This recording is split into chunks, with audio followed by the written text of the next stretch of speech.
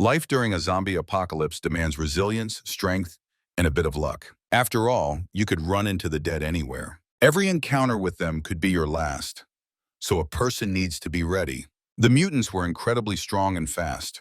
Plus, they reacted to sounds and could smell you. The main character had been an experienced soldier in the past, so he prepared himself for a meeting with the monsters. He took down anyone who crossed his path. It was just part of the job. He had to risk his own life, but that was the only way to find the precious supplies necessary for survival.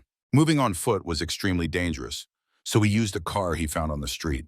But even that wasn't safe because the monsters had intelligence and could track their prey. He had special gear that was critical for his survival on the city streets. The man had to wear protective armor and try to move as little as possible on foot, which meant relying on transportation. There were so many zombies on the streets that any trip for supplies could be your last. To break through, he had to run over mutants with his car. There were really just so many of them.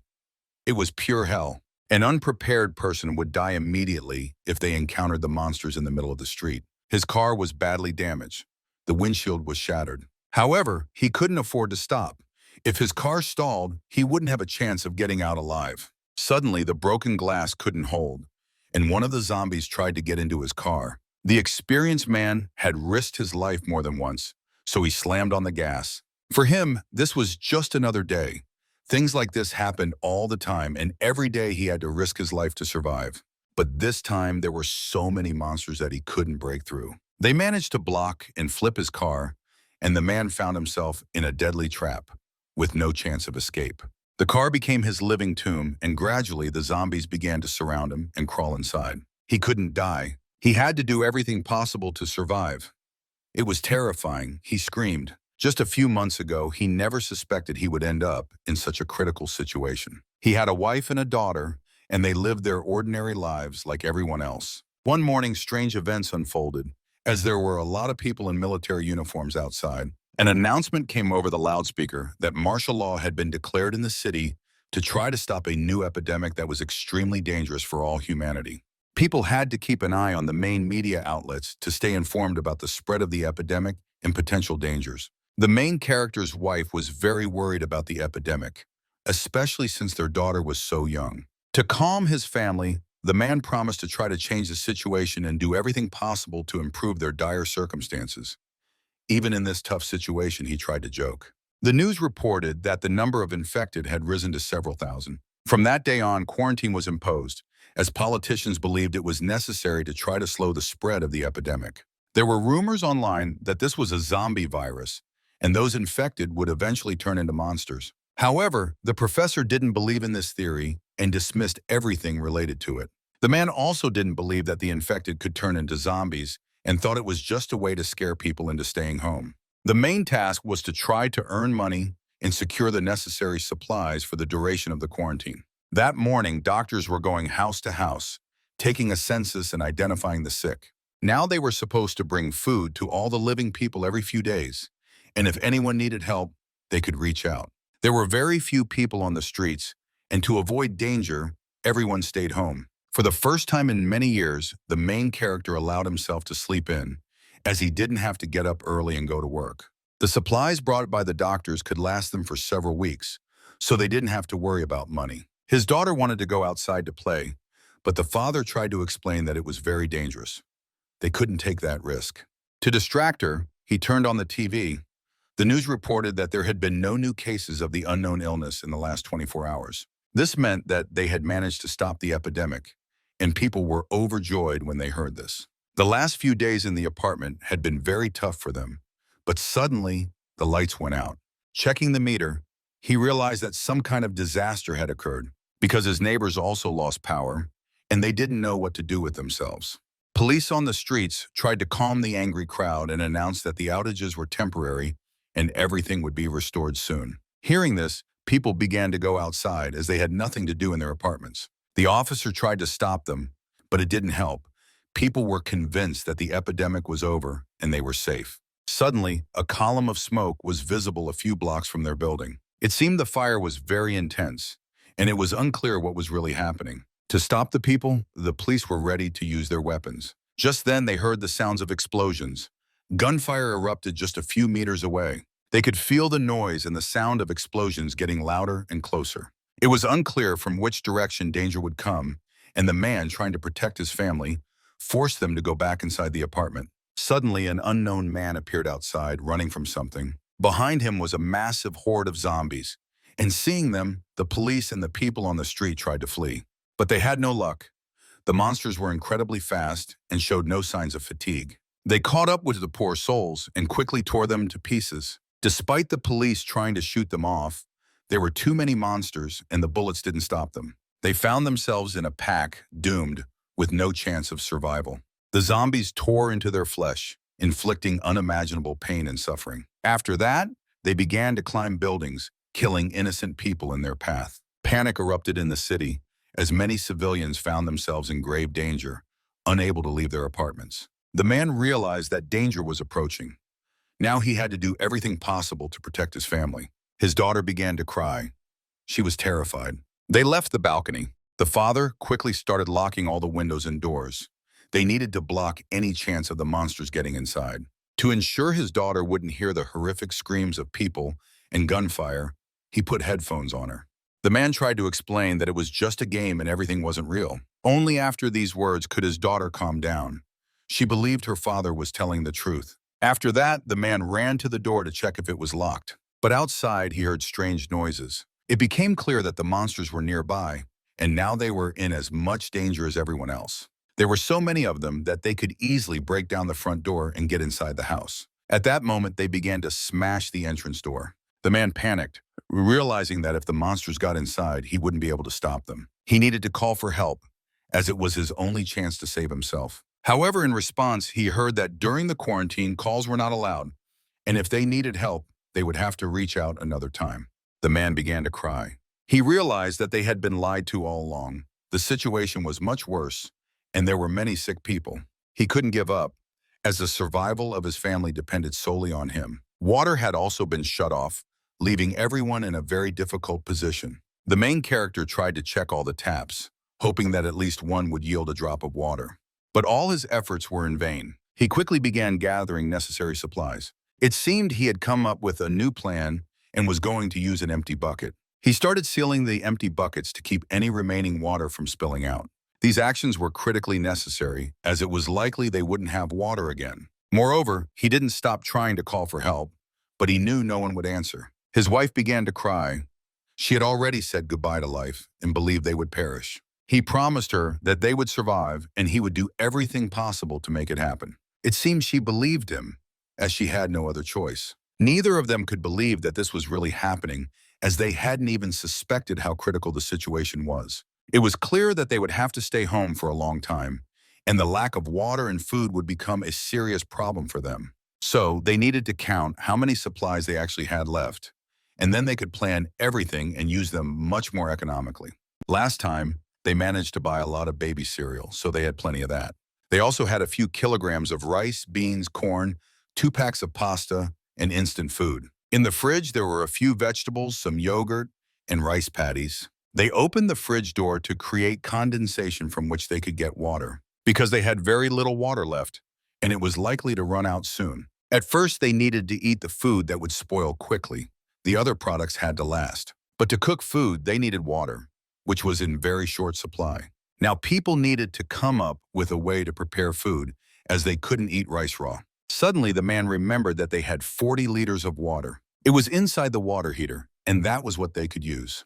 If they opened the valve, they could get precious water. So, after doing the math, they realized they actually had 50 liters of water, and now they could cook proper rice. At that moment, they began to rejoice, as hope had returned. Only then did they realize how much they loved each other and were grateful for the constant support and help. Soulless zombies continued to roam the streets. The screams of people trying to leave their homes in search of supplies and food were constantly heard. The only thing everyone dreamed of now was to survive and return to normal life. They went one after another, and some of them took desperate steps onto the street, ready to leave their apartments for the sake of survival. Parents did this for their children, but few of them managed to break through the massive horde of the dead. At that moment, a desperate man died. He died right before his son's eyes. More than anything, he wanted his son to survive, even though he would be left without a father. The boy understood that this was the end. He no longer had support or a friend. Days passed and the situation didn't change. After a while, his father also became infected. The boy could only watch with tears in his eyes, hoping it was all just a dream. But his father wasn't real. He had no heart and no emotions. He didn't even feel pain. When a bottle was thrown at his head, he didn't react. When the boy saw all of this, he felt sorry for his father and was terrified. The men who were his neighbors tried to entertain themselves and did everything possible for that. They continued to do this, not even realizing that zombies had once been living people. The poor boy tried to stop them, as he couldn't believe that his father was not real. He thought his father was in pain and tried to protect him. Because of his scream, a neighbor missed and wasted a precious bottle, which made him very angry. He felt very sorry and begged them not to touch the man with the briefcase, as that was his father. People tried to mock him, saying his father was a psychopath or a coward for leaving him alone in the apartment. The man's words deeply affected the boy, and he began to cry. They had no food left, and for the last few days, his father hadn't eaten anything, so he had to go out in search of supplies. Despite the difficult situation, people didn't want to share with him. They ignored the poor boy and planned to continue their business. Without thinking, the men threw bottles at the monsters and derived incredible pleasure from it. They found it amusing to watch as the creatures banged their heads against the wall, and the zombies began to get angry. They noticed the people throwing bottles at them and tried to find a way to get into their apartment. At this point, the people stopped and came up with another plan. They lowered a rope and tried to throw it over one of the zombies' heads. After that, they began to pull him. They were having so much fun that they didn't even think about the consequences of their antics. Because at a time when they were left without power and had to stay home, this was the only way to entertain themselves. It was very amusing to watch the creatures that couldn't reach them. But now the zombies had become much angrier. They started to build a pyramid, climbing on top of each other, trying to reach the people. Very soon they started climbing the walls of the house, and only then did people realize how wrong they had been. However, it was too late to change anything now. The zombies began breaking through the metal bars. There were so many of them that they quickly managed to do it. Now the people found themselves trapped, surrounded by monsters on all sides. They had no way to save themselves because the mutants had gotten inside their home. Everyone watched what was happening, and no one felt sorry for them because they were the ones to blame for what had happened. It was now clear that the metal bars were not a reliable defense against the monsters. The man was trying to gather the last drops of water. He did this so his daughter could drink. They were ready to do anything for their little girl, giving her all the water without taking a sip themselves. As they watched their daughter drink for the first time in days, they realized they were truly happy. Moreover, the father came up with another way to cheer up his child. He managed to turn off the phone, and now she could enjoy her favorite game. Together, they played, and even those moments were incredibly precious and joyful. The man had figured out a makeshift generator to charge the phone. However, it required a long time of cranking a handle, but that wasn't a big problem. The phone charged quickly, and they could use it. They also kept a close eye on their daughter as she slept, hoping she would wake up the next morning. They hadn't drunk water in a long time, but none of them wanted to. Their lips were dreamish and they looked terrible from lack of water, yet none of them wanted to drink. But they understood that this couldn't go on forever, and sooner or later they had to drink some water. So they agreed to do it right now to avoid putting their bodies in danger. They each drank a glass of water. Immediately they felt much better because it was their first sip in days. Now water had a completely different meaning for them.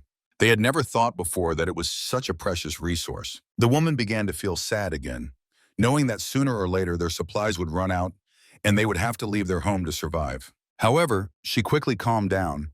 She didn't want her husband to see her in such a state.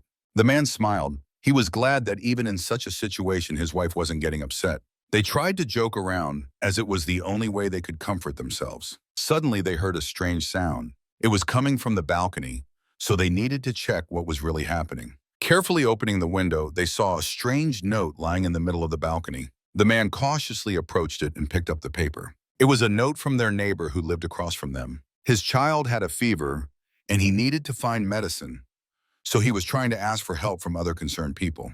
The man couldn't refuse him, believing that he truly needed help.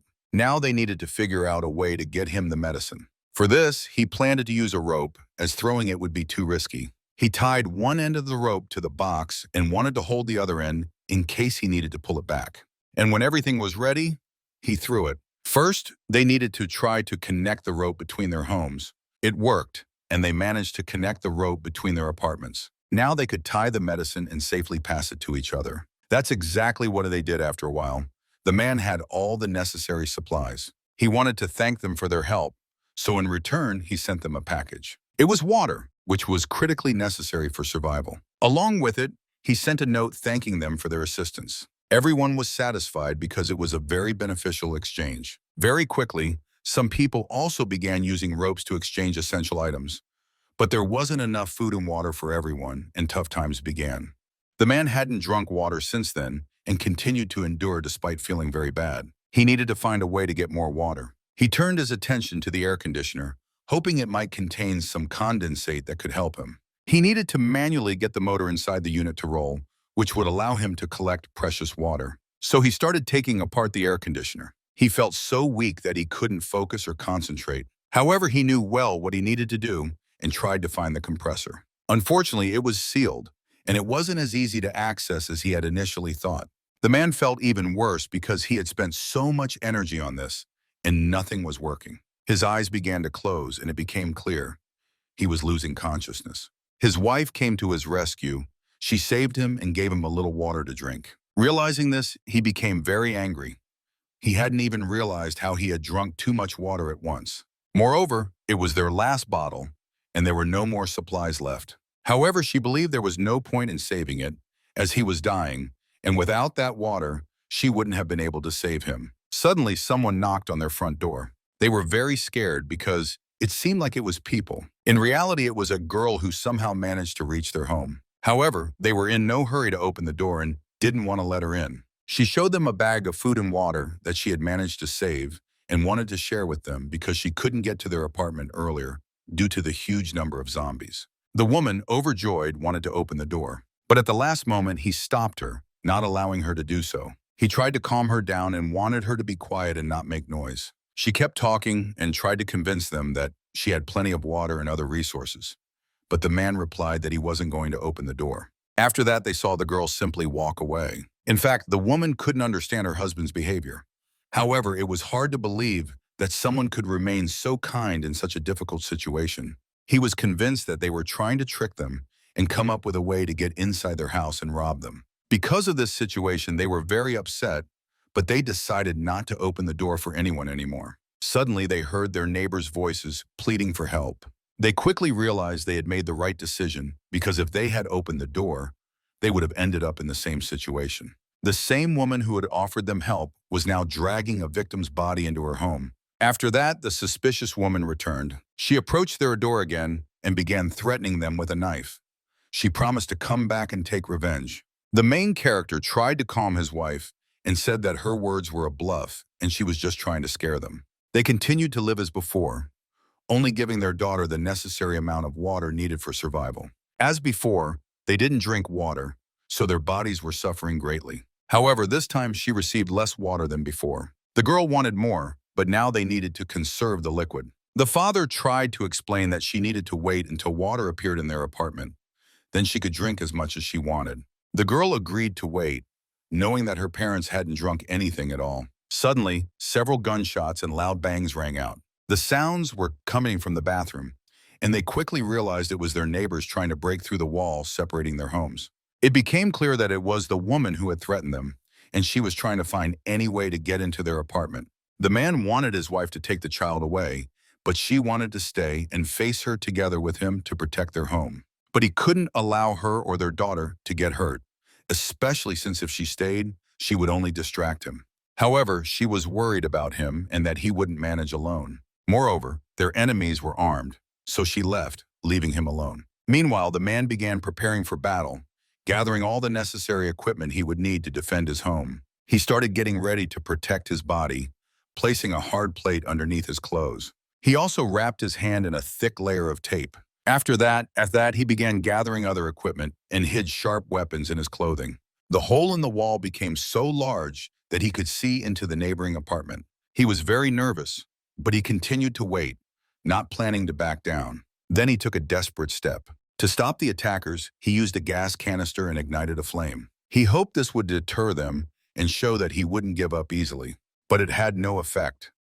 His body was pierced by a sharp spear made by hand. Across from him, he saw a man who was his neighbor. He was smiling and promised to kill them to take all their supplies. He ran out of gas and could no longer hold it back, so he began climbing into his room. The main character realized he needed to try to attack first, but he didn't manage to do it and took a painful blow to the stomach. It hurt a lot, but he had to hold on for the sake of saving his family. He began to fight, ignoring the intense pain and bleeding, but the enemy managed to grab his hand and block his attack. Now they started wrestling with each other, and it all depended on physical strength. The main character took a desperate step and tried to strike with his head. It worked, as his opponent lost his balance and the man gained the upper hand. He ended up on top and tried to stab him with his own knife. For this, he pressed all his body weight onto him. But he didn't notice how the same woman who had threatened them came up behind him. Her face was burned as she had been injured by the flames. She was hungry, so despite her severe burns, she tried to stab him with the knife. But at the last moment, the hero managed to dodge her strike. Accidentally, she pierced her ally's arm, and he began to scream in intense pain. Then the main character struck again, aiming to kill her. Now the enemy had no allies left, and he was injured as well. The same fate awaited him. Everything was over, and the enemies were dead. After the fight, the man felt very weak. His wounds hurt, and he was exhausted. He sank to the ground to catch his breath. For the first time in his life, he had to kill a person. However, he couldn't relax, and right now he was going to check what was in their apartment. Water was the priority he was trying to find. For this, he needed to go through all the rooms and check every shelf. Suddenly, he noticed a strange cabinet. Opening it, he saw a huge number of human body parts. The smell and the sight made him feel sick. However, further in, he saw another object that caught his attention. It was an armored chest, and it seemed there could be valuable things inside. There was also a cupboard, and he tried to check what was inside. Luckily, there was water. But he didn't rush to drink it because it could be poisoned. He couldn't trust the enemies. Additionally, he saw a key on the table. His wife continued to wait for him in another room with their daughter. When she saw him, she was overjoyed. He was alive, and moreover, he had found water. His wounds were not deep, so they needed to be treated. There was no heavy bleeding, and he felt okay. Now his daughter could drink the water he had managed to find. Despite the fact that his wounds weren't serious, Jai was in a lot of pain. His daughter and wife didn't leave his side. They loved him and were scared for him. His wife sat by his bed for so long that she fell asleep. But when she woke up, she noticed that her husband was no longer lying there. He had gotten dressed and was preparing to fix the air conditioner so they could have water. The woman couldn't understand where he got so much strength to keep working. In the neighbor's room, he found a battery, hoping that if it worked, he could get the air conditioner running. He needed to do everything he could to collect condensate and produce enough water. He was extremely nervous, trying to do everything right and carefully so that nothing would break. And when he turned on the air conditioner, it really started to drip. Everyone was very happy because now they had the chance to produce at least a little water, which was so essential for their survival. The next night, he couldn't sleep, holding the neighbor's key he had found. The woman noticed this and couldn't understand what he was constantly thinking about and why he was so tense. In reality, he knew about a small car that belonged to the neighbors. It was parked just a few meters from their house, and he could use it. Hearing this, she began to cry, trying to stop him. But her father didn't listen. He wanted to do everything possible to go out and search for supplies to ensure his family's survival. She cried, but even that didn't stop him. They would soon run out of food, and the water would last only a few days. They risked dying of hunger or being attacked by zombies. He couldn't watch his family slowly die. Something had to be done. Even if it was a small chance of success, he had to try because he would never forgive himself if something happened to his family. Now there were far fewer zombies on the streets, and he hoped he could reach the car and stay alive. But what would happen next?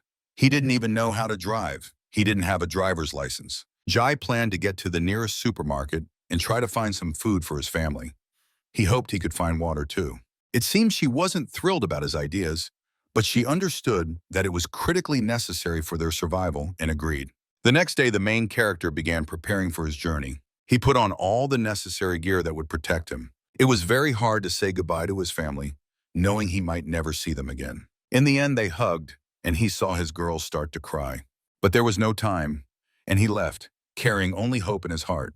He tried to move quickly and did everything as carefully as possible to avoid drawing attention to himself. The scene shifted to the present. The main character was trapped. As before, there were still many zombies on the streets, and they began to surround him. Now he was in real danger, as his car started to catch fire and he couldn't escape. It seemed the flames scared the monsters and they began to back away. This gave the man a slight advantage, and with tremendous effort, he finally managed to escape his vehicle. Despite his clothes being on fire, he started moving and tried to flee from them. He realized they were afraid of the flames as they couldn't get close to him at that moment. To protect himself, he needed to find a safe place, and he began trying to climb up a tower. He shed his burnt clothes and was lucky not to have sustained serious burns or injuries. After that, he started running from the monsters along the power lines. When the flames died down, the zombies began to chase the hero, not giving him a chance to break free. Now, having reached the other side, he needed to get rid of his pursuers and started cutting the power lines. Very quickly, a huge number of zombies fell to the ground. But even then, he didn't stop and kept climbing higher. He was lucky as he spotted an open car nearby and hoped it would start, allowing him to escape. There were also keys, which meant he had a new chance at salvation. He tried to carefully approach the car. After that, he was ready to jump inside. He moved so quickly that he managed to get inside and shut the door behind him. Now he could only hope that the car worked and had gas. Despite the danger, he tried to stay calm and careful, and he succeeded. Now he had a car again, and he could continue to flee. The man moved too quickly to get stuck in the crowd of the undead again. However, he didn't even notice that he wasn't alone in the car. There was a zombie right behind him, ready to bite him. Jai was lucky to see it in the rearview mirror, and he hit the brakes. The monster flew through the windshield. After that, he continued moving straight into a massive crowd of zombies. He was forced to drive through them with his own car, as he had no other choice. If he stopped, he would just die, and he wouldn't have another chance to escape the encirclement. Suddenly, he saw a weapon in his car. G was overjoyed, hoping it worked and that there were bullets. Now he could shoot at the zombies that managed to get inside his car through the broken glass. There were few bullets, so he tried not to waste them. Due to the massive number of mutants, his car started to skid. He wasn't an experienced driver, so he couldn't control it. Unfortunately, he flew off the bridge and began to fall. And the zombies that continued to chase him started jumping into the cold water right behind him. Now his car was in the water, and the cabin began to flood. The zombies couldn't swim, so they started to drown, gasping for air. When his car sank to a sufficient depth, he held his breath and left the cabin. G managed to reach the surface, which was covered with the dead bodies of monsters. This was the only safe path, so he didn't leave the water. After a while, G became very tired, and to rest, he decided to stop by a pipe. He realized his strength was running out and decided to stay there for a while. G hoped that place was safe and that they wouldn't be able to reach him. In that state, he lay there until late at night. Exhausted, he fell asleep and slept for a few hours. But he had a terrible dream in which mutants attacked his daughter, Kier. This dream jolted him awake. Now he needed to keep moving, despite the intense pain and fatigue he felt. Ahead was a dark tunnel, but that didn't stop him. There were many grotesque insects in his path, but he kept crawling. Now he found himself in the sewers, where there were many cockroaches and filth. He couldn't surface, as he had no weapon, and there were very few bullets left, so he decided to move through the sewer. He didn't know if it was safe and could only hope that the mutants hadn't reached the sewers. Moreover, besides the mutants, there were many other dangers, as everything around him was unstable and could collapse at any moment.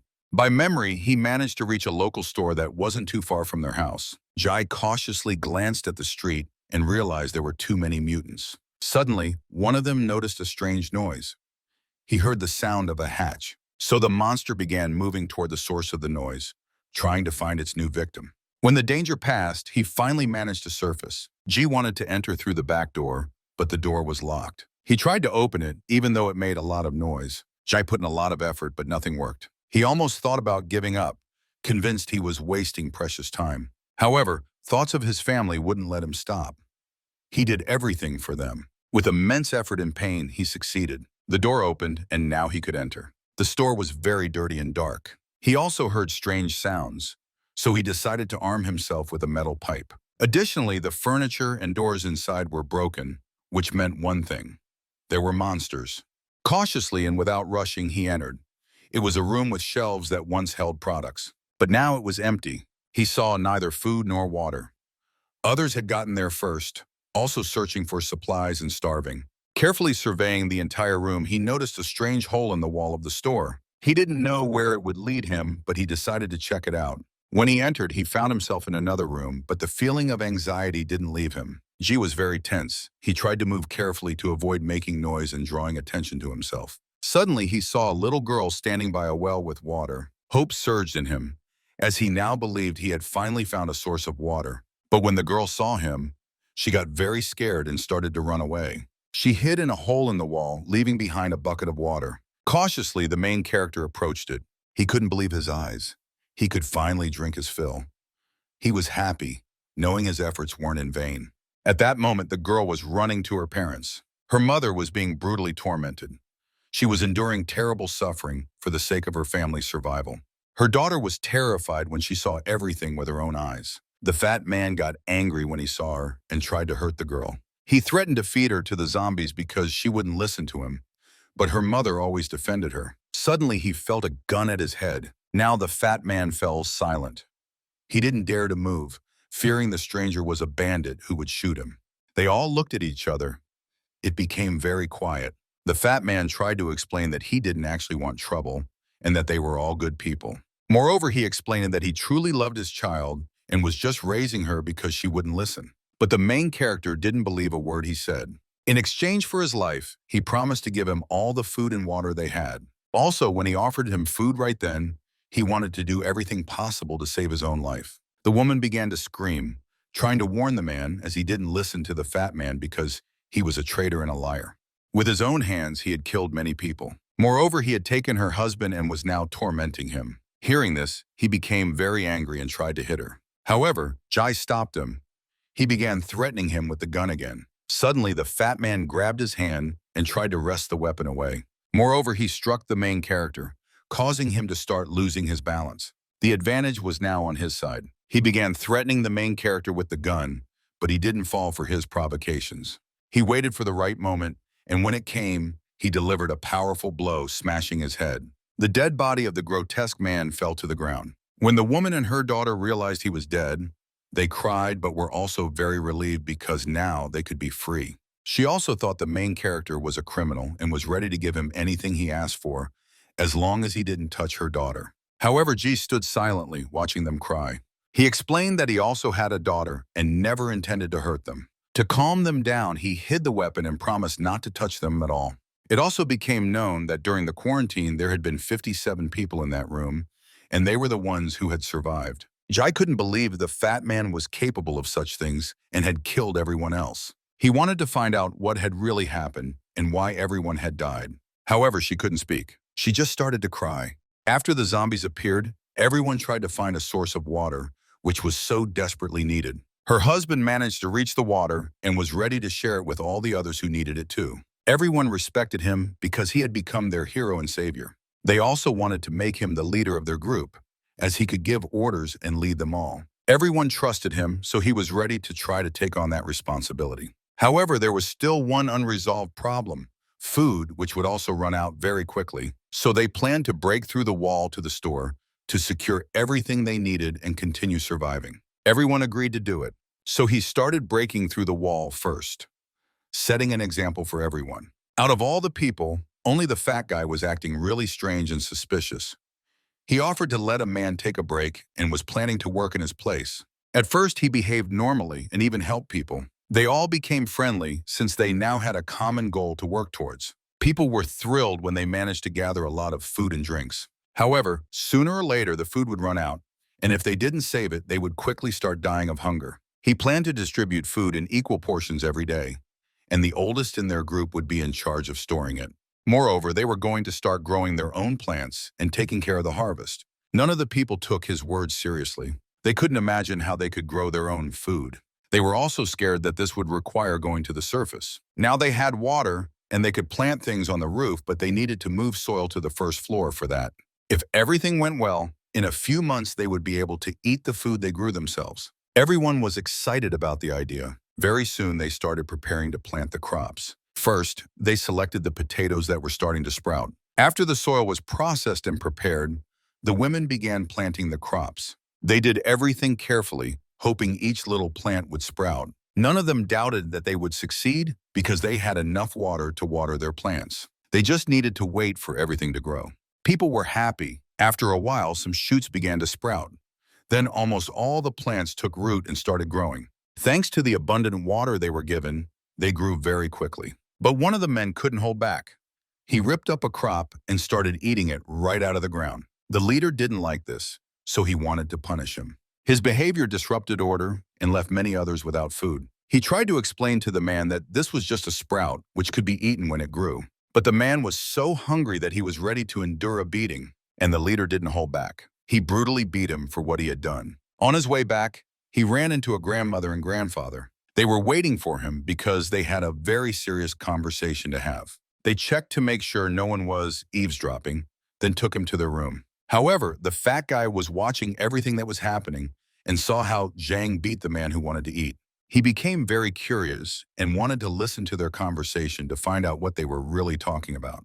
The old couple told him that lately they had been giving people as little food as possible, which had led to a rebellion. With the amount they had left, the food would only last a few days. In reality, they had enough food for only a month, and to avoid causing panic among the crowd, they lied. Because of this, they found themselves in a critical situation. This meant they would have to starve for an entire month until the potatoes grew. Once the food ran out, everyone would have to eat the potatoes that hadn't ripened, and that would lead to everyone dying. They were also worried that a war over food could break out, and people might be willing to commit terrible crimes for it.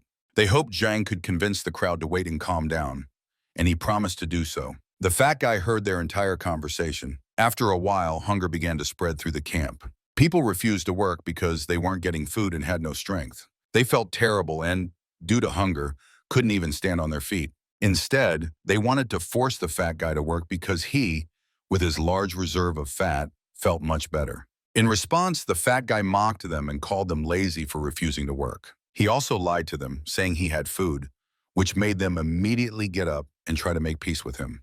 The fat guy started asking them if the men were really that hungry. And then he told them the fat guy revealed everything he had heard from Zhang's conversation. He called the man a traitor for deceiving his people. He also claimed that it was the grandmother, grandfather, and Zhang who had eaten their food and lied about having enough.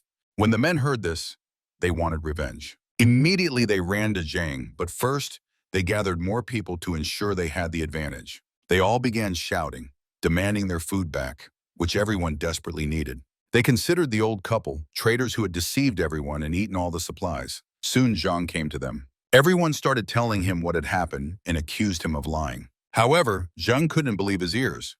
He didn't expect the people he had worked so hard for to start blaming him. However, many people were losing consciousness from hunger. Then Zhang explained that the supplies were much less than they had initially been told, but he clarified that he just didn't want to cause panic. All the people began to whisper.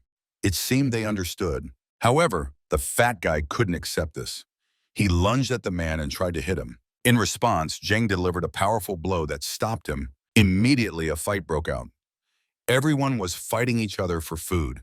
The fight was so brutal that people were getting seriously injured. Zhang commanded everyone to stop, as this couldn't go on any longer. It pained him to see how his once friendly people had turned into savages, ready to kill each other for a piece of bread. To reconcile them, he allowed people to take their share of food, but warned that the consequences would be terrible, because they would lose everything, and the harvest they had all worked so hard for would be destroyed. His words calmed everyone down, but no one wanted to give up their food. The next night, all the men gathered on the roof of the building. The fat guy tried to convince them to stage a coup and defeat Zhang. After all, he was a thief who was stealing their food. The fat guy believed that Zhang was trying to do everything possible to let people starve to death. And instead of dying slowly, they needed to go and take their share by force. He wanted to kill anyone who disagreed with him. At that moment, he grabbed a knife, but the people remained calm. The fat guy shouted, calling them cowards. However, in reality, there weren't that many men willing to side with the fat guy. Zhang had many more people, but the fat guy considered them inexperienced and hoped they could win. Suddenly, the first man joined him, who was also hungry and considered Zhang a traitor. Then the next one joined, and gradually, almost all the men on the roof sided with him and agreed to fight for food. Suddenly, one of them stood up. His stomach hurt, so he wanted to go to the bathroom. However, the fat guy wouldn't let him do that. Instead, he simply stabbed him with his own knife. No one could believe their eyes and that the fat guy was capable of such a thing. The body of the dead man lay on the ground. He was the first victim. Now everyone had to touch his body to show their confidence and readiness to fight.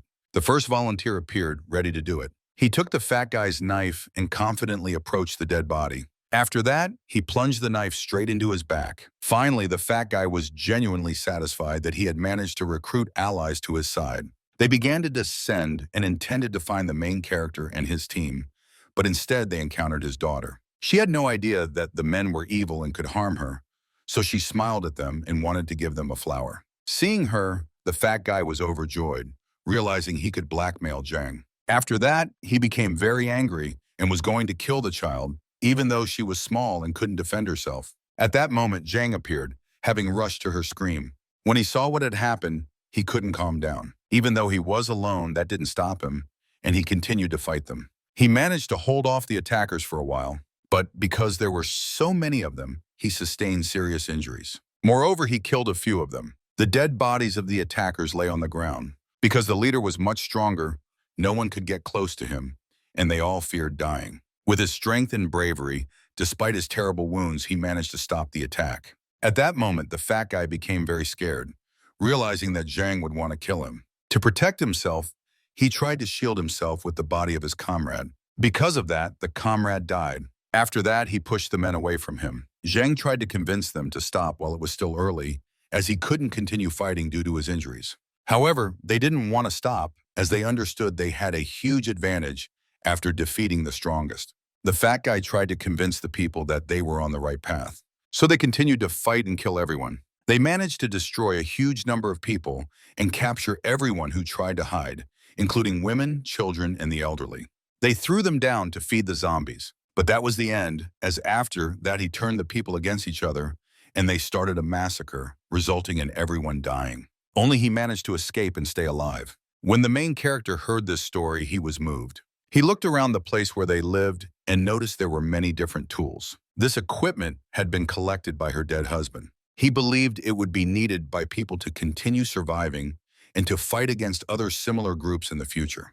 The main character chose the most necessary items he wanted to take with him. After that, he decided to deal with the fat guy. The man was unconscious, so he had to tie him up. He wasn't dead, but he had lost consciousness from a strong blow to the head. After a while, he began to wake up.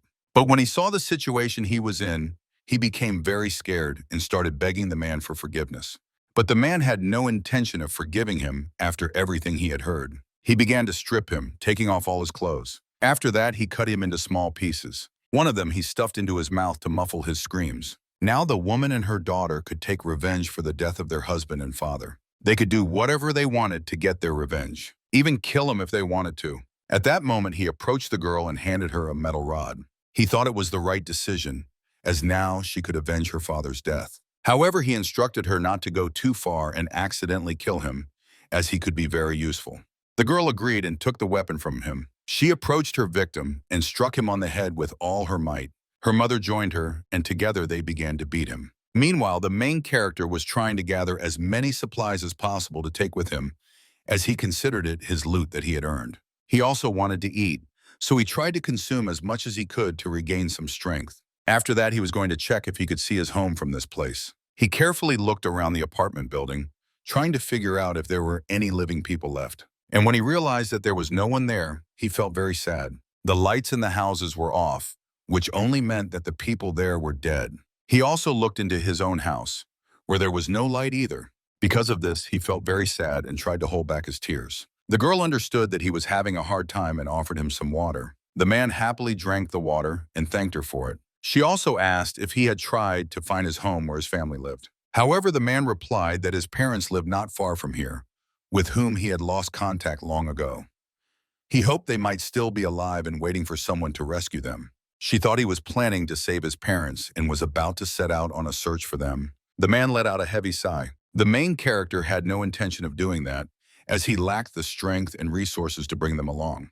He also mentioned his daughter, who was desperately craving water and waiting for his return, which made him hesitate to leave. Suddenly, a little girl screamed. This saved the main character's life, as he noticed her mother trying to attack him. In that moment, he managed to dodge and grab her by the neck. Ji didn't understand why she did that, since he had saved her and freed her from terrible suffering. So Jai began to threaten her with a knife and was also ready to kill. At the last moment, he thought of his own little girl and felt sorry for leaving a child without parents. This made him stop and reconsider. He released the woman but kept his eyes on her. Now he couldn't tell who he should be more afraid of, the zombies or the people. The poor woman was exhausted and dropped her weapon. She regretted her actions and began to cry. Now that her husband, who always tried to help everyone, was dead, she had lost trust in people and couldn't believe she was saved just like that. She also felt very weak and couldn't continue to protect her daughter any longer. G felt sorry for her, but there was nothing he could change. After all, everyone was suffering and going through tough trials. Human kindness had become a weakness,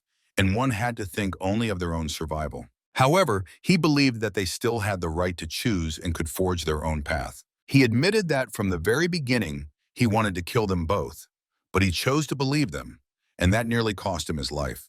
He understood that if people didn't change, they would continue to kill each other, and he would never succeed, and the apocalypse would never end. Perhaps her dead husband thought the same way, and that's why he was dead now. Maybe he paid for his own kindness and trust in people. Hearing these words, the woman began to cry. She remembered all the moments that connected her to her beloved. Suddenly, a gunshot rang out. The sound was very close, and the main character rushed to the window to see what was happening. When he looked through the binoculars, he saw a horrifying scene. There were two groups of people fighting in the neighboring buildings. It seemed that both groups had run out of supplies and were now trying to kill each other. One of them was much stronger because they had armor and weapons. The bravest and strongest men were preparing to storm the neighboring building. They managed to break into the crowd and began to destroy everyone in their path. The battle was brutal, and neither side was ready to give up. Many people were dying, and those who were the least fortunate fell down, or zombies tore them apart. The fight was fierce, and the horrifying screams of the poor souls giving their lives for a fleeting hope echoed. The strongest had firearms and ammunition, so they shot at each other from a distance, not risking their own lives. Moreover, people had managed to invent powerful weapons, which were Molotov cocktails. They threw them into the crowd, causing terrible burns. But even that didn't stop many of them. They continued to fight despite their horrific injuries because each of them depended on the survival of the entire crowd. Suddenly, the main character saw his own parents fighting on one side. He couldn't believe his eyes as he saw how hard his father was struggling and realized they were alive. Now he understood that his parents were in real danger because the enemies had managed to throw a net over them. After that, they were in danger, and the enemies began to kick them with their feet and hit them with other objects. Jai cried, but he had no way to change anything or help them. He watched as his parents and other unfortunate people were beaten to death, while he wanted to throw them down to be devoured by mutants. Also, the main enemy leader came to their side and was preparing to kill everyone who wouldn't submit to him. The people who were captured were to be transported to the other side. In reality, they wanted to use them as slaves to work for the enemy camp. His parents were among them, and Jai saw their bodies being taken inside the building. The woman realized these were his parents. They were valuable for their knowledge of people, so they were allowed to stay alive. And then the woman understood that they would likely be prepared for something, as they knew a lot of important information about other people en routes with the fewest mutants. G begged his father to hold on. He was planning to come and help him and free him from captivity. But the woman, hearing about his plan, couldn't believe how he would manage to deal with armed and strong enemies all by himself. However, he didn't know if he would succeed or if he would even survive. But if he didn't do this, his parents would surely die. Now she realized he was very much like her husband and spoke just like him. Therefore, she had no doubt he would succeed and believed in his victory. To prepare, the man went to the garage to find the best weapons and be ready for battle. He managed to find a huge amount of different equipment. He carefully examined all the items that came his way. Then he began to craft, trying to assemble the best and most powerful gear for himself. He used absolutely everything that came to hand. After some time, he managed to create a weapon that could shoot nails. Now he wanted to test its effectiveness. He realized that it could easily penetrate a human body and cause serious injuries. He continued to prepare, and now he needed to try to make some armor for himself. Along with this, he recalled scenes from his childhood when he was a little boy. In school, he was often bullied, and he didn't have enough physical strength to defend himself. However, his father always supported him and made him stand up for himself. He knew his son wasn't respected and was beaten. He had weak arms, so when he tried to make him into a man, his father wanted his son to finally become braver and start defending himself. For that, he needed to take revenge on his enemies and make them stop bothering him. His father constantly told him that he needed to be responsible and brave. He could lose a battle, but he had to retaliate and never give up. The boy didn't take his words seriously, but he knew he was speaking the truth. He decided to heed his advice and do everything as he said. After he returned home, he had even more new wounds and bruises on his body. His father immediately noticed that something was wrong with his son. When his mother saw how he looked, she was very frightened. However, Jai didn't tell them anything. He didn't want his parents to find out what had happened. But his father noticed the bruises on his hands and understood that he had finally managed to defend himself. He smiled secretly and was genuinely proud of his son. The next day, he and his father were called to school. They were taken to the principal's office, where he was forced to apologize to the person he had beaten. Even though he wasn't guilty of what happened and was only defending himself, no one listened to him. The father of his bully was very wealthy and allowed himself to insult the main character. But Jai's father supported his son in any situation and considered him right. Now, a quarrel began between the men, and they risked fighting right in the school. Even though the opponents were significantly more numerous, the man wasn't intimidated. He was ready to take revenge on all of them for his son. He was one against the entire crowd and had to defend himself. However, he easily dealt with all of them and remained unscathed. Now he was able to take revenge for his son and became a true source of pride and an example for him. This brought them very close, and the boy remained grateful to his father for changing his life for the rest of his life. Meanwhile, he continued to craft and tried to develop deadly weapons. The room was filled with a huge number of different tools, from which he tried to create various things. One of these was a rocket launcher, which he filled with many shards and sharp nails. He believed this weapon would be truly dangerous against a massive crowd of people. Suddenly, a woman approached him. She handed him her husband's jacket since they had the same size. The main character thanked her for the gift, and she asked if he had any plans. But first, he needed to get to the neighboring house, and after that, he didn't know what to do. Now he climbed onto the roof. He took the heavy-set man with him. He intended to use him as bait, so he coldly pushed him off the roof of the building. Now the heavy-set man was doomed. He was in for terrible suffering and a slow death. Taking advantage of the moment, he tried to reach the neighboring house. The mutants began to tear his body into small pieces, and all this time he remained alive, but could do nothing. Jai watched how the mutants reacted to the food and tried to move very quickly and quietly. He had a lot of different equipment on him, so it was difficult. But still, after putting in a tremendous amount of effort, he managed to cover a great distance and end up on that very building. All the while, the woman and her daughter were watching him. She didn't believe he could defeat the massive crowd of people by himself. And the worst part was that his family was waiting for him at home. The girl believed that the main character would survive and win.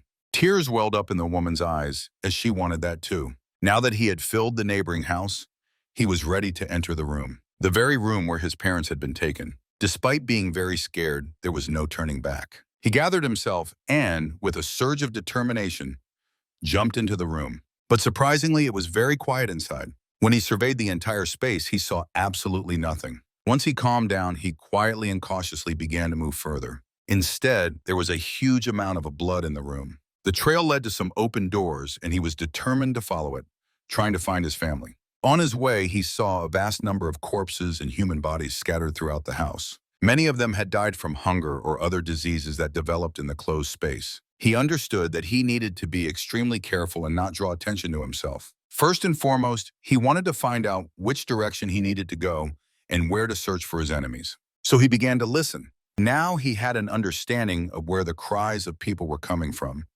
and he set off to find them.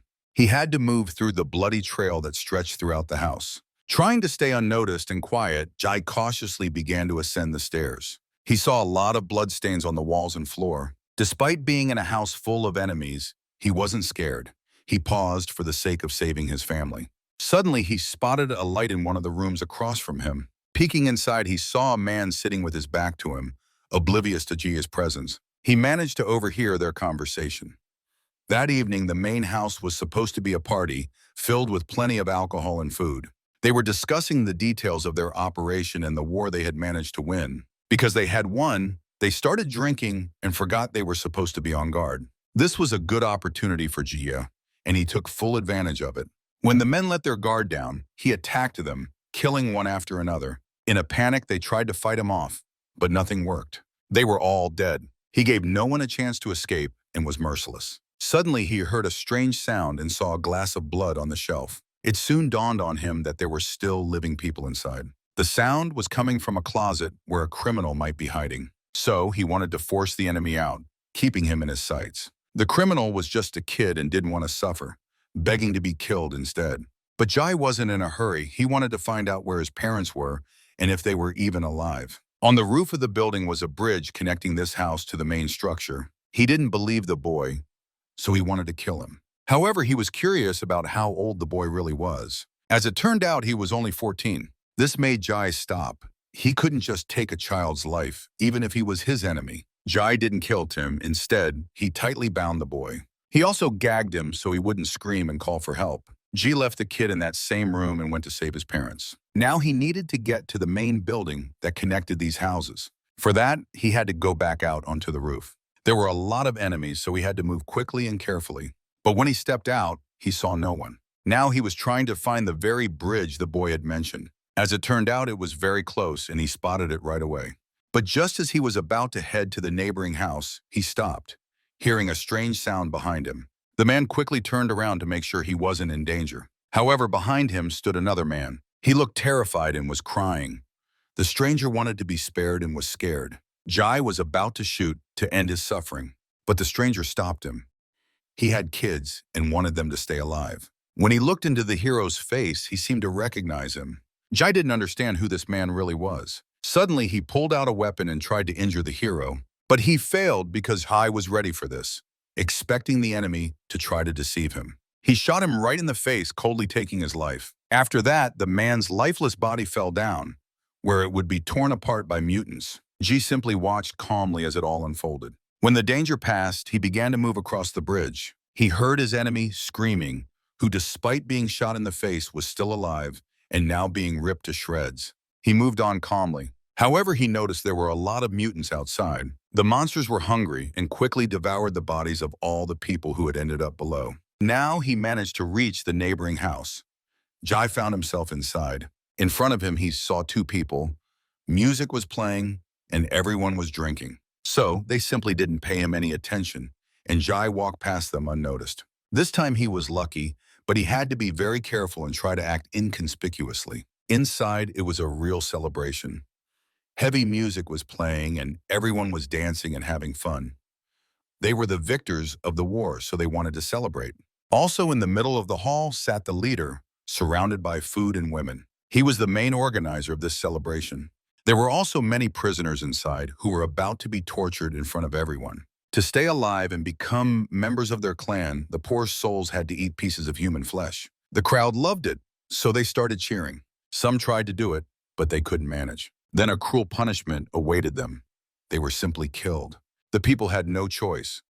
They were forced to do what they were told. Otherwise, they would just be killed, and their bodies thrown to the monsters. Suddenly, the same boy appeared in the middle of the crowd. He had managed to untie himself and get inside the house. But when he tried to inform the leader about what had happened, he didn't believe him, thinking the kid was just trying to ruin the party for everyone. But it was too late because the hero had made it inside the house. He opened fire with his weapon. Now everyone inside realized that the war wasn't over.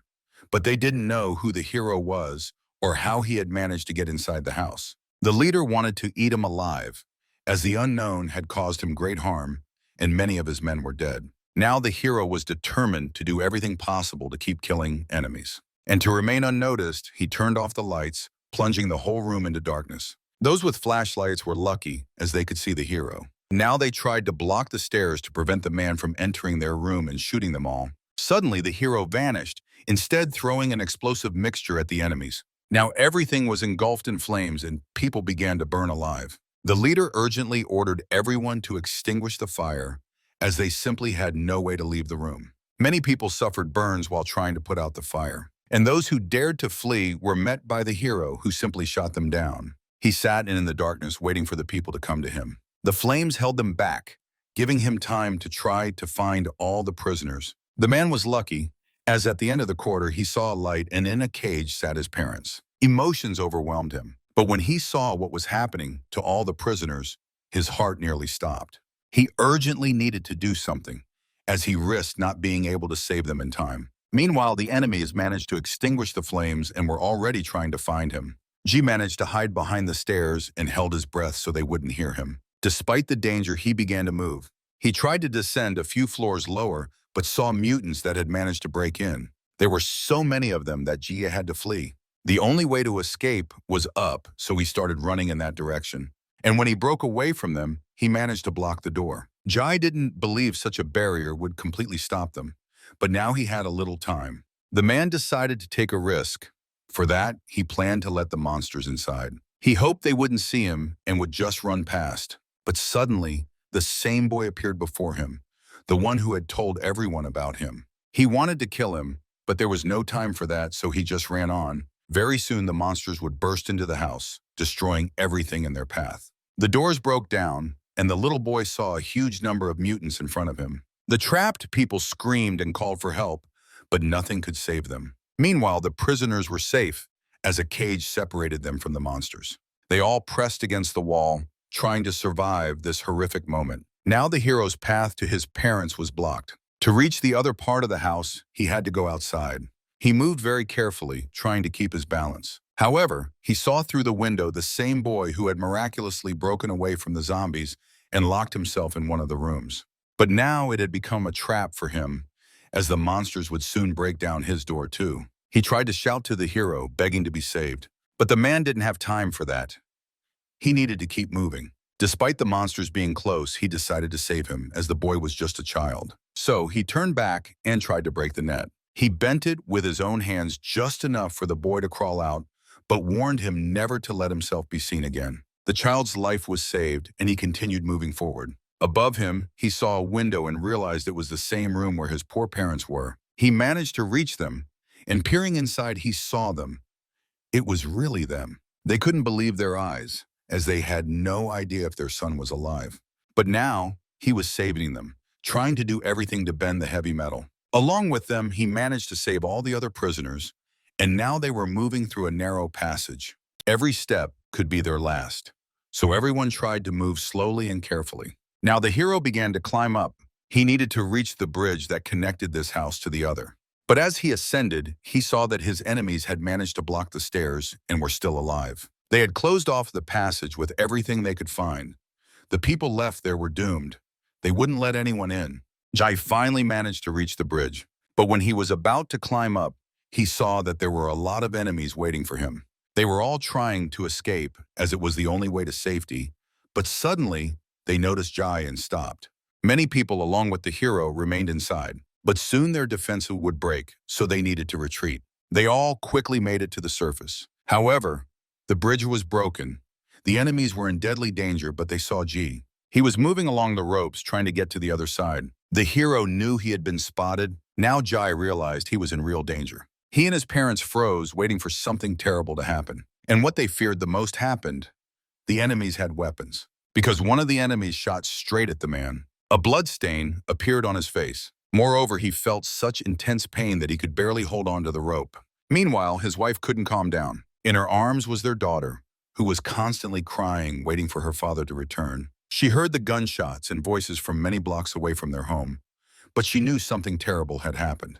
She remembered how long ago she and her husband had watched a zombie movie. Back then, it seemed very scary to her, and she couldn't watch it calmly. At that time, she couldn't even imagine that these events could become their reality. Now she found herself in the hero's place, eagerly waiting for her hero husband to return, risking his life. Back then, they hadn't thought about how precious the food they had was. And zombies seemed only imaginary, and in reality, no one could believe they existed. For some reason, the woman felt uneasy, even though it was just a movie. For a moment, she imagined that all the events could actually happen to them. But even if that were to happen, the man had promised to protect her at any cost. It seemed he didn't believe such a thing was possible. Yet now, with him not by her side, she recalled his words and longed to see him just once. Due to his injuries, the man began to bleed out and nearly fell from the rope. Still, he exerted tremendous effort and endured excruciating pain to hold on. After all, if he fell, a certain death awaited him below.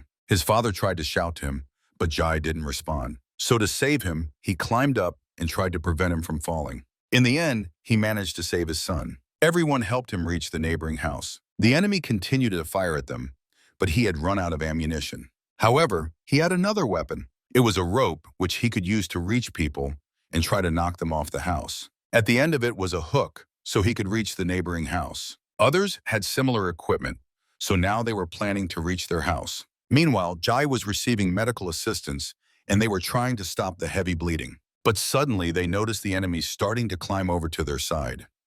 Even the destroyed bridge didn't stop them. The leader began to threaten them, especially wanting to kill the protagonist who had ruined his celebration and condemned many of his men to death. However, this time Ji didn't have the strength to fight. Along with the others, he began to retreat. Now the enemies were trying to reach their house and were doing everything they could to do so. To stop the attackers, the people began to build fortifications. But to make their defense much more effective, they decided to set it on fire. They had very few items, so they used absolutely everything they could find for defense. The enemies who were getting closer realized that the people had started a fire to stop them. But even with that, they weren't going to stop, as they couldn't believe that people were truly willing to take such a desperate step and set fire to the house. So they continued to push forward. The flames stopped them, and the enemies kept advancing, suffering serious injuries and burns. At that moment, the protagonist and his greatest enemy locked eyes. The criminals managed to leap over the fire. Suddenly, a powerful blow that Jai didn't expect at all. The strong criminal began to kill those who tried to stop him. A real massacre began, and many men from both sides were dying. In the heat of battle, he grabbed the protagonist and held him by the throat. Now, as he prepared to strike and was ready to kill him, suddenly his father appeared out of nowhere. He managed to stop the attacker and seriously wound him, risking his own life for his son. However, the enemy managed to dodge and remain unscathed. After that, he struck back directly in the man's stomach. But he didn't stop and continued to fight him. He managed to evade many of his attacks, staying safe and unharmed. Then the protagonist realized that the man was very strong and skilled, despite his age. And if he had been younger, he definitely would have been able to kill him by now. But right now, he wasn't in as good shape as before. Because of that, the enemy managed to wound him. He began to beat the old man right in front of his son's eyes. Jai could only watch as his loved one was beaten before him. He wanted to stop it, but he understood he didn't have much strength for that, especially since he was injured. Jai gathered his strength, and when the moment for an attack came, he acted. Blow after blow, he began to strike the strong enemy. However, his allies stopped him. The people united to stop the enemies and prevent them from advancing further. For the first time, the mask flew off the enemy's face, and everyone saw his horrific visage. The enemy promised that all these people would die. Suddenly, a loud explosion erupted behind him. The shockwave knocked his body back, and the flash from the flames was visible for blocks around. A woman who had been watching everything unfold saw it. The smoke and flames terrified her. She couldn't believe that Jai had died, but in reality, he was alive. The people were also alive, but many of them had sustained serious injuries. Meanwhile, the main enemy was also alive. He was the only one who had managed to survive, but he had sustained serious wounds. Moreover, he had lost fingers and couldn't get up. He was missing a leg and soon risked dying from blood loss. From the rubble, others began to crawl out, those who had also managed to survive. Now they were preparing to continue attacking the people. But despite the leader's orders, none of them dared to do so. Even though he started shouting, they weren't going to move forward and attack the group of people. Suddenly, a sharp knife struck him right in the face. His own people began to kill him, as they didn't want to simply walk into certain death. The protagonist watched all of this unfold. They decided to leave them and wanted to exit the building before the flames completely engulfed it. Suddenly, the woman spotted the protagonist and was overjoyed to realize he was still alive. Her daughter was also thrilled to see that Jaya had survived. Now the woman thought about how to signal her husband in which direction he needed to go. So, she instructed her daughter to bring a flashlight. In the darkness, it was very visible. Soji noticed it without any trouble and knew which direction he needed to head. That was where his salvation lay, as the woman had plenty of food and water to last them all for a while. The people began to move. They did so along the power lines. The protagonist, who was walking behind, cut the wires as he went to prevent the enemies from catching up. Now they were safe because the enemies had no chance of catching them. After a while, they reached the inside of their house. Suddenly, everyone began to applaud him. Jai had become their savior, and besides his own parents, he had saved many others. They all took pride in him and thanked him for the gift of life and salvation. Many of them had lost their own families. But now they needed to come together to continue surviving. People had to support one another.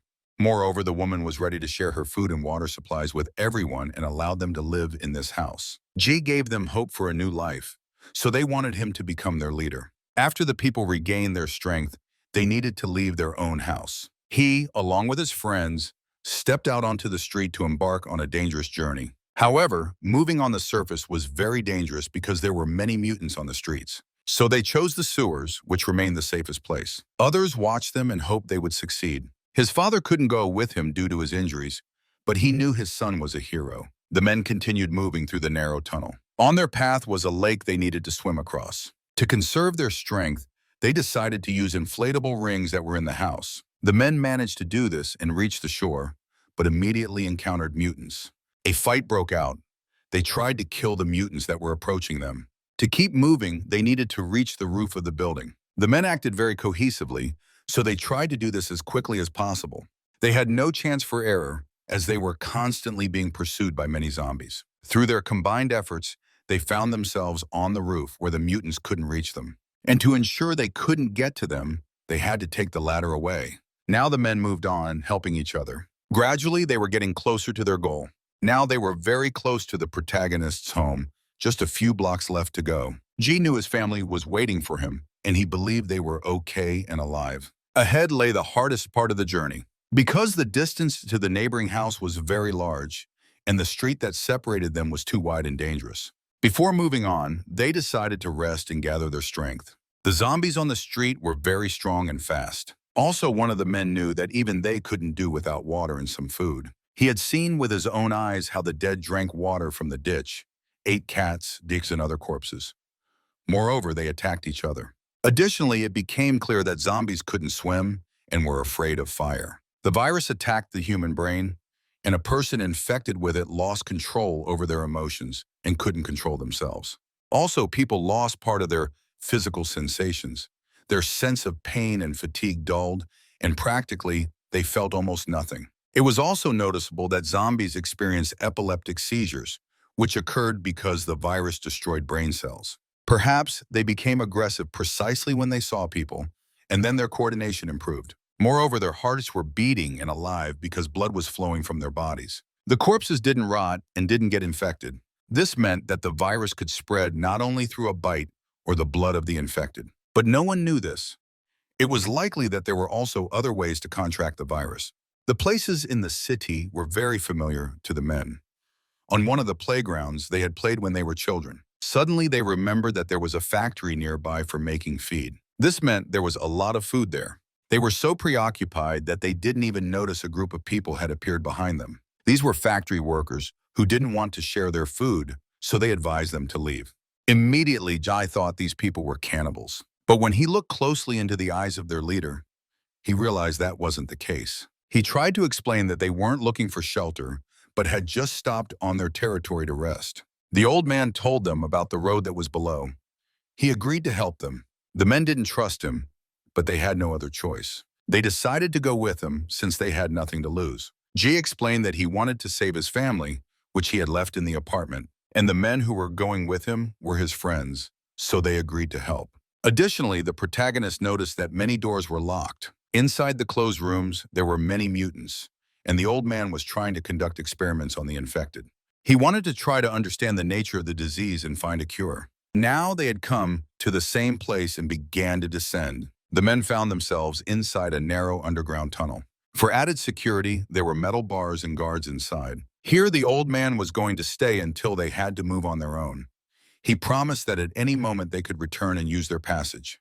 When the men reached the surface, they stretched the rope and began to move toward Jaya's house. They were almost there, just a little bit further to go. Jai could almost see his house, and now he felt as if he hadn't been home for a whole year. So he wanted to see his loved ones as soon as possible. However, the cage on the roof was open, which meant there could be many mutants inside. Suddenly, they spotted the first one. A zombie lunged at the men without warning.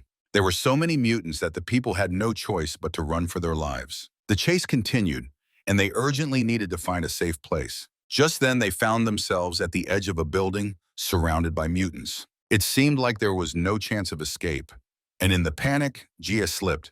The man began to fall. However, he got incredibly lucky. G managed to catch his foot on a metal grate, so he stayed alive. Now they were trapped, unable to return to the roof where the mutants awaited them. The only way to escape was to break through the grates and get inside through someone's apartment. But that wasn't easy, as there were plenty of mutants inside. One of them nearly bit the man's arm, but he managed to shove it away.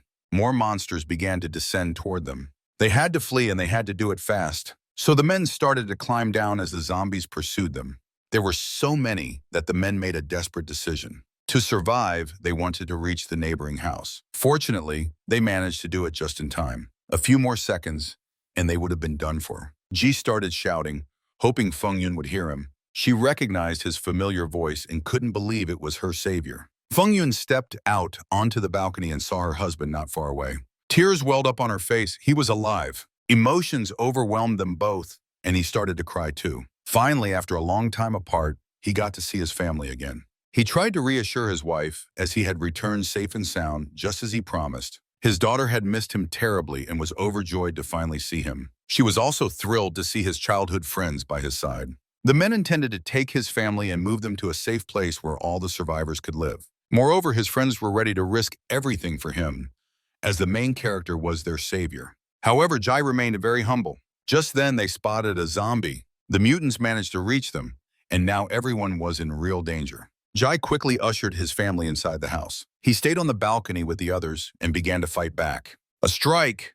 The first monster was taken down. Another one came, just as strong. The man smashed its face with a sharp knife. That wasn't enough. They couldn't handle the sheer number of mutants. The zombies managed to topple over onto their building and started getting inside. Now there were too many. At this rate, they wouldn't last long, as the grate wouldn't hold against such pressure. The only way to escape was to get out of the apartment through the back window. Meanwhile, the grate began to break, and some zombies could get inside. Ji tried to stop them, but all his efforts were in vain. The grate was broken, and now the zombies could come in. However, his family was already starting to climb down from the window, so he needed to hold on for a while and try to delay the mutants. That was the only way his family could escape. For him, saving them was the most important thing. Jai could no longer hold them back. The grate was broken, so he began to run. At the last moment, he managed to leap out the window and save himself. Now he found himself on the ground, next to his family. People continued to flee and began to descend. After that, they reached the neighboring house, where a rope had been stretched. The people didn't know what awaited them inside, but they could no longer stay outside. Overcome with fear and stress, his daughter Kira began to cry. To calm her down, the man had to give away their last food supplies. He tried to explain that the mutants were bad and could eat them, so she needed to stay close and do everything he said. Now that the child was calm, they could move on. Ahead was the tunnel they had come through. Finally, they sighed in relief, as it seemed they had found a safe place. However, the workers there were acting very strangely. It seemed like they were just sleeping, as they didn't react to the people at all. Jai touched one of them, hoping they would open the door. But he quickly realized that all the workers were infected and had turned into mutants. They began to attack the people. He was incredibly lucky, as at the last moment the man managed to shove a zombie away from him. A fight broke out, and the men tried to take down all the infected. Feng Yun was defenseless. She had no weapon. She watched as the men, risking their lives, tried to kill the monsters with their bare hands. At all costs, they wanted to protect her and the child and not let them die from a zombie bite. The battle was tough because there were so many mutants. Feng Yun covered her daughter's eyes so she wouldn't see the horror happening in the tunnel. When it was over, the men wanted to catch their breath. Now they were trapped. They didn't know if other people had been infected and what awaited them on the surface. However, they had no other way. They simply couldn't go back. The only way was forward, and at any cost, they needed to return. Suddenly, the lights in the tunnel went out, forcing the people to move almost blindly. The terrifying atmosphere became even more tense. He ordered one of his friends to stay close to his family. He, along with the others, planned to go ahead for reconnaissance. They needed to check if the tunnel was really safe. They began to move, but on their path, they saw a lot of blood. The walls and floor of the tunnel were covered in blood, which meant a battle had taken place here. Moreover, they heard strange sounds. It was the growling of zombies, unmistakable and chilling. As they moved further, they saw a pile of corpses tearing apart human bodies. What they feared the most had happened. Now the group that had helped them was dead. And without them, they wouldn't be able to escape the tunnel and return. A fight began, with just them against a massive number of mutants. However, they didn't back down. They continued to stand and fight. For a while, they managed to fend them off, but new zombies kept coming. Still, the first group of mutants was taken down. Ji raised his flashlight. Now they could continue moving forward. The men were covered in blood, scared and hungry, but they weren't about to turn back. Ahead, they saw an exit. There was a ladder they could climb to get inside the building. The main character went first. Inside the room, he saw the bodies of other people.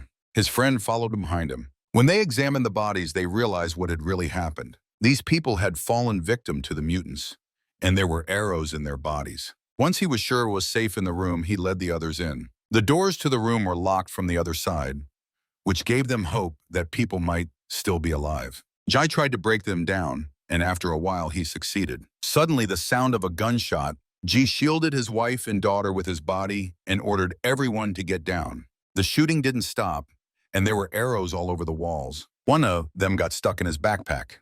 The man started shouting, hoping the people would believe him and stop. From the other side, a voice could be heard, and after a while, someone peeked through a small window into the room. Suddenly, the door swung open. Armed men entered, ready to shoot the entire group of the main character on sight. After them came the leader, who recognized Ji.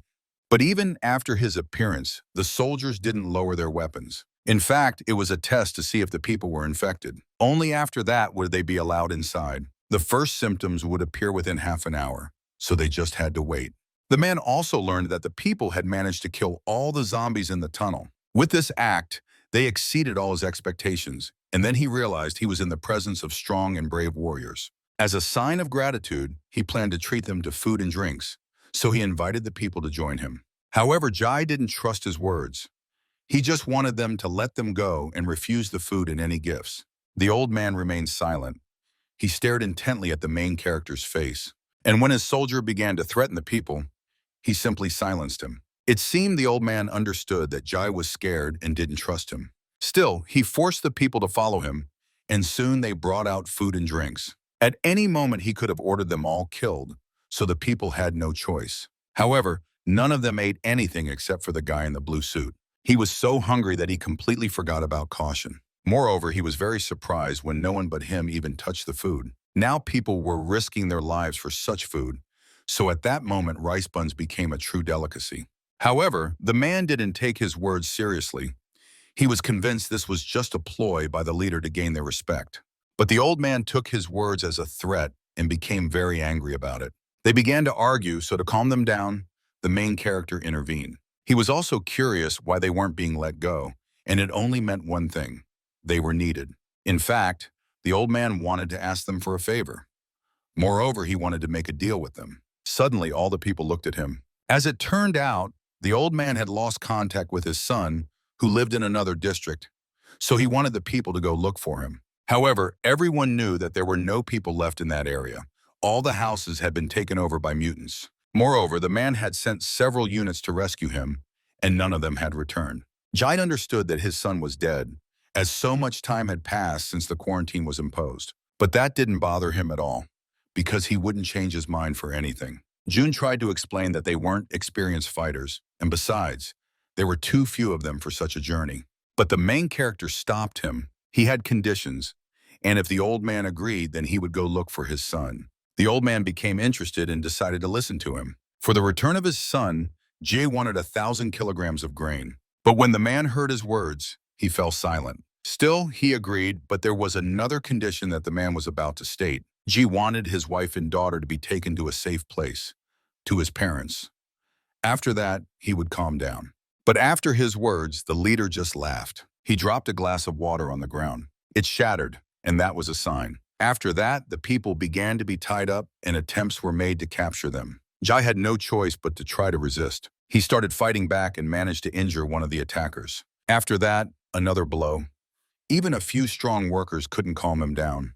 However, when a weapon was pointed at his wife, he stopped. Jai understood that she would be shot immediately, so he had no other choice. His daughter was crying, but Jai couldn't do anything to stop this nightmare. He simply gave up and waited for the enemies to tie him up. The cunning old man mocked them, reveling in the helplessness of the people. The old man thought Jia was trying to trick him and was really just looking for a way to escape. As he laughed, the protagonist's eyes filled with rage. His wife and daughter were left in the camp while they were sent on a mission under the threat of weapons. He didn't want to be separated from her again. Feng Yun was crying. She was scared again for her husband's life. Care wanted to comfort her. She believed her father was a superhero and could save them again. The old man tried to explain that he wasn't evil. He wanted to help them, but more than anything, he wanted to find his own son. After those words, the woman couldn't hold back. She didn't want to say this earlier, but now she couldn't stop herself. She started yelling at him for his treachery. The old man had grabbed them just when they needed help, but the soldiers covered her mouth so she wouldn't scream or insult the old man anymore. The man was convinced he was doing the right thing.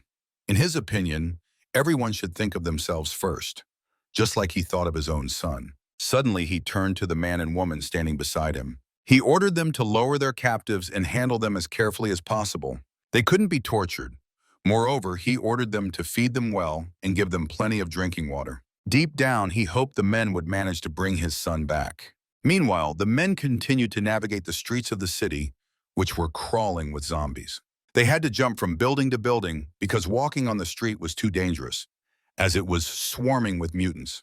Their journey was perilous, so they helped and watched out for each other. One of them had an idea. He wanted to try to capture the old man's daughter and use her to free the protagonist's family. However, Jai was convinced it wouldn't work so easily because his daughter wasn't as important to him as his own son. Just then, she appeared right behind them.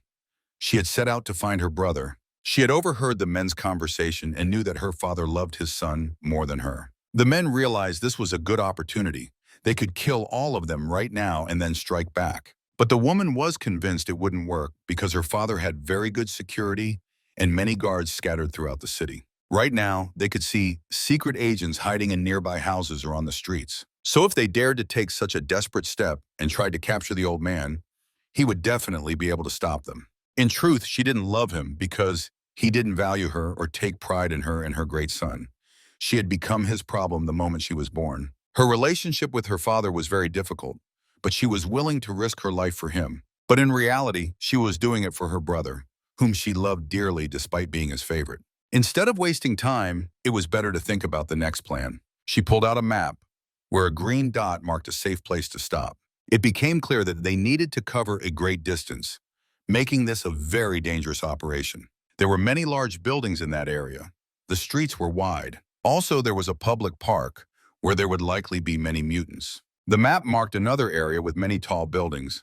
Additionally, there was the old town center, the scariest place they could end up, with a large square packed with mutants. The map also showed a yellow line, which was the subway route. However, the woman reported that it was incomplete and construction had not been finished. In any case, they needed to pass through the city center, so they had to try to devise a plan. Time was running out, so they kept moving. They didn't notice the large number of people who had managed to survive, hiding in their homes without food or water. But they couldn't help any of them. Each time, they had to walk past people who were dying. One woman, who hadn't left her apartment for months, begged for a little food and water. The girl stopped, feeling sorry for the old woman, so she gave her a bit of their food supplies. The old woman was overjoyed. However, the protagonist stopped her. He knew the old woman was a cannibal, so there was no need to waste time on her. At that moment, she pulled out a knife. She tried to attack the girl with it. At the last moment, the girl managed to dodge and avoid the attack. In reality, it was a trap that had caught many people. Now, real danger threatened them as armed people began to attack. One of the guards who was with them was injured. She managed to wound one of the attackers, but the fight was far from over. The doors to the apartment burst open and armed people started rushing out, right at them. There were a lot of them, and they were heading straight for the protagonists. Additionally, an armed group began running from the other side. Now they were surrounded and had serious problems. She had no other choice, so she tried to blackmail them, promising to blow up the building along with herself. This made the men stop, as none of them wanted to die. G had one of them in his sights, but the man was afraid the woman might actually blow up the building, so he didn't want to take the risk and halted. Suddenly, a strange scream came from inside the building. Out came the very woman from whom it all began. The old woman looked very frail, but when all the soldiers saw her, they were terrified. It seemed they all feared her. After all, she was the leader. Just at that moment, a woman from her group lost her husband and couldn't bear it any longer. She felt so sad that she decided to let him try a rice ball, at least before he died. In reality, the food was very delicious, and he thanked her for the gift. But now he was dead. People began to cry because he had been a very good soldier. The old woman also cried deeply and began to regret trying to attack those armed men.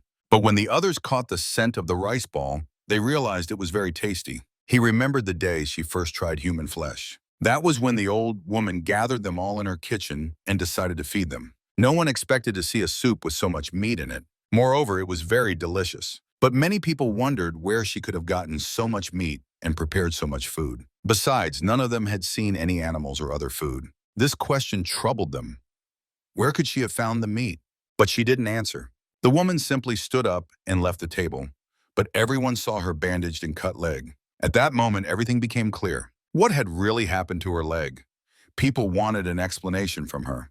But in reality, she had cut off a piece of her own leg just so they could eat. None of them could understand why she did it, and they wanted to repay her for the kindness she had shown them. They cried, but the woman insisted that she was fine.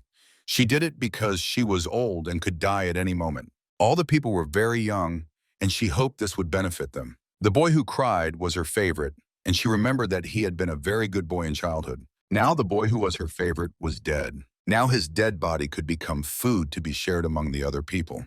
When they had food, the old woman let them leave, as she didn't want others to die as well. Many of the soldiers couldn't understand her behavior and didn't know why they just let the people go. But the woman was convinced they weren't murderers and did everything for their own survival. Now the group of people found themselves in an area with large, tall buildings. The streets were indeed very wide, as they had seen on the map, so there were many corpses. Now the protagonist needed to gather all the necessary equipment. They wanted to move to the neighboring building, but a wide street separated them. He had prepared very well, so he had a special gun that he wanted to throw a rope to the other building. It was a rifle he had managed to assemble from all the items he found under the rubble. He fired, but on the first try, he missed. The range was too short. Jai tried again, but this time he failed too. Each time he failed, and he had to start all over again. The people had already lost hope of crossing the wide street and wanted to turn back. However, they had another plan as they saw through the binoculars a tree that was very tall and grew right where the rifle could reach. The rope they had might be enough, but to reach the tree, they needed to descend to the square. Despite the danger, G began to descend. When he reached the ground, all the mutants around him started running. The protagonist began to run because there were too many monsters, and he wouldn't be able to handle them all. The people on the roof started protecting him and tried to shoot the mutants that were chasing him. They threw Molotov cocktails at them and set them on fire. They also pretended to shoot with bows and aimed precisely at the target. This allowed the protagonist to gain an advantage, and gradually he got closer to his goal. Now he was very close to the red car and the tree. G picked up speed and jumped onto the car. Then he grabbed a branch of the tree and tried to climb it. When he reached the tree, he tried to pull the rope that the people were holding from the other end. From the tree, he managed to reach the neighboring building, which was what he had been trying to do. He succeeded, and very quickly he found himself on the neighboring building. Now he needed to pull the rope so that the other people could reach him and continue their journey. He was so focused that he didn't even notice a mutant appearing behind him, starting to chase him. To prevent it from biting him, the man flipped over and threw himself down. The people couldn't help him as the distance was too great, and their arrows simply didn't reach him. So now he was face to face with a strong mutant that wanted to eat him. The giant creature was right in front of him. The protagonist prepared to fight it, but the hero realized the mutant was on the glass, so he could outsmart it. And he did, and to avoid risking his life, he simply destroyed the glass beneath it. However, the mutant managed to grab the edge of the metal support with its paw. The man simply chopped off its fingers. Now it seemed the danger had passed, as the mutant was on the ground. The height wasn't very great, so the creature landed on the ground and remained alive.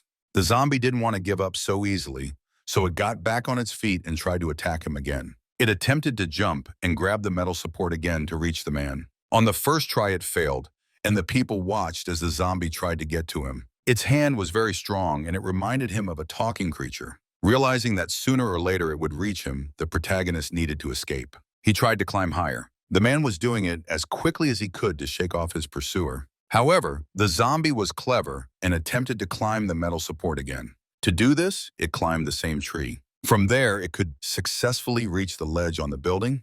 The creature moved very quickly and would soon catch up to the man. To stop it, people tried to hit it with arrows, but that was very dangerous, as they could accidentally hit the main character. Still, the zombie managed to catch up and grab the man by the leg. In that moment, he thought it was the end for him, as he definitely couldn't handle such a strong mutant. He was just incredibly lucky, as a woman practically saved his life. With her own arrow, she shot it right in the arm, stopping it. This made the creature very angry. It saw that it was being shot at from the neighboring building. At that moment, she aimed at it again. Suddenly, the arrow hit it directly and struck it right in the back. Meanwhile, the main character managed to reach the roof of the building. He exhaled in relief, glad to be alive and to have completed the dangerous task. But then he saw that despite the numerous arrows, the monster was still alive and continued to pursue him relentlessly. However, the man didn't panic. He was ready for this. He aimed and shot it right in the forehead. Even though the shot was deadly and the arrow hit it straight in the eye, the mutant remained alive. It simply pulled the arrow out of its own skull and wanted to tear the main character into tiny pieces. Suddenly, another shot. This arrow went right through it.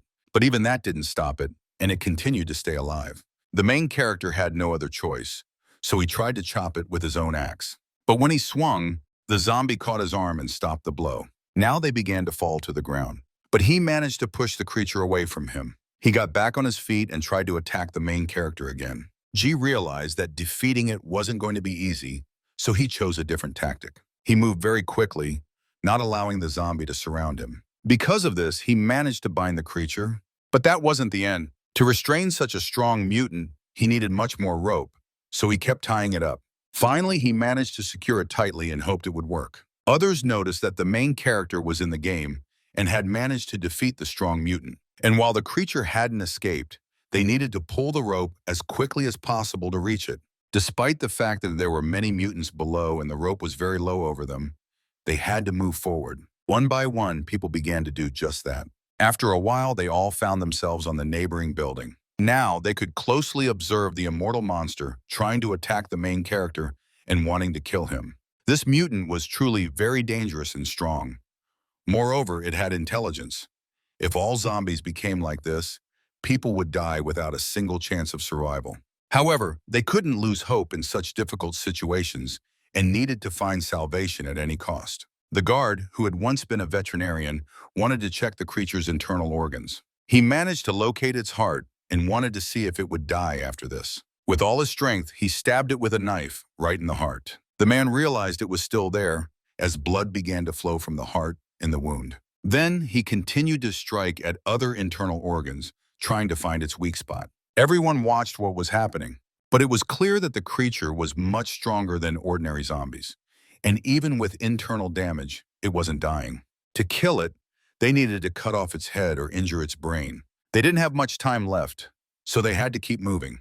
As before, they tried not to go down to the streets and use the rope to climb from building to building. Ahead of them was a large square, so they needed to move across the pedestrian bridge. Thus, they managed to overcome this difficult challenge. Next, they found themselves in a tall building they had to pass through, as they couldn't reach its roof.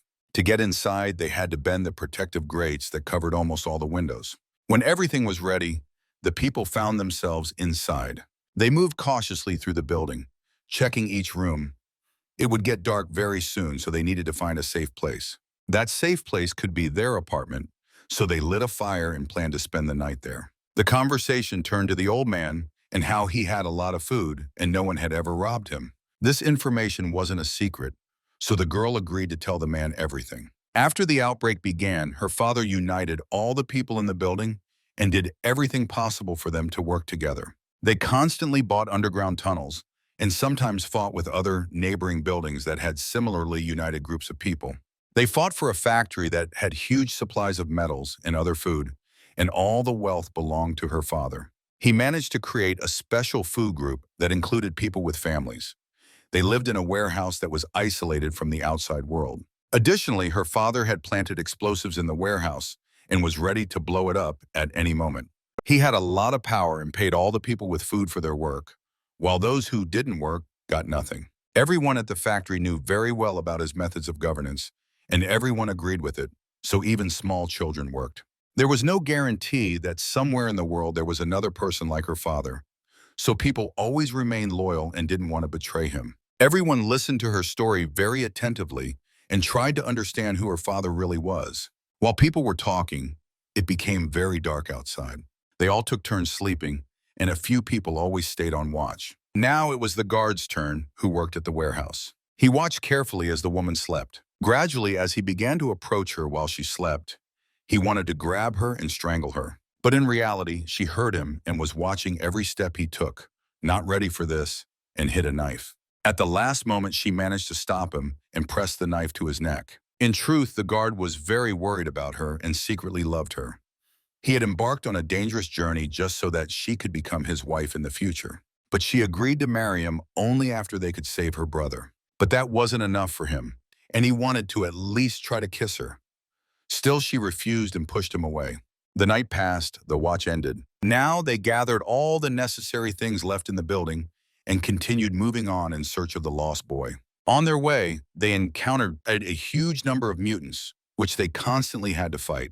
Now they managed to descend into a basement where an abandoned car stood. The people checked it, and after ensuring it was safe, they decided to use it. They began loading all their things into the car, trying to seal the windows so the mutants couldn't get inside. Now with the car secured, they could try to start the engine. That wasn't all. Just in case, the man doused it with gasoline so that if needed, they could set the car on fire. Now everyone got inside the car, and the main character took the wheel. Jai was the only one who had to deal with the zombies in the car, so everyone trusted him. Now he started the engine and began to move. Very soon, he managed to break through the garage doors and find himself right outside. There were many mutants, and he began to crush them, not fearing that the car wouldn't hold up or get stuck. But with every passing minute, more and more mutants appeared. So he ordered his friend to set the car on fire. Now they were in a burning car, and the monsters feared the fire, so they didn't approach them. To stop the fire in the cabin, they used water, trying to extinguish the flames and prevent it from spreading. But they quickly realized that not all zombies were afraid of flames. Moreover, it was getting very hot in the car, and there was a lot of smoke, making it hard to breathe. The whole car was engulfed in flames, even the tires began to burn. They drove to the park, and now that they were there, they needed to urgently leave the car. But when they got out and started running, the car exploded because the fire reached the gas tank. They were incredibly lucky. As if they had waited just a few more seconds, they would have all died. On the map, they noticed that there was a huge lake in the park with many boats.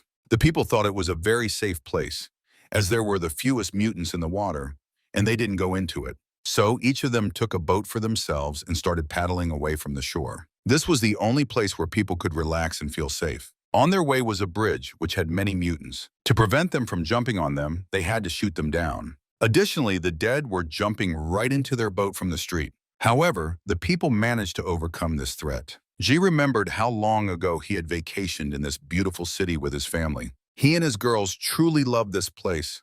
There were always many people, and it was very beautiful. Ji missed the times when he and his loved ones could just relax and live. They fed the fish from the boat and laughed. He loved his family and wanted to spend a lot of time with them. But now he wanted to return to those wonderful times again. He watched the fish in the lake swimming by their boat, and now for him, it was food that was needed for survival. The people were very happy, as they understood that now they couldn't eat normal food, and fish on the table was a real salvation for them. But there was no time to waste, as they soon needed to reach the shore, where there were many mutants. First of all, they tried to clear a path for themselves to safely get to land and keep moving. But when they reached the shore, they had no idea what danger awaited them. At first, everything was very calm, and they didn't hear anything suspicious. To shorten their path, they decided to walk through the thick bushes. However, the people couldn't even imagine that a huge danger awaited them. Suddenly, a massive number of mutants charged at them. A real bloodbath began, and none of them expected there would be so many zombies. They started to surround the people and attack from all sides. One of them even managed to bite a girl on the arm. Now she realized that her journey had come to an end, as strange things began happening to her body. At times, another mutant tried to bite her arm, but at the last moment, someone shot it right in the face, saving the girl. To prevent the infection from spreading throughout her body, she had to take a desperate step. So, she cut off her own arm and tried to stop the bleeding while the others shielded her with their bodies. But the pain was so intense that she began to lose consciousness. She simply fell to the ground and couldn't continue fighting, so the people had to try to protect her. The guard picked her up on his shoulder because they couldn't just leave her there to die. Besides, there was still hope that she could survive. The people had to run. There were so many mutants that they couldn't handle them at all. The main character stopped to give the others a chance to escape to the nearest building. Now it was his turn. He started running, catching up to them. The monsters continued to pursue him. Jai was in heavy gear and had spent a lot of energy. We buy the spay energy, so they began to help him. The zombies approaching him grabbed his clothes and legs, pulling him down. After that, to stop them and save the main character, the people began to fight them off. Still, they managed to climb up, and everyone remained safe and sound. Moreover, the girl regained consciousness and was healthy and unharmed, although her arm hurt a lot. There were so many mutants that we couldn't build a human pyramid to reach them. So to stop them, the man had to use dynamite. A loud explosion rang out, and all the mutants nearby were wiped out. Moreover, part of this building was destroyed, and the floorboards barely avoided being buried under the rubble. But even though they managed to hold off the monsters for a while, more kept coming, and soon they would be able to reach them. So despite everything, people continued to flee from them, trying to find a new safe place. This new place was supposed to be the neighboring house, so they started climbing up. But the zombies were still hot on their heels. The girl realized she had become a burden to the others, so she wanted them to just leave her behind and not drag her along. But the guard, to whom she had promised to marry, kept saving her no matter what. He truly loved her and couldn't just abandon her. He knew she thought he was a freak and didn't like him.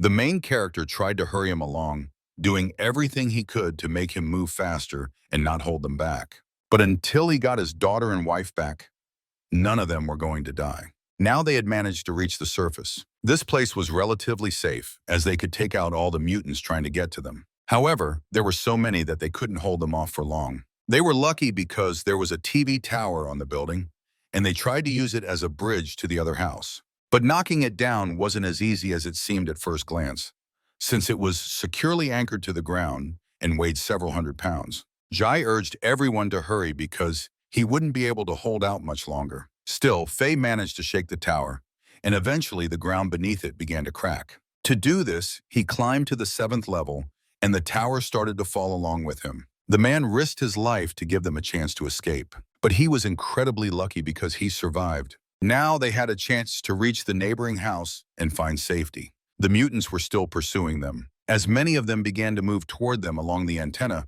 the men tried to knock it down. However, it was so heavy that they couldn't manage it, and the mutants were getting closer and closer. One of them even managed to touch the main character's face. He was about to bite him, but just at that moment, the antenna fell, and all the mutants on it tumbled down. Now they were safe, and it was time to take care of the injured and the affected. Phi was utterly exhausted. He missed the peaceful and calm life where he could just relax. His friend decided to support him so that he wouldn't give up and would keep moving forward. The girl could never have imagined that the man who saved her could be so attentive to her. He stayed close to her, constantly making sure she drank water, took her medicine, and felt okay. But he was a doctor by profession, so this was his job, and he loved it deeply. Still, she finally realized that the man truly loved her and was ready to die for her life, so she agreed to marry him once they returned home safely. Hearing this, he broke down in tears. He was sure they would make it home and was ready to do everything possible to ensure that. However, Jay understood that they had to leave. They couldn't stay in such a dangerous place. Suddenly, one of them refused to go. He wanted to stay. No one understood what was happening or why he chose to remain. But in reality, he could no longer be saved. The man was doomed. His hand had turned blue, and a deadly infection began to spread through his body. He wanted his family to know that he simply fell from a height, not that he had turned into a mutant. So when the others moved to the neighboring building, he stayed right where he was. For the last time, he looked at a photo of his family. It was their best picture together from a warm, sunny beach. Suddenly, the transformation began. The man started vomiting and was covered in blood. After that, he collapsed to the ground. And then, he finally began to change, becoming a mutant. Now he was one of the mutants attacking people and was a true killer. Finally, the group managed to reach a park swarming with mutants, and there were no tall buildings nearby. Now the men truly understood how important and complicated the operation they were about to undertake was. The main character was so overwhelmed that he had no words. He remained silent the entire time. But before moving on, the men decided to have breakfast and regain their strength. They were in a dangerous place, so they decided to cook the fish they had caught the day before in the lake. Jay was so anxious that he couldn't even eat. He turned down the food offered to him, yet he knew he needed to regain his strength and energy. But instead of eating for himself, he gave his piece to an injured girl sitting aside watching them. The group was near a department store which had access to an underground cave, as the mall and the basement were connected. Taking the underground streets around the square was a great idea, but inside there could be many locked doors, making it a big problem to get into the store and move from there to the basement. However, they had no other choice. They couldn't walk around the store outside because there were too many mutants. Without wasting any time, the men started moving, and the main character descended on a rope. While the others held him, he tried to break the glass to get inside the store. He was extremely nervous, not knowing what dangers awaited him inside the store. He also needed to cut through the metal grate that protected him. After that, they finally managed to get inside and were ready for anything. On their way, they found red doors that could lead them to a storage area filled with supplies, food, and water. Now they needed to try to break the lock. The main character succeeded, and now he found himself in a dark and cold room. Inside, there were tables laid out with a lot of cutlery. Finally, they realized they had entered the kitchenware department. However, they moved on and reached the area where clothes and many other valuable items were sold. But this was not at all what they were looking for, so they continued on. Finally, they managed to reach a place where there were truly valuable items. Many axes, ropes, climbing gear, and more. G started picking things out, and the first thing that caught his eye was a sharp axe. It looked very handy and sturdy. Moreover, it was very expensive, costing a whole $1,000. However, there was nothing else of value left in the store. His friends couldn't find anything for themselves. Meanwhile, the woman continued to examine the items. Her attention was drawn to a mannequin, specifically its plastic arm, which she could use as a prosthetic for herself. Now the group faced a new challenge. They needed to go down further, but the escalators weren't working. G led the way, carefully looking around and listening to every rustle. Suddenly, they entered a special section, and he spotted a ring. It reminded him of the past when he and his wife were preparing for their wedding.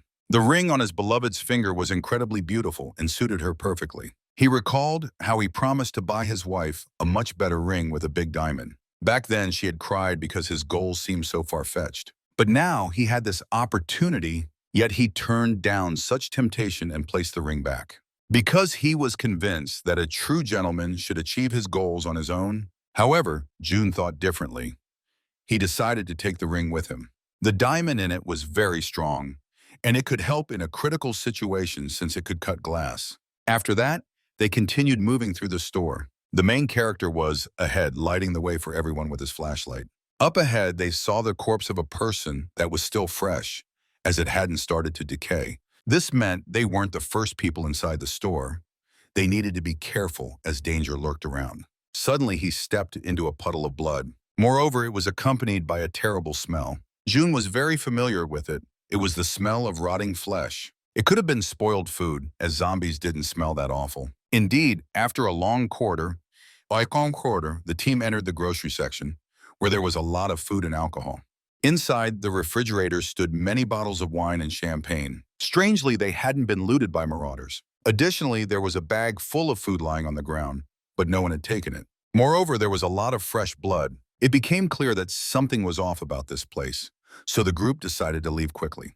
But just as they were about to turn back, they realized it was too late. Somewhere in the distance, they heard a terrifying scream. It was the voice of hungry masters who began to surround them and were about to attack. Furthermore, they realized there were many mutants, and these were not ordinary zombies. Right in front of them was a huge barrier that separated them from another room in the store.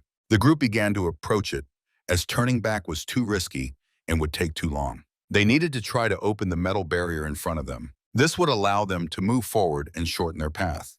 But as soon as they started to get closer, the terrifying screams grew louder and more distinct. It seemed like they were cannibals, but there was plenty of food in the city, and there was no need to eat other people. Still, the group prepared and turned off the lights. They set up an ambush and waited for the enemies to come out to them. Now they had a clear plan, and none of them wanted to take risks, because they didn't know what threat awaited them ahead and what secrets the dark store held. The sounds grew louder. G realized that the mutants were nearby, and suddenly he saw one of them right behind the barrier they needed to go through. At that moment, he prepared for an attack, and as soon as the monster appeared in front of him, he shot it right in the head, trying to kill it. But it didn't help. The mutant didn't die, but became even angrier, and other zombies appeared, drawn by the sound of the gunshot. Another shot right in the head, but even that didn't kill the strong mutant. The battle continued and the other men also opened fire. However, even after that, the mutants didn't die. Even shots to the head didn't help. It became clear, zombies had evolved. They were becoming immune to human attacks. The only way to defeat them was to decapitate them. The men began to flee, as the barrier would soon break. However, there was another way to fight them, and that's what they wanted to test. For this, they needed a lot of alcohol, but fortunately, there was plenty on the store shelves. After the man found the required amount of alcohol, he began pouring it on the floor. Then, he used paper to ensure the mixture could be ignited and would burn well. Now, he needed to mix the alcohol content and use the paper to ignite the bottle. He had created a Molotov cocktail. Now, they were in a long maze of boxes and crates, not knowing from which side the zombies would attack them. But the metal grate was right in front of them, and Jai just waited for the mutants to break it and start attacking. After a while, he heard a characteristic sound. The gate opened. Now, a huge army of mutants was searching for them and was ready to attack and tear the people apart in a matter of minutes. These mutants were different from the others.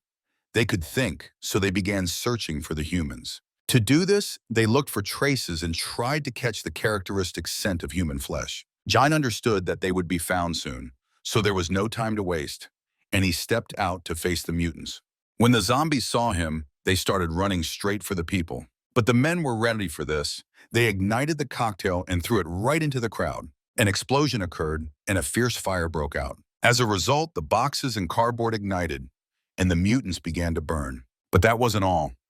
After the fire, to finish off the zombies, the group opened fire. They had a basket full of alcohol, and they sent it into the crowd of still living dead. Then, a shot. Another explosion rang out, much stronger than the previous one. Everything around burst into flames, and very soon the entire floor of the building was engulfed in fire. However, it wasn't that simple, because many mutants didn't die. Suddenly, one of them lunged at the main character and nearly hit him. G managed to dodge at the last moment. Despite the injuries, the monster remained alive and even attacked the people. The men began to fight, but the main character understood he needed to decapitate it, and that's what he tried to do. Meanwhile, they managed to open the security doors. It was their only chance to escape the burning room. So without hesitation, the group headed that way. But even there were many dangerous mutants that the doors didn't stop. This path was blocked, so they had to quickly turn back and close the door behind them. But suddenly, the noise stopped. It became very quiet. The people were frightened, as what could that mean? Suddenly, a powerful blow shattered the heavy metal doors. It was an axe. Now all the men together tried to block the door to prevent the mutants from breaking through and slaughtering them all.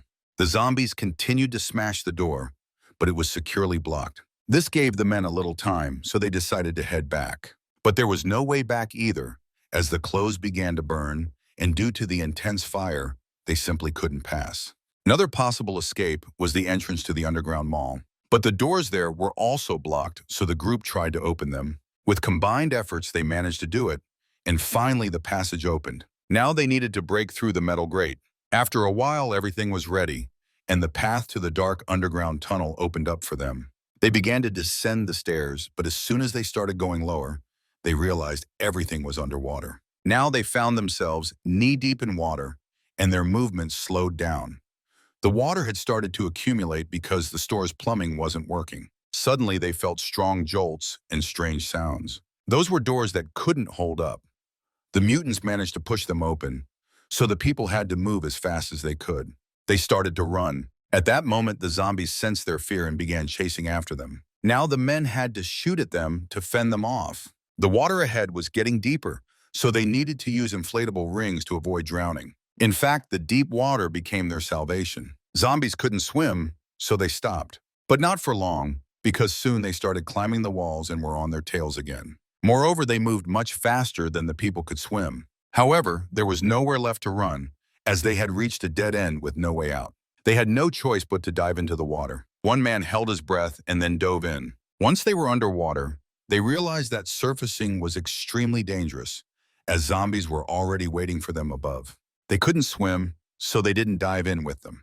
Holding their breath, the people tried to swim back and move in the opposite direction. This way, they could at least gain a little distance from them. To avoid suffocating, they breathed air from the inflatable rings, allowing them to stay underwater longer. Additionally, there were many mutants who had fallen into the water and couldn't swim. Along with that, There were many corpses of other people who had once hoped to find safety in the water, but had ended up in a dead end. Now they found themselves at the entrance to a dark corridor from which they had come. Only now, when they had distanced themselves enough from the zombies, could they take a breath. The people quickly began to climb the stairs. However, they couldn't relax, as the zombies could continue to chase them once they realized what had really happened. Now they managed to get into a fishing store. It was a place filled with nets and other equipment, exactly what they needed. It didn't take long for the mutants to catch their scent. They started chasing the people again, but now the men could use the nets to catch them. A few zombies got trapped and stuck, but others kept running. They had to fight them off. These mutants weren't ordinary, and even a blow to the head wouldn't stop them. The men defended each other, risking their lives when suddenly one of them got bitten. He saved the main character's life, but received a fatal wound. He was bitten on the arm. Yet he didn't stop and wasn't about to give up. The man bravely continued to fight, blow after blow. Still, he managed to turn back, and in the meantime, June arrived. He had found a motorcycle in the parking lot. In fact, his arm was protected by a huge number of watches, so he was unharmed. However, the monster didn't die. It got back on its feet and just watched the people. After that, it simply ran off in another direction. Very soon, a new monster appeared in its place, much stronger and larger. Moreover, it was armed and charged at the people right away. Together, they started fighting it. They needed to kill it as quickly as possible. But as soon as the people began to attack it, something strange happened. The mutant just ran away. For a moment, it became very quiet and calm. However, thinking that everything had settled down was a huge mistake. Suddenly, the walls of the store began to crack, as a massive number of zombies had rushed in, drawn by the scent of blood and the sounds of battle. They quickly flooded the entire store and began climbing right on top of the people. Hungry mutants were searching for their prey and were very ravenous. Now the people had to flee. They moved in an unknown direction, trying to shake off their pursuers. Ahead lay the motorcycle they had found earlier. With no other choice, they decided to set it on fire. The flames managed to slow the mutants down a bit. Luckily, they weren't like the others. They lacked intelligence.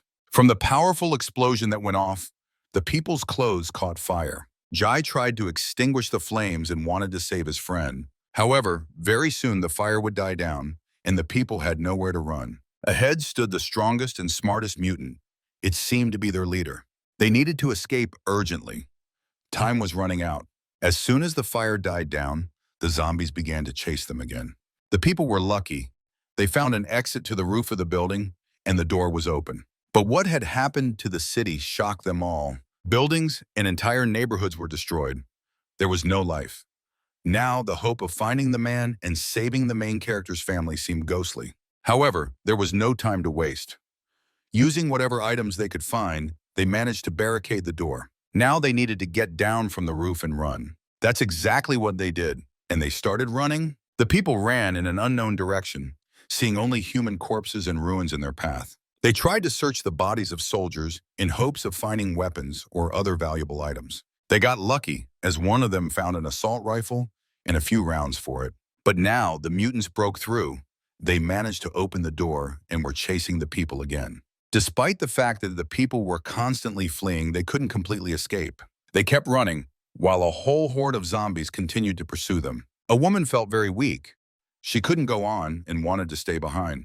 But her husband couldn't allow that. He agreed to carry her just so she wouldn't die. Ahead was a plane, which was their only chance for salvation. Its tail was high up, so it could be the only safe place for them. When the people made it to the surface, they started shooting. It wasn't enough. All they had left were a few bottles of alcohol, which they could also set on fire. To avoid catching fire themselves, they moved to the very end of the tail. After that, the fire began. Now the mutants didn't rush into the flames. They simply adopted the same tactic and waited for it all to end. G realized they wouldn't be able to leave until they tried to kill the main zombie. He understood that it was the one who kept finding them, while the other zombies just followed its lead. He had a gun, but the ammo didn't fit. They needed to take a risk and try to physically reduce their numbers to the right size. The worst happened as the main mutant began to extinguish the fire. Jai panicked. He had one last hope that this would work. If not, they would all inevitably die. Suddenly, a shot, then another, and another. He managed to hit the zombie right in the head, and it fell to the ground. For a long time, it showed no signs of life. and it seemed they had managed to kill it.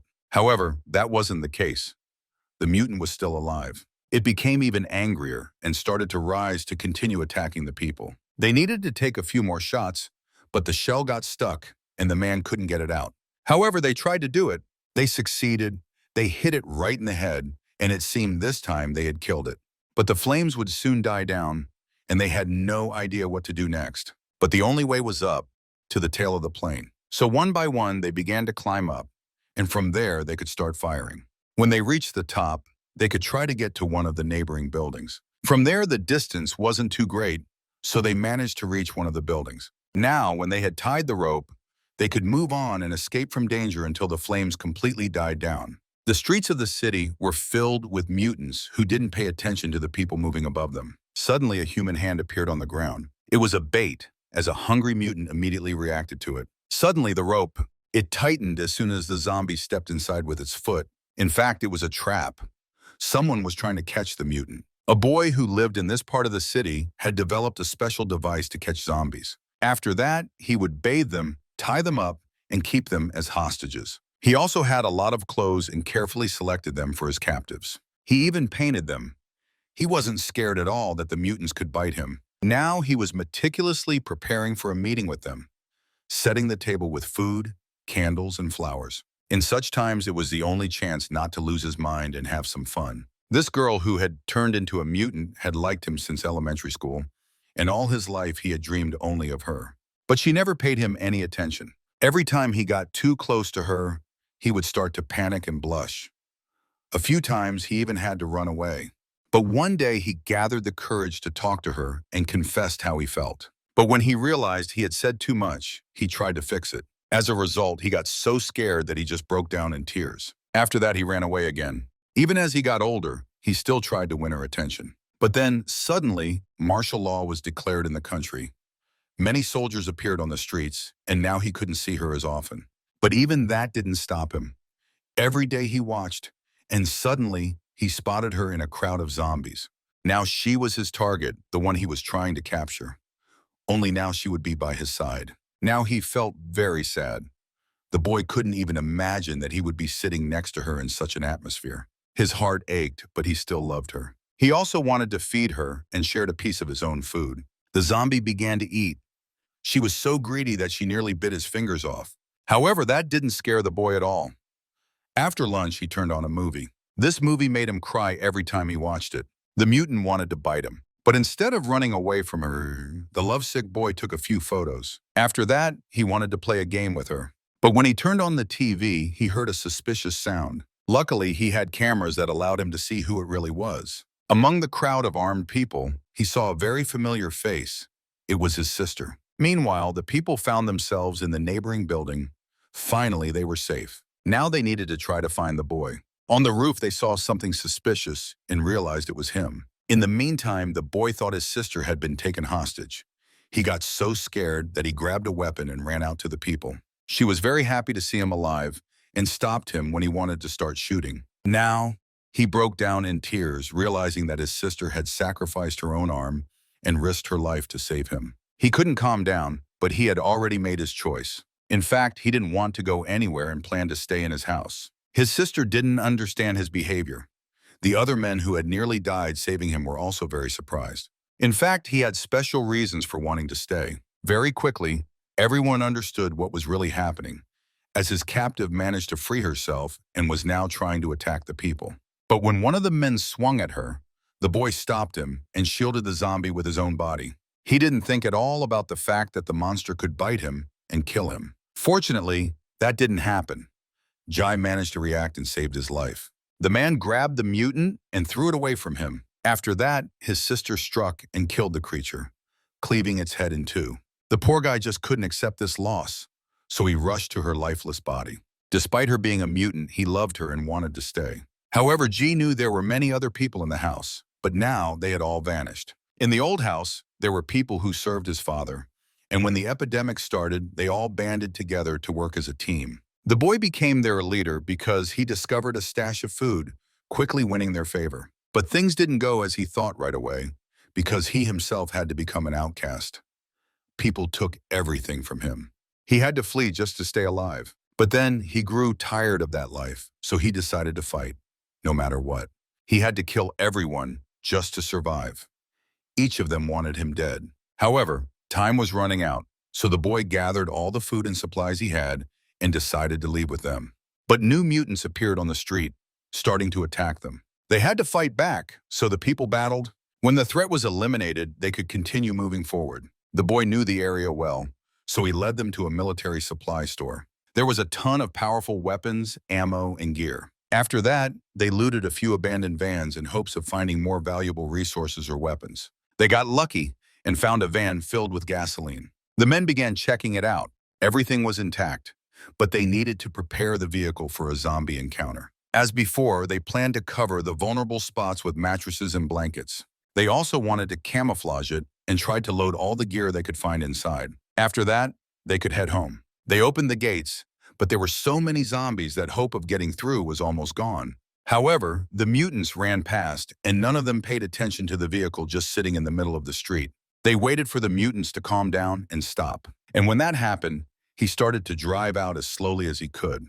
They managed to move slowly but surely. Moreover, they tried to move very carefully so as not to accidentally crush anyone or make noise. Did they really make it? They drove through the city streets, avoiding all the mutants in their path. The driver was so nervous that his legs were shaking. It was crucial to do everything carefully and correctly. But there were so many mutants around that the road was blocked, and they couldn't move any further. Suddenly, Faye cautiously peeked out of the car and took a shot, then another, and several shots fell at the feet of the mutants. One of them had a phone attached with a timer. When it started ringing, all the mutants ran toward the noise. Now the road was clear of mutants, and the people began to move forward. The man carefully pressed the gas, and the car rolled down the city street. Now he was going to do the same to try to distract the mutants that had gathered and blocked their path. Thus, they slowly but surely drove down the city street, getting closer to salvation. Now the boy confessed why he had really left his father. His old man had always been good to him, but treated others poorly. He wanted to apologize to his friends for him and for the fact that they had to risk their lives. Now they had to survive in the time of the greatest catastrophe that had ever befallen humanity. And the people under his father's rule were those who couldn't find his weaknesses and continued to live in fear. And what they were doing now was merely following a dangerous order. But now they were all in the same boat, and their survival depended solely on working together. Suddenly, the car came to a screeching halt. In fact, he had run over a corpse and it fell to the ground. Now he was so scared that his heart nearly stopped. Immediately, the zombies began to roar and attack the car. Mutants surrounded it from all sides, trying to smash the glass to get inside. With all his might, he pressed the gas to break through, and he started crushing all the mutants in his path.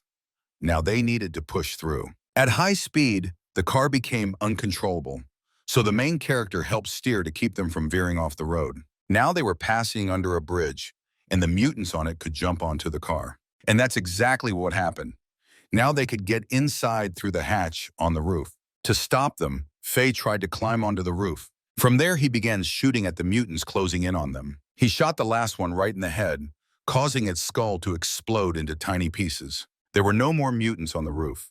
But the further they moved down the street, the more mutants there were. So now he needed to fry them. From time to time, he threw cocktails at them, causing a massive number of zombies to catch fire. However, he quickly ran out of supplies, and now they were practically defenseless. The only hope was that the car wouldn't stop. However, now they had significantly slowed down. There were so many mutants that they couldn't break through. Because of this, the man tried to do everything possible to keep them moving, even at a slower speed. After all, if the car stopped, they would be doomed. Faye continued to sit on the roof, shooting at anyone who approached them. But very soon, he would run out of ammo. There were so many zombies that he could no longer keep it up. He had to climb back inside. The mutants surrounded the car and tried to flip it over. Now the people were stuck. The engine stalled, and they couldn't get it started again. Suddenly, the car began to tip over. There were so many mutants that they could easily do it all together. They were lucky because the vehicle was armored. They could hold out like this for a while, but they needed to rest.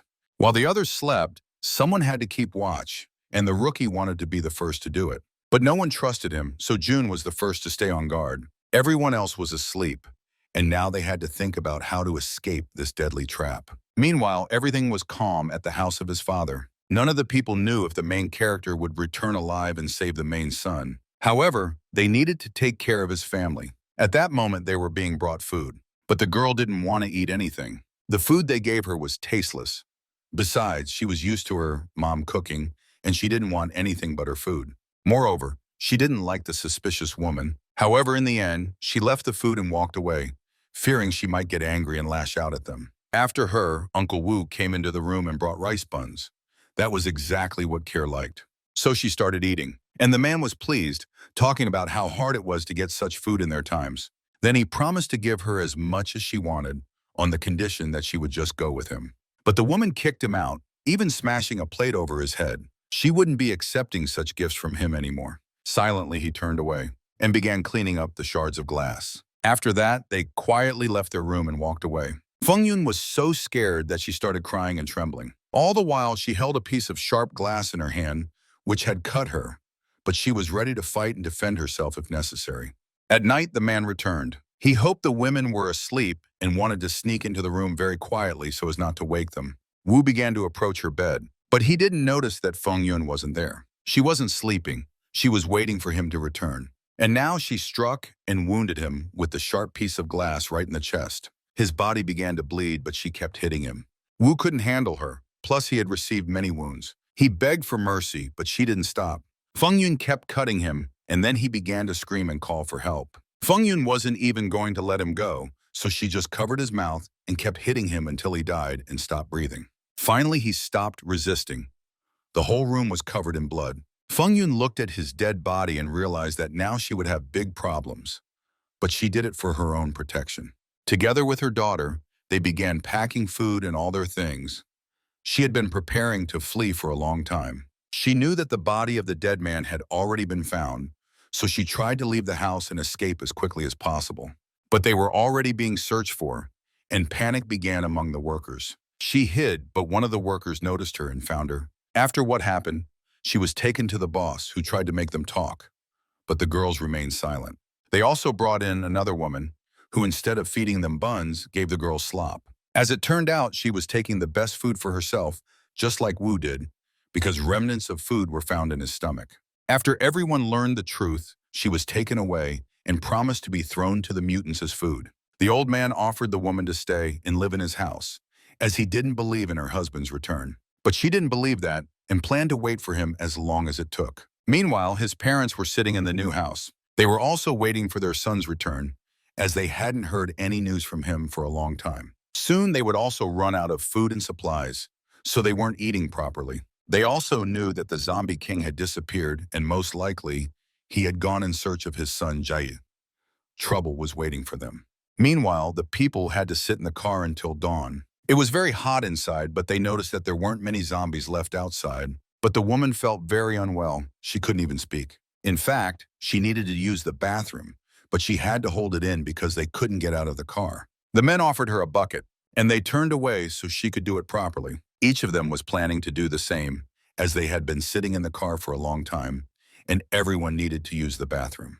However, the main character remained very serious. He wanted to try to flip the car back onto its wheels so they could drive away and escape alive. But to do that, they needed to go outside, which was too risky. However, there was space between the car and the road, and they could use it to try to push off. They were still a few kilometers from the nearest bay, and covering that distance on foot would be very dangerous. And when a new wave of zombies appeared, they would just park the car against the wall to avoid being flipped again. Now Ji began preparing to implement his new plan. He needed to push a special inflatable wheel to start pumping it up.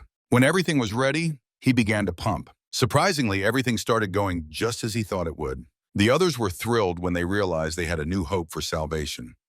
So now everyone took turns helping the hero. Slowly their vehicle began to rise. In addition, they needed to try to rock the car. So on the count of 3, they all ran to the other side of the van, trying to shake it. It started to work, but the first push wasn't enough. However, on another attempt, they succeeded, and now they were on wheels and could keep moving. With all his strength, the man slammed on the brakes. They made a lot of noise, and the zombies couldn't help but notice. While there weren't too many of them yet, the men needed to escape. Suddenly, one of the mutants got a face full of a bag of urine. Before long, their car was surrounded.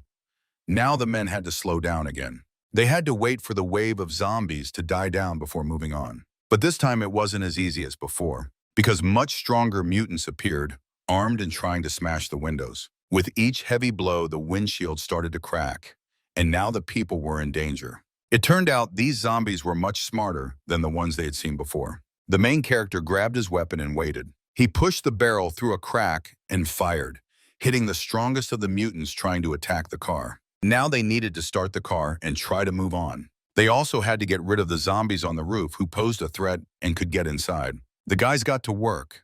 They shot at the zombies and tried to break free from the deadly trap. They also tried to rock the car, shifting gears to crush the mutants and knock them off their feet. However, that wasn't enough, and Jai decided to take a desperate step. He left the car and tried to run to distract the undead. It worked as they started chasing him. At the same time, the car could move. To avoid being chased, he had to climb onto a building. He got lucky as one of the apartment windows was open. He took advantage of that and quickly climbed inside. However, he didn't rush as he didn't know what danger awaited him inside. In fact, it was empty, and he let out a sigh of relief. The house was filled with a lot of stuff, so he could use it for his own purposes. He tried to move heavy furniture closer to the window. After that, he smashed the glass and started throwing things out onto the street. This way, he managed to crush a large number of zombies that were blocking the car's path outside. The noise from the falling debris caught the attention of others. So with each throw, he was able to take out even more new mutants. His plan worked, but now he faced another danger. How would he get back and catch up with everyone else? Taking advantage of the situation, the others started hitting the brakes, and the car took off. Jai didn't relax and kept searching. He found some fabric that he wanted to set on fire, so he applied a special wax that could easily ignite. After that, he gathered other flammable materials he could find in the house, and he threw them right into the huge crowd of mutants. Now it was time to light it up, and he did. The massive crowd of mutants ignited, and he was satisfied that he managed to do it. When the people got to a safe distance, they stopped and wanted to try to contact the main character. G started catching up with them, and when he was close, they opened the hatch and let him inside. Now, they began to drive as fast as they could. They needed to reach the shore as quickly as possible because it was the only place that would lead them to safety. There were a lot of zombies outside, and it was hard to drive the car. But they managed to do it, and they found themselves just a few meters from the shore. To get into the water faster, they had to take a risk, so they crashed through the fence. Now their car was in the water. Before it sank completely, they managed to surface and were preparing to switch to the inflatable boat they had been carrying all along. When everything was ready, the people started to paddle. But even now, the monsters were chasing them, moving along the shore without entering the water. Now they managed to get closer to the bridge. There they stopped. The men wanted to wait until nightfall to hide from the zombies. And when it got dark, they could continue paddling. All the zombies waiting on the bridge left, and now they could peacefully float down the river. But when they got closer to the factory, G grabbed his weapon. His friends did the same and surrounded the girl and the man who was protecting her. He wanted them to go home and tell the owner that the job was done. They had no choice, so the guard took her with him and left. Meanwhile, the main character and his friends watched what was happening. Faye also had to return to find her father and tell him to send a few people after them just in case. In the meantime, the woman managed to reach her father's house. However, her brother stayed with the men, and it was him that the man kept a close eye on. He was overjoyed to see that his son was alive and well. Now they were ready for the deal. The old man wanted to start quickly to get his son back and not make him wait so long. So it began, and two people paddled toward the main character. With them was Feng Yun and his daughter. The boy was thrown into the water and forced to swim toward his father. He did, and on the shore he was met by guards who helped him up. Meanwhile, a man approached the main character, informing him that his son was safe. He suggested they start chasing the woman and abandon the deal. But the man refused, fearing he would be killed, knowing Jai was nearby and preparing to shoot. So he ordered everyone to retreat and go home. But when the woman got on the boat, she didn't see her husband there and got very scared. However, her friends supported her and said he would return soon. Meanwhile, the main character started making his way back. Finally, they reunited and could go home. For the first time in a long while, they all gathered together and sat at one table. Only now did they feel like normal people because they had real food and water. Moreover, the men brought supplies that the old man promised to give in exchange for his son's return. So now they could eat as much as they wanted. However, they couldn't forget the price they paid for this victory, as the men had nearly lost their lives. Furthermore, on the island, there were different survival rules, and there was a threat that others would try to take their food. Despite the scale of the disaster, there were still people in the city fighting for survival. They could pose a threat to others. However, they could try to connect with them and work together for survival. The quarantine in their country couldn't contain the situation, and it was unknown whether other cities in the country suffered as badly as their capital. However, none of them knew what the situation was like in other regions of the country and how bad things were. Meanwhile, Feng Yun didn't know what had happened to her parents, as all contact with them had been lost. Jai couldn't bear to see her cry.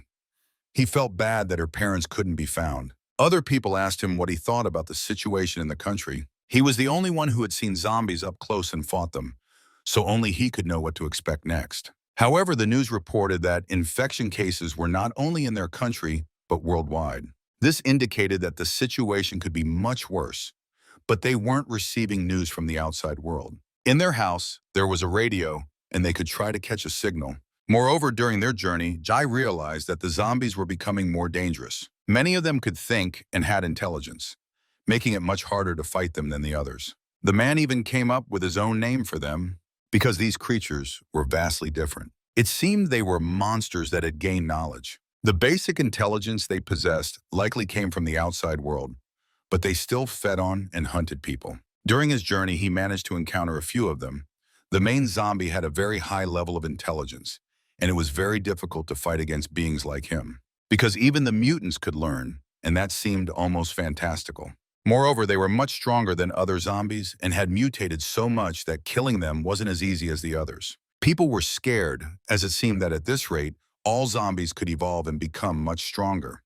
Then, everyone would be in deadly danger. Jai tried to calm them down, as despite how terrifying the zombies were, the people were safe and in a secure place.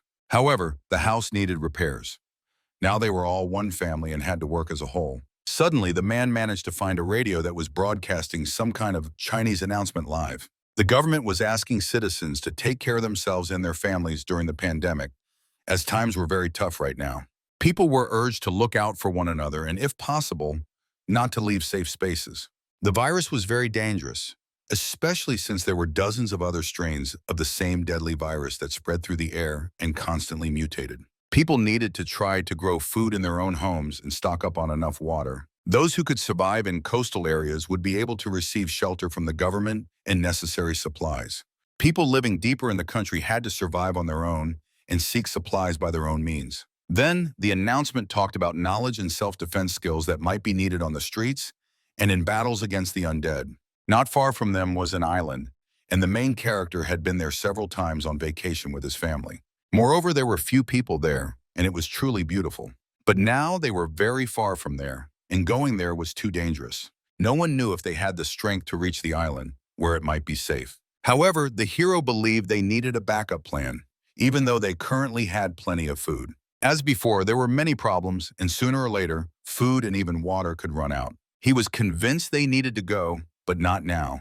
At that moment, they needed to think about defense and how to protect themselves from attacks by other people. Moreover, getting to the sea was very difficult because they had no transportation. Traveling the road was very hard, as the last trip showed that there were many mutants blocking the car. There was another good idea that he thought might work, as they could try to reach the sea via the river, but they needed a boat for that.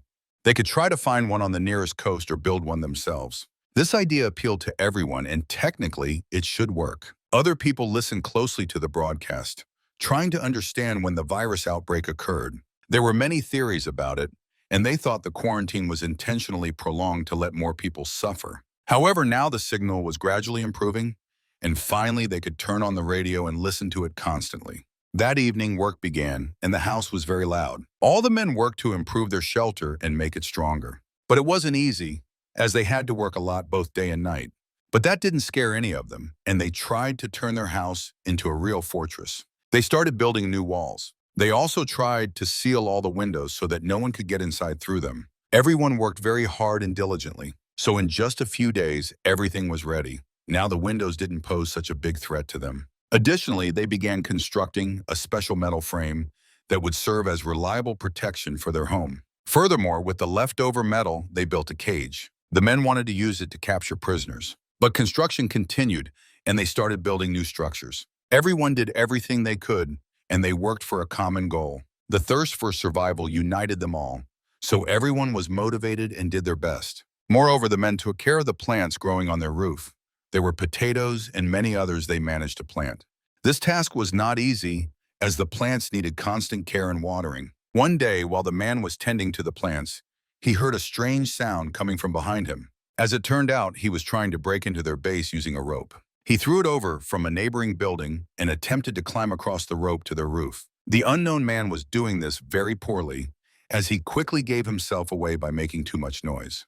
He almost made it to their house, but the men were ready to greet him. They armed themselves and said hello before grabbing him. Faye was so furious that he nearly killed him on the spot, but he realized the man could be useful since they could interrogate him. So they took him inside their house and tied him up, trying to gather more information. The man revealed that they caught him while he was trying to sneak onto their territory through the roof. The main character watched him closely, trying to figure out who this stranger really was. She tried to get him to talk, but he remained silent and didn't utter a word. Now the men had no choice but to resort to force and retrieve their weapons, which they did. Finally, he promised to kill him if he didn't spill any information.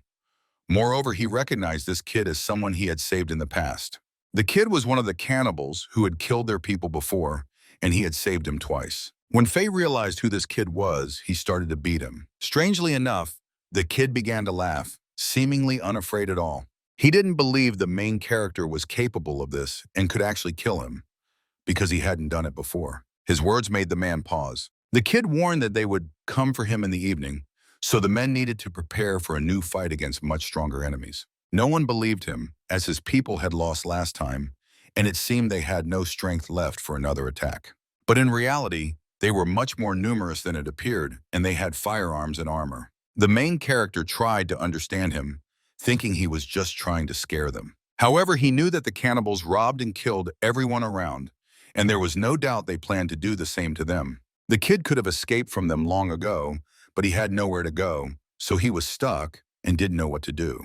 Many of the people believed him and thought the kid really wanted to change and become a normal person. G wanted to learn much more about the cannibals and asked the kid to tell everything he knew. Since their leader died, they had been left to their own devices and did whatever they pleased. Their camp was planning real chaos and food was running out. He also shared their tactics for attacking them, which allowed the people to understand everything and prepare. The main character, although he didn't believe his words, decided to play it safe and prepare for battle. That same evening, just as the kid said, everything began. The enemy attack started right at the time he mentioned. As was already known, they used hooks to launch their assault. Everything went according to plan, and it seemed the kid was indeed telling the truth. It was fortunate because it was very visible outside. But time passed, and when the hooks were thrown, no one came, and the enemies didn't appear. Were they deceived? And was the kid just using them again to gain their trust? But the man didn't rush. A lot of time passed, and the people grew tired of waiting for the enemies to show up. They spent all that time on the roof of the house, waiting for an attack, but nothing happened. Hours passed since the hooks appeared on the roof, but still nothing occurred. Just as the men were about to head back inside, everything began, and the enemies started climbing towards them. There were so many of them that it became frightening, and it was unclear how they could possibly defeat them. Now it was clear that a confrontation was unavoidable, and they had to fight. A battle broke out among the men, and they needed to detach the hooks before the enemies reached the roof. That's exactly what they did, causing many enemies to fall to the ground, where they were devoured by zombies. Gunshots rang out as the enemies opened fire on them. But the people managed to prepare for this as well, using metal shields. Additionally, they tried to counterattack. But at that moment, the enemies began using fire, which was a very deadly and effective weapon. The women quickly tried to extinguish the flames so the men wouldn't get burned. The people held a solid defense, waiting for the enemies to come to them. When they tried to do this, they simply shot them in the face. Others were easily killed with cold weapons, smashing their heads in. Because they had prepared well, none of them were injured, and everyone remained alive. Everyone who could hold a weapon tried to fight and do everything possible to win this battle. Even the elderly, who couldn't fight, tried to detach the hooks. The strongest stood at the front, while the weakest supported them from behind. This tactic proved very effective, as the enemies suffered massive losses and couldn't even reach their house. The strongest moved forward, and they were the ones who suffered the most casualties. Suddenly, Faye was injured. He immediately received medical attention while the others covered him. Then the most interesting part of the operation began. While the enemies were preoccupied with the battle and trying to get into the neighboring house, the main character, along with the strongest men, managed to surround them and attack from behind. Now the enemies found themselves in deadly danger. Jai and the others began shooting them in the back, killing everyone in their path. They killed everyone and spared no one. They didn't need prisoners, so they acted quickly and coldly. They had the best weapons, the best protection, and plenty of ammunition.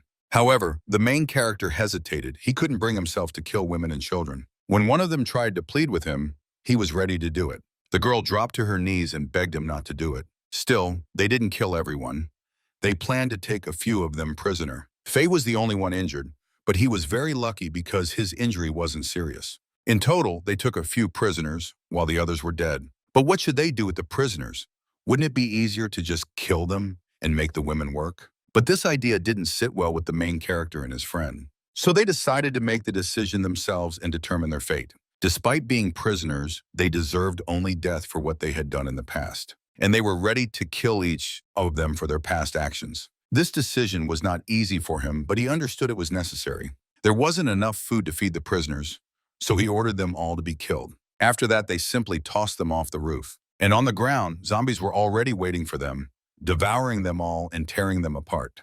The next day, the people lived their ordinary lives in a city crawling with mutants. Those who could tended to the vegetables, while others built fortifications. June went fishing because he really wanted to eat some decent food and meat.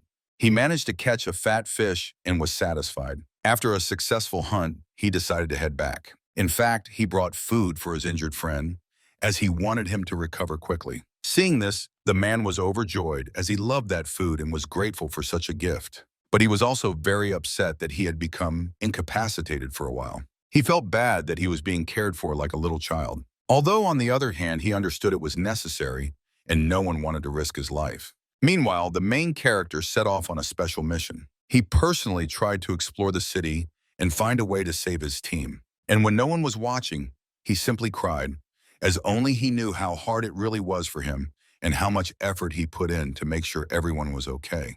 He remembered how he and his wife constantly fought because he was away from home for so long, trying to make her life better. She always yelled at him for being irresponsible and didn't understand how hard he was trying for her sake. But now he felt a deep sadness that his family was suffering and living in such a terrible time. At that moment, he decided to change everything and promised to do everything he could to get them out of this city. The man didn't want to stop at what he had achieved and tried to do much more for them, so he set off on his journey. Along the way, he constantly recalled their arguments and how he hurt his loved one. He loved her deeply and was ready to give his life for her. Even more so, he loved his daughter, for whom he always wanted to be the perfect father. Lost in his thoughts, he completely let his guard down. And at that moment, he realized the ground beneath his feet began to crumble. He stepped on a fragile piece of the roof and fell through. In fact, he fell into a trap and found himself right in the heart of the enemy camp. The enemies, who were cannibals, wanted to kill him. But at the last moment, he managed to shoot an enemy who was trying to strike him.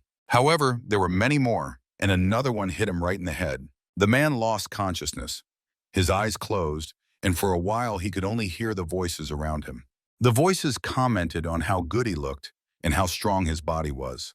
They were genuinely pleased with their catch and couldn't wait to taste his flesh. These were the cannibals who were planning to eat him. Suddenly, he saw events from his childhood. At that moment, he was a little boy living a carefree life, and one morning his sister woke him up.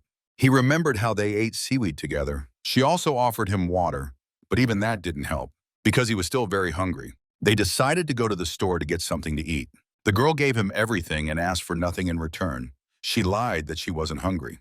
That morning, he felt very sick, and she tried to heal him. His parents weren't around, so she was the only one who took care of him. At that moment, they were truly happy, even living on the edge of poverty. Their parents couldn't afford to buy decent food, so the children tried to earn money to survive. They had to drink water mixed with salt. This food was very unappetizing. However, they had no other choice. The little boy liked it, and he was ready to drink it all the time, because it was the only thing that helped him not feel hungry. It was that day when he drank so much that he felt sick again. He felt very bad and wanted to ask for help, but it didn't help. His stomach hurt so much. And that was when he lost consciousness for the first time in his life. His sister thought he had died and began to cry. In the future, they were always together, But as his sister grew older, she didn't pay as much attention to him as she used to. He also had an older brother, with whom he didn't have a good relationship. The older brother didn't take him along because he thought he was a bore. However, one day everything changed. Because the boy came home to take the little one with him, he felt sorry for his younger brother, who was always left home alone. Their parents were gone, so he was very lonely and scared. For the first time, he took him along to swim with the other older boys. As it turned out, they were not far from the same island they were now trying to reach. So, to show his younger brother, the older one took him along and started to swim. They had to hold on tight because there was a very strong current, and the little one couldn't swim, risking drowning. Immediately, they began to swim. They quickly found themselves in the middle of an island located on the river outside the city. This island was a true urban legend, so there were many eager to visit it. However, there was one very interesting detail that immediately caught his attention and would stick with him for life. There were a lot of leeches there, which were dangerous to people. They managed to find one of them. He was curious to learn more about it, as he had never seen anything like it before. They crawled out to latch onto a person and suck their blood. His sister had grown up, but he still spent a lot of time with her. She took care of him, and it was clear how tired she was. She took him to school and truly managed to replace their mother. He had to work odd jobs and take exams for other people. Their parents had lost their jobs, and they had no money. His older brother worked all year so they could survive and have at least a little money for food. The little one didn't need to worry, as he considered himself grown up enough to help earn money. But one day, something changed. He, along with his family and brother, went to the river and found themselves in a very difficult situation. His family started to drown, but his brother, who jumped in to save them, also found himself in danger and began to sink. Now he had to choose whom to save. He had never faced such a difficult decision in his life. He loved his brother dearly, but even more he loved his wife and child. The man cried. Now he saw again the vision he had experienced many years ago in terrifying nightmares. His loved ones and others who had died were pleading for him to save them. Now they were being taken by zombies, all because of the epidemic. The man hated himself for not being able to turn back time and save his brother and sister. He loved them, as they had replaced his parents. But now he was left alone in a cruel world, and he needed to fight. Jai promised to kill everyone involved in the death of his loved ones and who had caused him harm. Suddenly, he woke up. The dream had been so horrifying that he simply couldn't sleep. Now he realized he was in an unfamiliar city. His hands were tied, and he needed to find a way to escape. In the room with him were many other people who were also prisoners and had been brutally tortured. He tried to get up and approach his neighbor, who wasn't showing any signs of life. He had been so badly mutilated that he had lost his legs and couldn't move on his own. Additionally, his body was being injected with some unknown substances. He was mumbling incoherent words, and it was impossible to understand what he really wanted. Ji leaned over him to try to make sense of his speech. As it turned out, the man was begging for help because his children were waiting for him at home and were hungry. Now he needed to come up with a plan and a way to get out of there alive. The stone walls were too thick, so he wouldn't be able to break through them. But in a dark corner of the room, there was something else, much more horrifying than the sickly invalid. Approaching it, he saw a zombie that began to scream and roar. It was tied up, sitting in a chair, and was constantly trying to free itself. Moreover, it had been there for several days and was very hungry. Its chair was securely bolted to the floor with metal nuts, so it couldn't break free. It seemed that the zombie had once been a person who had fallen into captivity. The creature was gnashing its teeth. It seemed to be trying to show or say something. However, it was obvious that it had no intelligence. The hero threw a wooden plank into its mouth, and it immediately devoured it. Yet it remained hungry as drool was dripping from its mouth. Suddenly, Jai noticed something very interesting on the floor. He had to lean down to get a better look and understand what it really was. As it turned out, they were shards of glass scattered across the floor beneath his chair. He managed to grab one of them, and this could be the key to his escape. But just as he was about to cut the rope, he noticed someone entering the room. He saw an unknown figure standing behind a metal barrier, but due to the poor lighting, he couldn't tell who it was.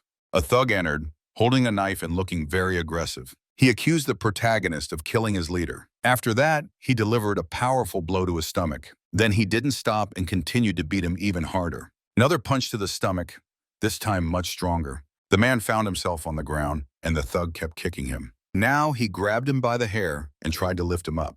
He promised to treat him just like a bedridden patient. He was going to chop him into pieces and make him die very slowly. Another blow and he pulled out his hair. But he was going to give the man one chance if he begged properly, wanting the protagonist to tell him his story. In response, Jai just laughed. He wasn't going to give up so easily and was ready to endure and fight until the very end. Another blow so strong that anyone else in his place would have already given up.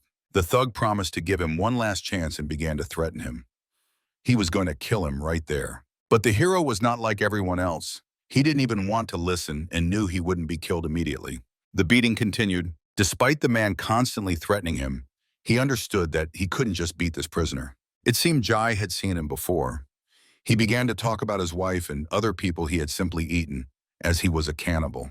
Now the enemy was truly enraged. He grabbed the knife and really wanted to cut his throat, but he was stopped by a large woman who entered his cell.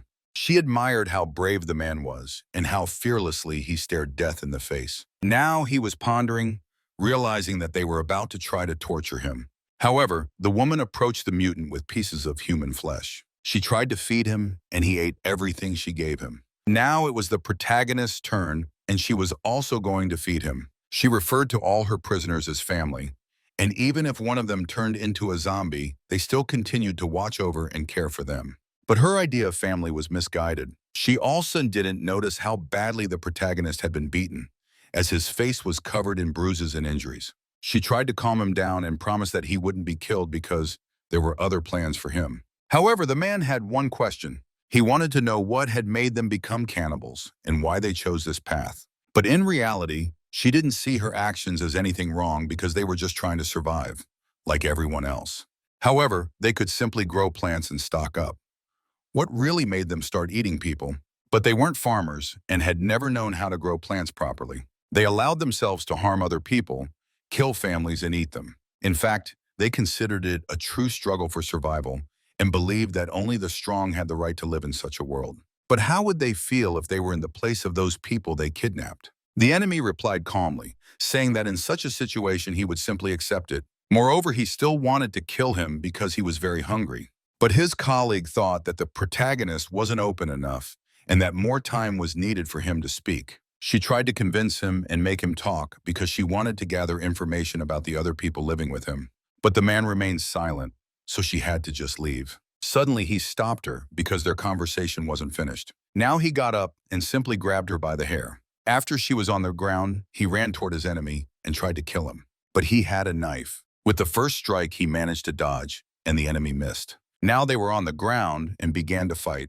At the last moment, when the knife nearly pierced Jai, an old sick man who had been waiting for his time came to the rescue. With all his strength, he bit the thug's hand, the one holding the knife. After that, he jumped onto his neck and tried to throw him off. In the horrific struggle, the enemy began to bite him, managing to bite off a finger from the old man.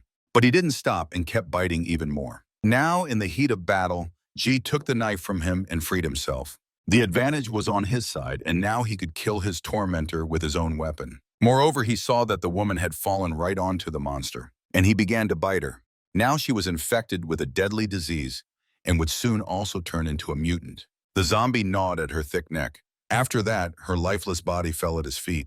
But suddenly, she began to rise. Now she had become the same kind of mutant as he was and was ready to tear apart anyone in her path. Ji wasn't scared. He was just ready for anything. And he cut off her head. Now all his enemies were dead. He killed the mutant that had tried to attack him. He lifted the poor man who had saved his life, as without the old man, it was unclear how their confrontation would have ended. After that, he tied up the living enemy because he didn't want to kill him.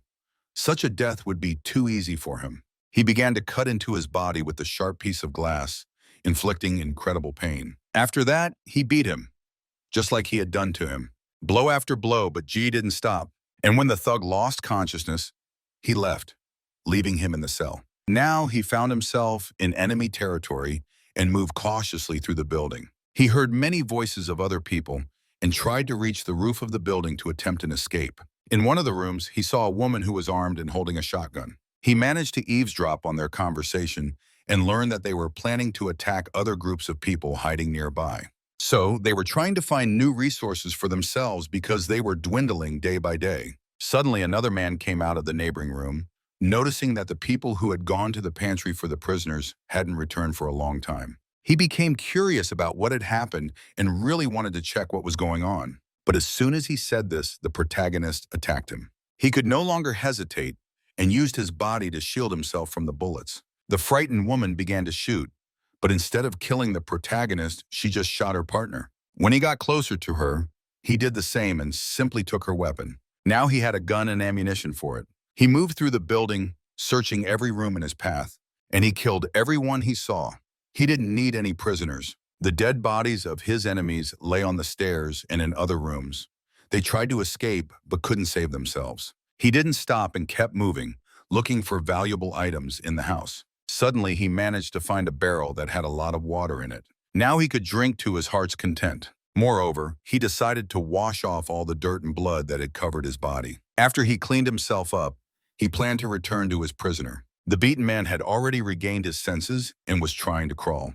But Jai stopped him right at the exit of the cage. He grabbed him by the hair and threw him back. Now that he started pulling his hair out, just like they had done to him. He kept repeating the words about survival of the fittest and was planning to do the same thing to him that he had to endure. The enemy began to cry and begged to be let go and spared because he wanted to live and was trying to change everything.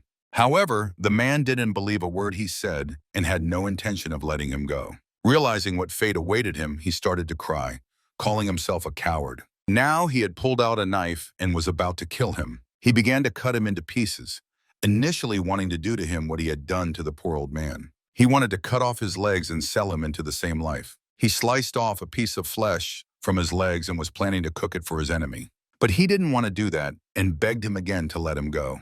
But even if he confessed to all his crimes and promised never to do such things again, his fate wouldn't change. Understanding this, the enemy began to weep. Still, he agreed to do what he was told. He ate his own flesh, hoping that after this, he would be set free. But it didn't work that way, as the man kept cutting. It hurt so much that he begged to be let go and was ready to do anything just to end the suffering. But Jai calmed him down, saying that losing 2 pieces of flesh wouldn't kill him. From the pain, he lost consciousness. Now, Ji approached the old man who had saved him and watched what was happening. He was terrified, thinking the hero was going to do the same thing to him. But in reality, it was nothing like that. He took him with him and was planning to save him. Together, they tried to make it to his home. But the old man understood how hard it was for him to carry him, so he begged him to just let him die.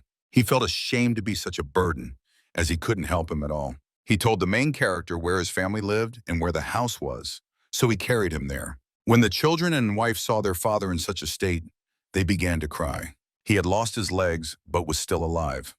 The children were grateful to the rescuer who brought him back to the family, and they all bowed to him. It impressed Ji so much that he decided to turn back and ask them to stand up. He also left them some food, water, and other supplies that could be useful for a while and help them survive. Moreover, if he managed to survive, he promised to return or send someone else to help. And when he left, the man broke down in tears. He thanked his rescuer, as now he could be with his family. Meanwhile, his family began to worry about their father, as he had been gone for a long time. Feng Yun tried to explain to her daughter that he would be back soon, but she wasn't so sure about it. Suddenly, another resident of the building ran in, looking very scared. She quickly gathered everyone and led them to a safer place. Meanwhile, unknown people were trying to get inside, but the men had blocked the doors and were armed, waiting for them inside. With each blow, the force grew stronger, and soon the doors would break. They waited. Another hit even stronger than the last. Suddenly, the doors broke down. Very soon, the force that had broken them would show itself. The men tensed and were ready to open fire. But for a while, it became very quiet and nothing happened. They were prepared for the worst. Then, a strange silhouette appeared. They were monsters that they had never seen before. The mutants that entered were not like ordinary zombies. These were monsters much stronger and smarter than all the other mutants. People started shooting, trying to stop the horrifying mutants. Meanwhile, the women inside also armed themselves and prepared. They didn't know what was happening outside the doors, so they were very frightened. Feng Yun began to cry and couldn't control her emotions. She took up a weapon, because if they were to date, they would do it together in battle. After a few shots, the monsters disappeared. The men didn't want to leave the house, as they didn't know how many there were. They went out just before dawn. Now they were trying to figure out how the mutants had managed to find them. As it turned out, there was a lot of blood on the walls of the house, and the monsters had managed to reach the roof. Now they knew about their home, and there was no doubt that they would come again soon and try to attack with even greater force. Meanwhile, the main character was trying to get home. On the way, he searched houses in an attempt to find those who had survived or other valuable resources. One of those houses was his brother's, where he lived with his children. However, there was no one there. Jai went through all the rooms but found no one. Room by room, he didn't lose hope of finding living people. He peeked into every door, hoping to find at least someone. However, all his efforts were in vain. The apartment showed no signs of a struggle, no bloodstains or weapons. It was very clean. The only thing he noticed was a note on the table. It mentioned that his brother was planning to head to an island, which was their only hope for survival. This filled him with hope, as his brother might still be alive. On the wall, he saw many shared photographs. They were pictures of his family, friends, parents, and loved ones. There were also many photos of them together standing side by side. Every item in that house reminded him of his brother and the time they spent together. All these things were very familiar and dear to him, and he relived all the moments spent with him again. He found an item that was special to both of them, as it belonged to their friend who had long been gone from their side. The man almost cried, but he couldn't linger in that empty place for too long. Still, he couldn't waste so much time on this, so he just left. The next day, repairs began in their house. Realizing that the mutants would come again, people tried to prepare and replace the damaged doors. Moreover, monsters were constantly watching them, not straying too far, and preparing to attack again. At that moment, they were just looking at them and planning for the worst. The worst part was that now the monsters knew about their home and could prepare. Despite their preparations, there were still many vulnerable spots in the house that needed to be fixed. There was a threat that the mutants would try to get inside through those weak points. One of the men had an idea. They could try to grease the ropes with oil and cut the pipes. Do everything possible to prevent anyone from getting inside. Now everyone had to live in one room for their own safety. This room was one of the most secure in the house. The grandmother was going to give Feng Yun one of the best beds because she was a mother. Now all the people united, even though they hadn't known each other before. The disaster brought them all together, and now their survival depended solely on one another. At first, Feng Yun was against her husband's idea of finding other people, but now she regretted that they hadn't done it sooner. After all, if they had stayed in the apartment, they would have been dead long ago. Her words touched the grandmother so much that she almost cried.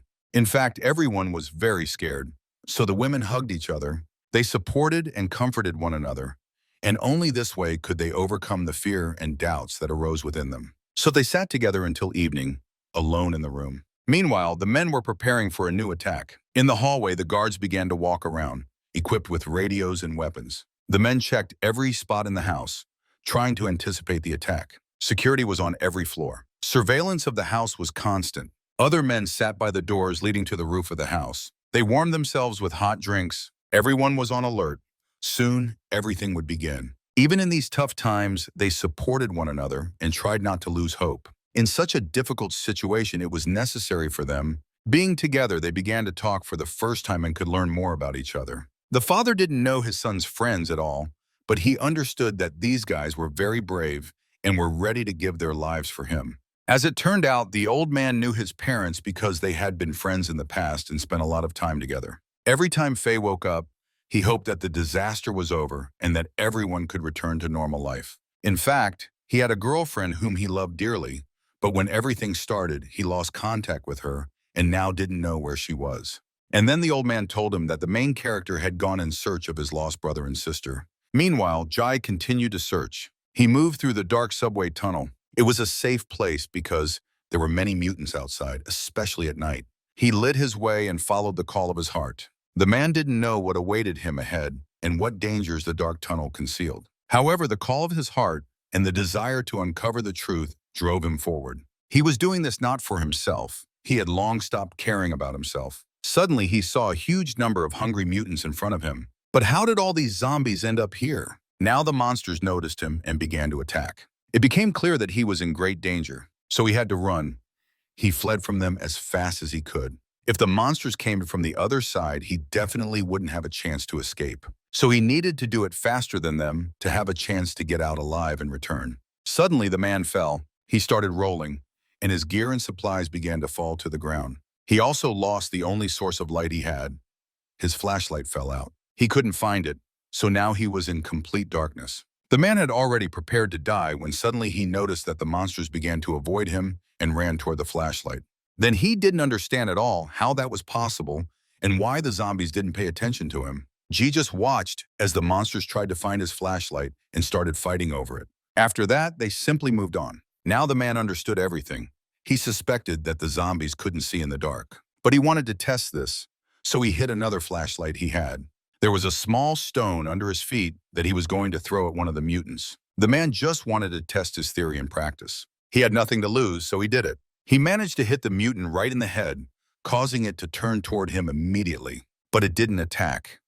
It seemed like it just couldn't see him. But suddenly it began to scream and roar. It seemed that this didn't work. However, the man patiently waited. Suddenly he turned on the light and shone it right in its face, causing it to stop for a second. The mutant approached and soon was just a few meters away from him. When it attacked, the hero had to dodge it or he could die. He kept it in his sights, but didn't pull the trigger. Now the zombie began to circle, trying to catch him. It seemed like it really couldn't see him and was only reacting to noise and other sounds. Now he had no doubt left. The monsters truly couldn't see in the dark, so if he moved very quietly, he could trick them. He watched the crowd of the undead behind him, but he decided it was safe to move on. Carefully and very quietly, he stepped into the abandoned train. It was just as dark and terrifying inside. There was a lot of blood and dead bodies in the cars. He kept walking without stopping. Out of fear, his legs began to tremble, and he tried to move very slowly and quietly. Suddenly, he spotted a gun on the ground. It belonged to a dead passenger and seemed to be functional. Its owner, a poor tourist, was dead. Moreover, the corpse had a lot of other useful gear that could come in handy. So the hero carefully searched him. Nearby, he found ammo for both the pistol and shotgun. Additionally, there was something else interesting on the corpse that caught his eye. It was a camera, so he carefully started to take it off the dead man's neck. Then he wanted to check out the photos and videos that might be on it. But to avoid drawing attention, he covered himself with a tablecloth. Now he was safe. The camera had a folder full of photos. There were also many videos. He wanted to watch and listen to them all. Only then could he understand what had really happened to its owner and why he was dead now. He also adjusted the flash. He waited and set this camera in a good spot to make the flash really bright.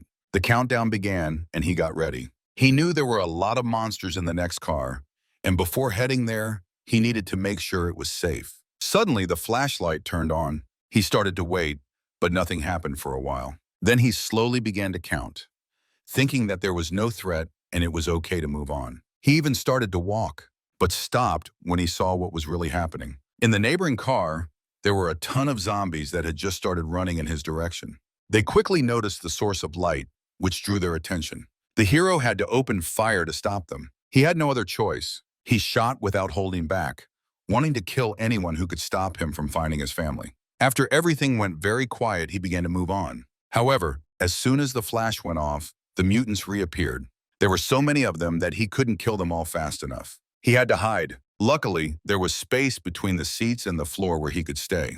The mutants really didn't notice him, so they wandered around the car. Suddenly, the camera flashed again, drawing their attention once more. Using that, Jai started shooting again. The sounds of gunfire and flashes caught the attention of other zombies. One got very close to him, but Jai didn't panic. He just opened fire. Suddenly, he noticed that the zombies had managed to grab the camera and were now holding it in their hands, but it kept taking pictures. The bright light caught the attention of other mutants far away in the subway. They quickly realized what was happening.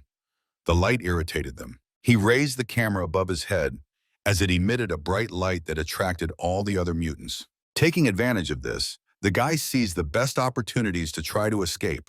He tried to move quickly, but he knew they were trying to catch up with him. Along the way, he had to shoot back. Suddenly, he managed to get into a new car where it seemed there were no mutants. He heard the camera flash and saw the light approaching him. The mutants had ended up in the same car and were trying to find him. Now they were only trying to orient themselves by sound. The man managed to hide from them, covering himself with the tablecloth. The zombie was so close that he could feel its breath. He also began to count, knowing that soon the camera would take a picture, and when the light appeared, they would definitely see him.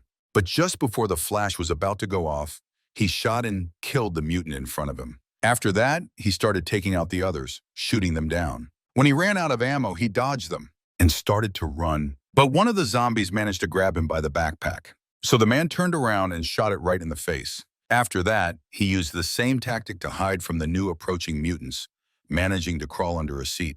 It was a very safe spot, so he waited calmly for them to appear. He also had the chance to reload his weapon to prepare for more shots. Luckily, he had plenty of ammo since he had been fortunate enough to find some. However, the camera wouldn't help him anymore, so he planned to use his flashlight instead. He was scared as this operation was very risky. He understood that any mistake could lead to death. When he closed his eyes for a second, he saw a vision of his daughter wanting to play with him and calling him over. The man realized that the lives of his family and loved ones depended solely on him. Now feeling much more confident, he was ready to begin. He turned off the flashlight and threw it far from him. Its bright light immediately attracted the attention of the zombies wandering through the car. But this time they didn't focus on him as much and continued searching for the main character. This gave him the opportunity to open fire. And he did, starting to kill the mutants. He aimed for their heads, making it easy to take them down. He was very surprised at how many zombies were on the train. It meant that a huge tragedy had occurred here, and the people traveling in the cars had found themselves in deadly danger. This time, they would be much stronger and faster. Some even managed to survive after being shot, so he needed to shoot again. One of them got way too close to him. It tried to bite him, but G managed to defend himself with the metal frame of his shotgun. Why were these mutants so agile and strong? Now it was time for the pistol he also carried with him. The first shot hit the mutant right in the face. Then, as he carefully scanned the car for any remaining living zombies, it was all over, and now he could move on in peace. G picked up his flashlight. But as it turned out, that wasn't all, because in front of him in the car, he saw a strange silhouette.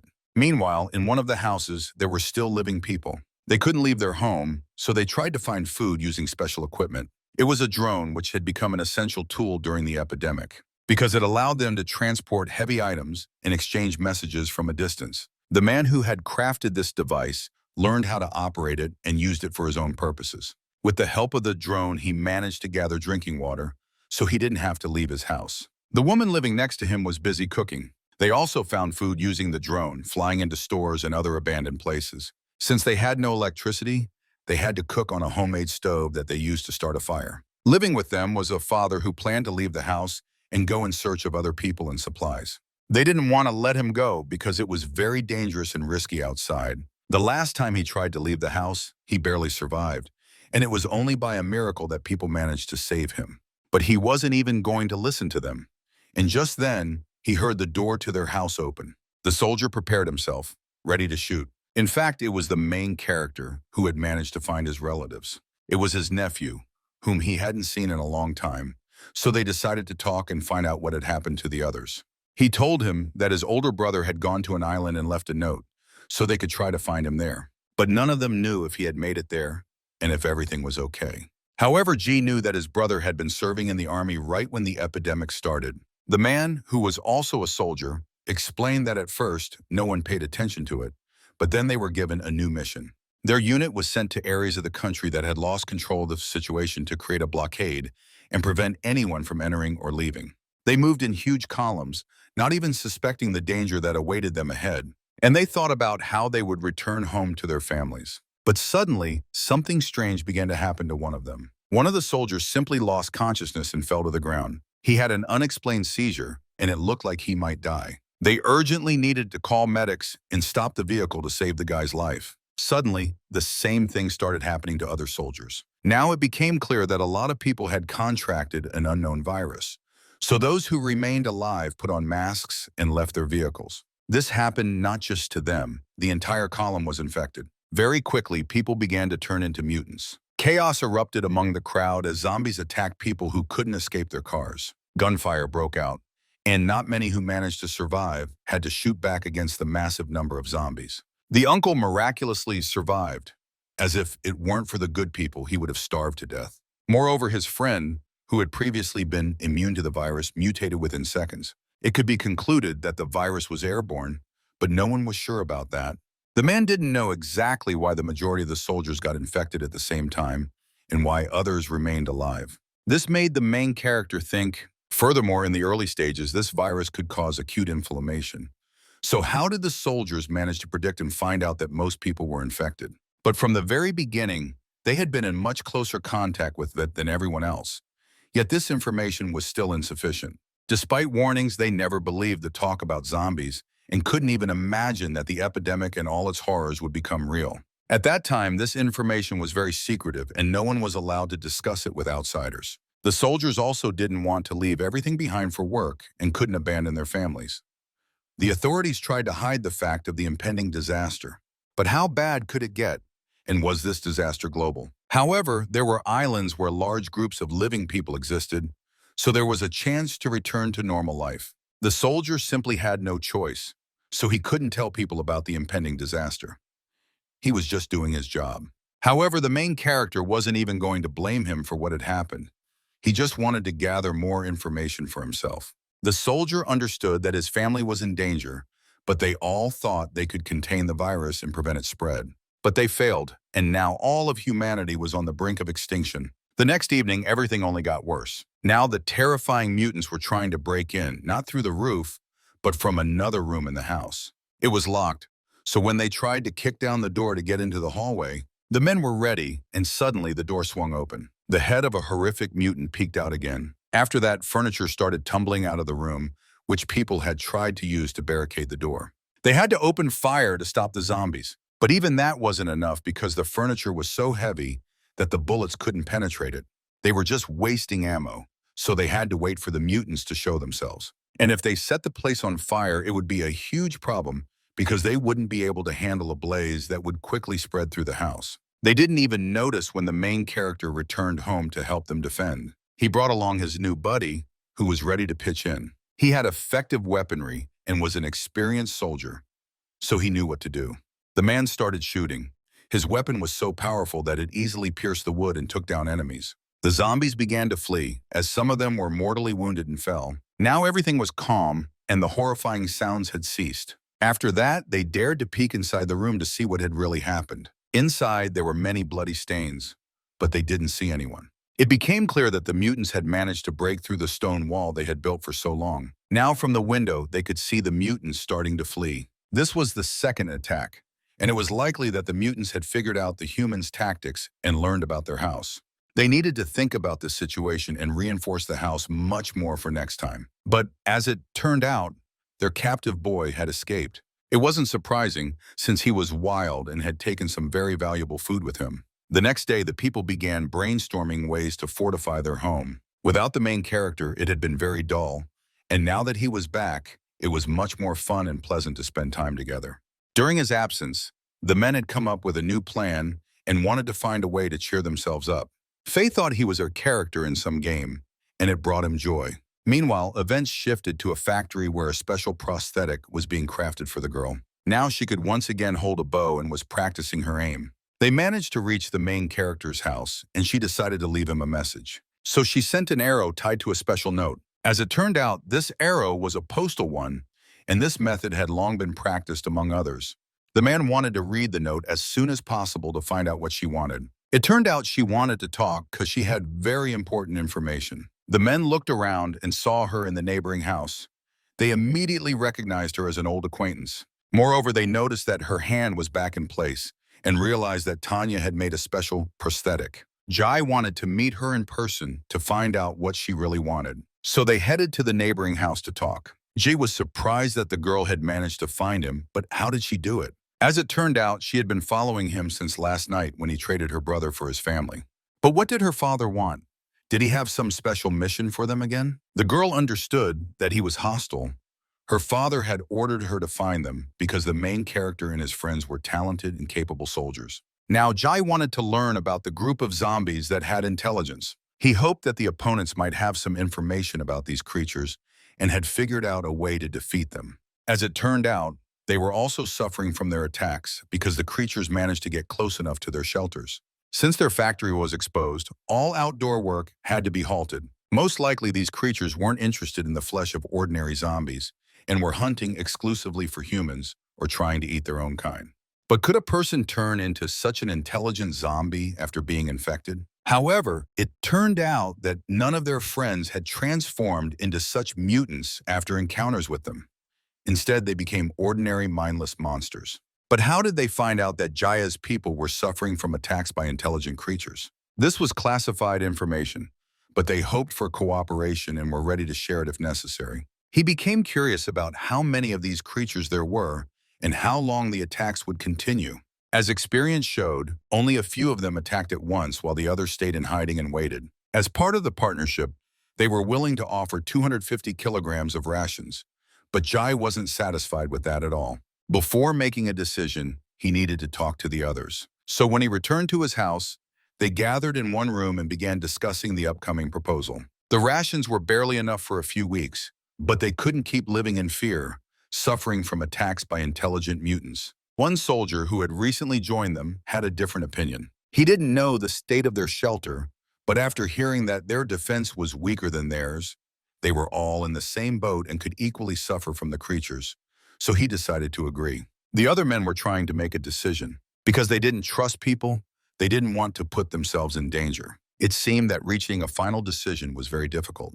There were so many different opinions, and no one wanted to die for nothing. On the other hand, the atmosphere was becoming very tense, so they needed to come to a collective decision and try to solve the problem. Jai, being the leader, had to make the final call. In fact, he agreed with the soldier and knew that only together could they defeat the strong enemies, so he wanted to unite with him. The next day, they met with the opponents to discuss the details of their cooperation. Now that everything was settled, they headed to the location where the intelligent creatures were. Nathan had built a real fortress for himself where they were hiding. They usually appeared at night and rarely left their shelters during the day. These creatures were very cunning, and killing them was extremely difficult. If people just attacked, it could end badly. Besides, they could try to burn the place down, but there were too many entrances and exits in their shelter. Jai had a different plan because he analyzed the situation. The hero decided to set an ambush and take them out one by one as they left their hideout. And when only a few mutants were left, then they could attack their base and eliminate the rest. So with nightfall, the people began preparing for the ambush. One desperate soul had to climb a tower from which he could observe their base. He used a thermal imager, so he knew about their presence even when they were inside the building. At midnight, the mutants finally left their hideout and went hunting. He realized that they were very aggressive and wanted to kill anyone in their path. There were only 6 of them, and now he was relaying information about their movements. They walked down the street, heading toward the girl with the bow. So now the people prepared for the ambush and were ready to strike at the most opportune moment. When the mutants got close, they opened fire. The people used melee weapons and spears, trying to hit them in the head. It started to work, but surprisingly, the zombies remained alive. They didn't die even after a massive amount of weaponry was unleashed on them. And now, when the zombies realized they had walked into an ambush, they began to flee.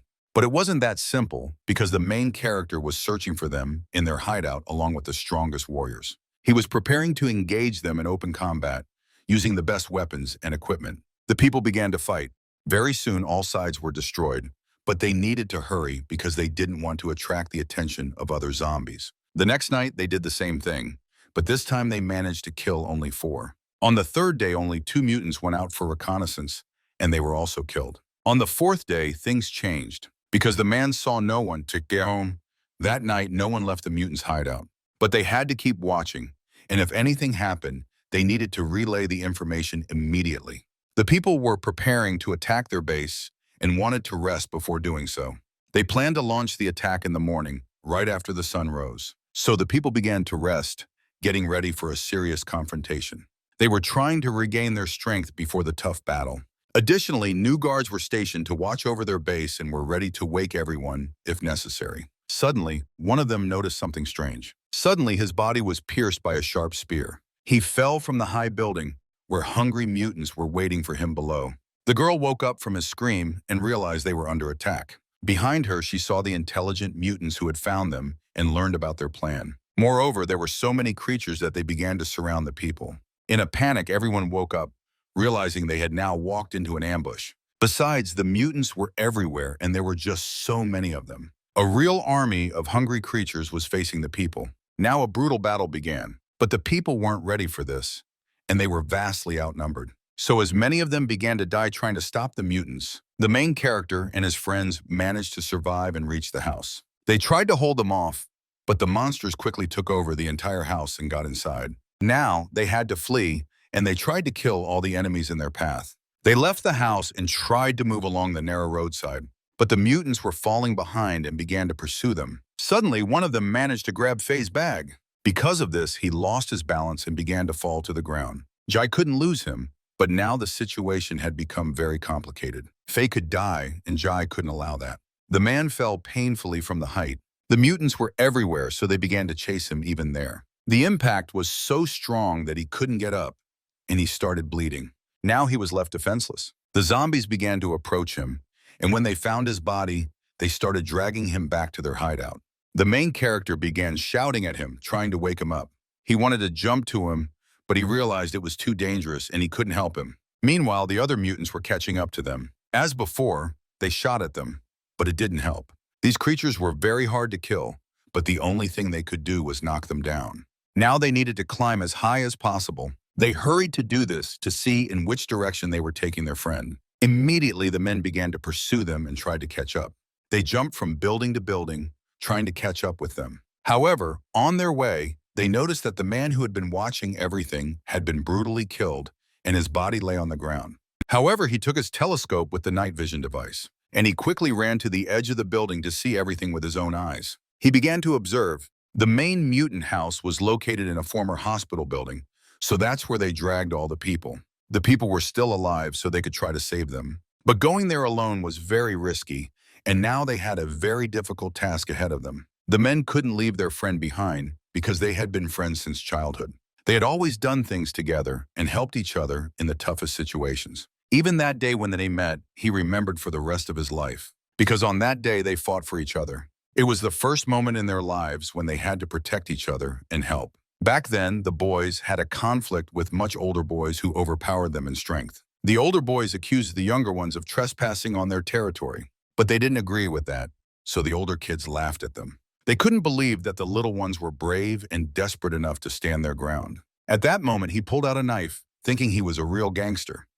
He was planning to give them tattoos to commemorate their first meeting. Just as he was about to stab them, the main character appeared and ordered everyone to stop. He bravely stepped forward and forced the older kids to back off. They were stunned when they saw him, because they realized the main character wouldn't back down and was determined to protect the little ones. Plus, he was prepared. He had a rock in his back pocket that he planned to use for defense. He didn't know if he could win against two strong enemies, but he promised himself he would try to protect those kids. They were his brothers, and he wouldn't let anyone hurt them. His bold behavior infuriated his opponent, who then ordered his friends to attack. He himself was planning to stab the main character, but the main character was quicker and threw the rocks right at his head. A fight broke out. It was so brutal that the little ones had to bite to defend themselves. I tried to do everything possible to come out on top and punish those arrogant monsters. Now that they had won, they finally got to know each other and became true friends. From that moment on, they started hanging out together all the time. They helped each other and protected one another whenever danger arose. During that time, the main character became their leader, and together they tackled all their missions. He remembered all the events, so even in tough situations, he decided to try to save them. He knew the mutants were like zombies, but it was strange that they hadn't bitten his friend. It was clear they wanted to use him as bait. Meanwhile, other survivors managed to find them. They wanted to take his weapon because they believed their friends had also been captured and taken to the police station, which was the mutants' base. But they needed to come up with a new plan because they couldn't just barge in and take out all the enemies. It was a huge risk since these mutants were incredibly strong and smart. They could use unknown tactics and attack again when people were vulnerable. In despair, the men were scared and started to cry. But at that moment, they needed to pull themselves together to save the others. Now he decided to check on his dead friend's body. He noticed that the mutants had learned to use metal weapons, which were very effective. They had a lot of Molotov cocktails that they could use to burn the mutants' hideout to the ground. For convenience, they divided them into separate bottles and could attack right away. After some preparation, the people were ready to battle them. One desperate man tried to attract the mutants' attention, hoping they would come for him and take him captive. He banged on a metal can, trying to draw them in. If they ate him, the mutants would become immortal. His flesh was so fatty that they could go without food for years, making him a valuable prize. They would love it, and with those words, he tried to get their attention. Hearing this, the dangerous mutants left their hideout and started running toward him. Then he relayed the information to the others that the zombies were on the move and leaving their home. He managed to distract them, And now that he had hidden in a building, the other survivors took the opportunity to try to break into the hospital. They used the back entrance and brought all the necessary equipment with them. Additionally, the main character had a thermal imager, so they could navigate the dark hallways and see their enemies. This way, he was able to check several rooms on the first floor. Suddenly, he spotted a hungry mutant charging at him, trying to bite him. One shot to the head, and its life was over. It was just a regular mutant, and they easily took it down. Now they needed to move on. His attention was drawn to a suspicious box inside one of the rooms. With the thermal imager, he saw a red spot inside, which meant someone was there. At a table in the middle of the room was a living person radiating heat, and they knew about it. When they entered the room, they found their friend trying to hide. His body was bruised, and he hadn't expected to see his friends come to rescue him. In fact, he had managed to escape, and now he was trying to hide in the dark from the mutants searching for him. But he knew where the others were, so the men ordered him to quickly lead them to that place. The terrified guard didn't want to do it and refused to put himself in danger again. He decided to stay under the table and wait for dawn. But his friends promised to kill him and his family if he didn't take them to the others. He had no choice, so he obeyed their command and went. Ahead lay a long path through the dark corridors of the hospital. The men searched every room and listened for every rustle. They tried to move very quietly and slowly, searching room by room. But ahead, they only saw a massive number of corpses of other people who had been unfortunate enough to become hostages of the horrific monsters. Some had been lying there so long that they had rotted and turned into skeletons. It was terrifying, but none of them wanted to stop. They were determined to save their friends at any cost. Suddenly, one of them slipped on a bloodstain on the floor. As he fell, he knocked into several corpses scattered around the room. In the darkness, he found a huge number of skulls. The entire wall of the building was covered in skulls. None of them expected to see such a sight. It was hard to imagine how many people had suffered at the hands of the monsters. Nevertheless, they continued to move forward. Again, they noticed heat emanating from one of the rooms. The men had no idea that terrifying mutants had been watching them the whole time. This was their main leader, a leader marked by special clothing. The mutants had discovered the presence of people inside, and after that, he simply vanished. In fact, no one noticed him, and they calmly continued moving through the building, ascending to the next floor. There were many living captives in one room. They managed to find them, so they needed to try to cut them free as quickly as possible. Among the captives, he found his friend, who was still unconscious. Most of them were seriously injured, so they couldn't take everyone. Some people couldn't get up on their own and begged to be saved. But they had to choose only those who weren't too badly hurt and could move on their own. If they tried to save them all, they would perish, as they simply wouldn't make it in time. Also among the crowd, they found Sion, whom they couldn't leave behind and tried to rescue. Meanwhile, a huge number of aggressive mutants found them and were ready to eat them. They began to break through and entered the room where the defenseless people were. Gunfire erupted. The main character and his friend tried to hold them off while the others fled. However, there were so many mutants that they couldn't handle them alone. They had to retreat, and the guys tried to do it as quickly as possible. People started to run. Meanwhile, the gunfire continued to take down the mutants that were closing in on them. One man held Sion, and the other injured people they couldn't leave behind. The strongest among them fought off the attackers, giving the others a chance to escape. Now they found themselves in a real trap. They were surrounded on all sides by terrifying mutants that were not easy to kill. Luckily, they managed to get into a room with very strong doors. They tried to close them, but there were so many mutants that they couldn't hold out for long. Also, inside the room was an oxygen tank. Thanks to it, they managed to seal the opening through which the mutants could get inside. Ahead was a special chamber where people could hide. It was a safe place with a special medical device designed for oxygen. Inside was gasoline that needed to be poured on the floor. They left part of their gear so it could be set on fire. After that, the main character ordered them to open all the oxygen tanks. So the people obeyed him and did everything as he instructed. The oxygen and gasoline mixed together, creating an explosive mixture. They used the empty tanks to barricade the doors. When everything was ready, they shut the doors and started to flee. After that, the man grabbed a radio. He turned it off and was about to throw it on the floor. When everything was set and the people entered the special room, he left it on the floor. Together with the others, they began to run to get inside before the explosion went off. The last one running was the guard, but he didn't stop and ran with all the strength he had left. Still, they all made it inside the room that the mutants couldn't break into. The mutants that were outside tried to break into the room, but nothing worked for them. To hold them off, the men had to brace the doors with all their might. The zombies tried to overturn a huge tank, but they couldn't do it because it was securely anchored to the ground. The main character ordered them to pass him the radio, but June didn't have it. It seemed that what they feared the most had happened. So the main character asked another guard to pass him his radio. But his device was also broken, so it was useless. Now, the most important thing was to find a working radio that they could use. The men started looking around, but none of them had one. They were either broken or left lying on the ground. The mutants continued to surround the bunker, trying to break in and eat the men. They needed to come up with a new plan, but the men didn't stop searching. Finally, one of them managed to find one. G tried to check if it worked, but it didn't work either. They were completely isolated, and their food and oxygen would run out quickly, so they couldn't hold out for long. And the mutants waiting outside wouldn't let them leave alive. They had very few bullets left, so they wouldn't be able to shoot their way out. Now, the main character ordered someone to grab a flashlight and shine it on him. The man immediately did as he was asked. After that, he grabbed an axe. He was very scared, but he had a plan. He tried to hit the glass with the axe or break it. The mutant watching him didn't understand what he was doing and was even scared. G moved closer to the window. He looked the mutant right in the eyes and began to threaten him with the axe. In response, the mutant wanted to hit him back and grabbed a metal object that was within reach. Suddenly, he swung, but the blow against the metal sparked. Immediately, there was an explosion and his plan worked. Everyone around watched in horror as flames engulfed the entire building. The next day, the main characters woke up in their beds. They were all badly injured, but still alive. Faye couldn't believe he had been saved and was still alive. It seemed he had seen a tunnel before death and couldn't believe everything that had happened was real. But when he heard the voices of his friends, he realized it wasn't a dream.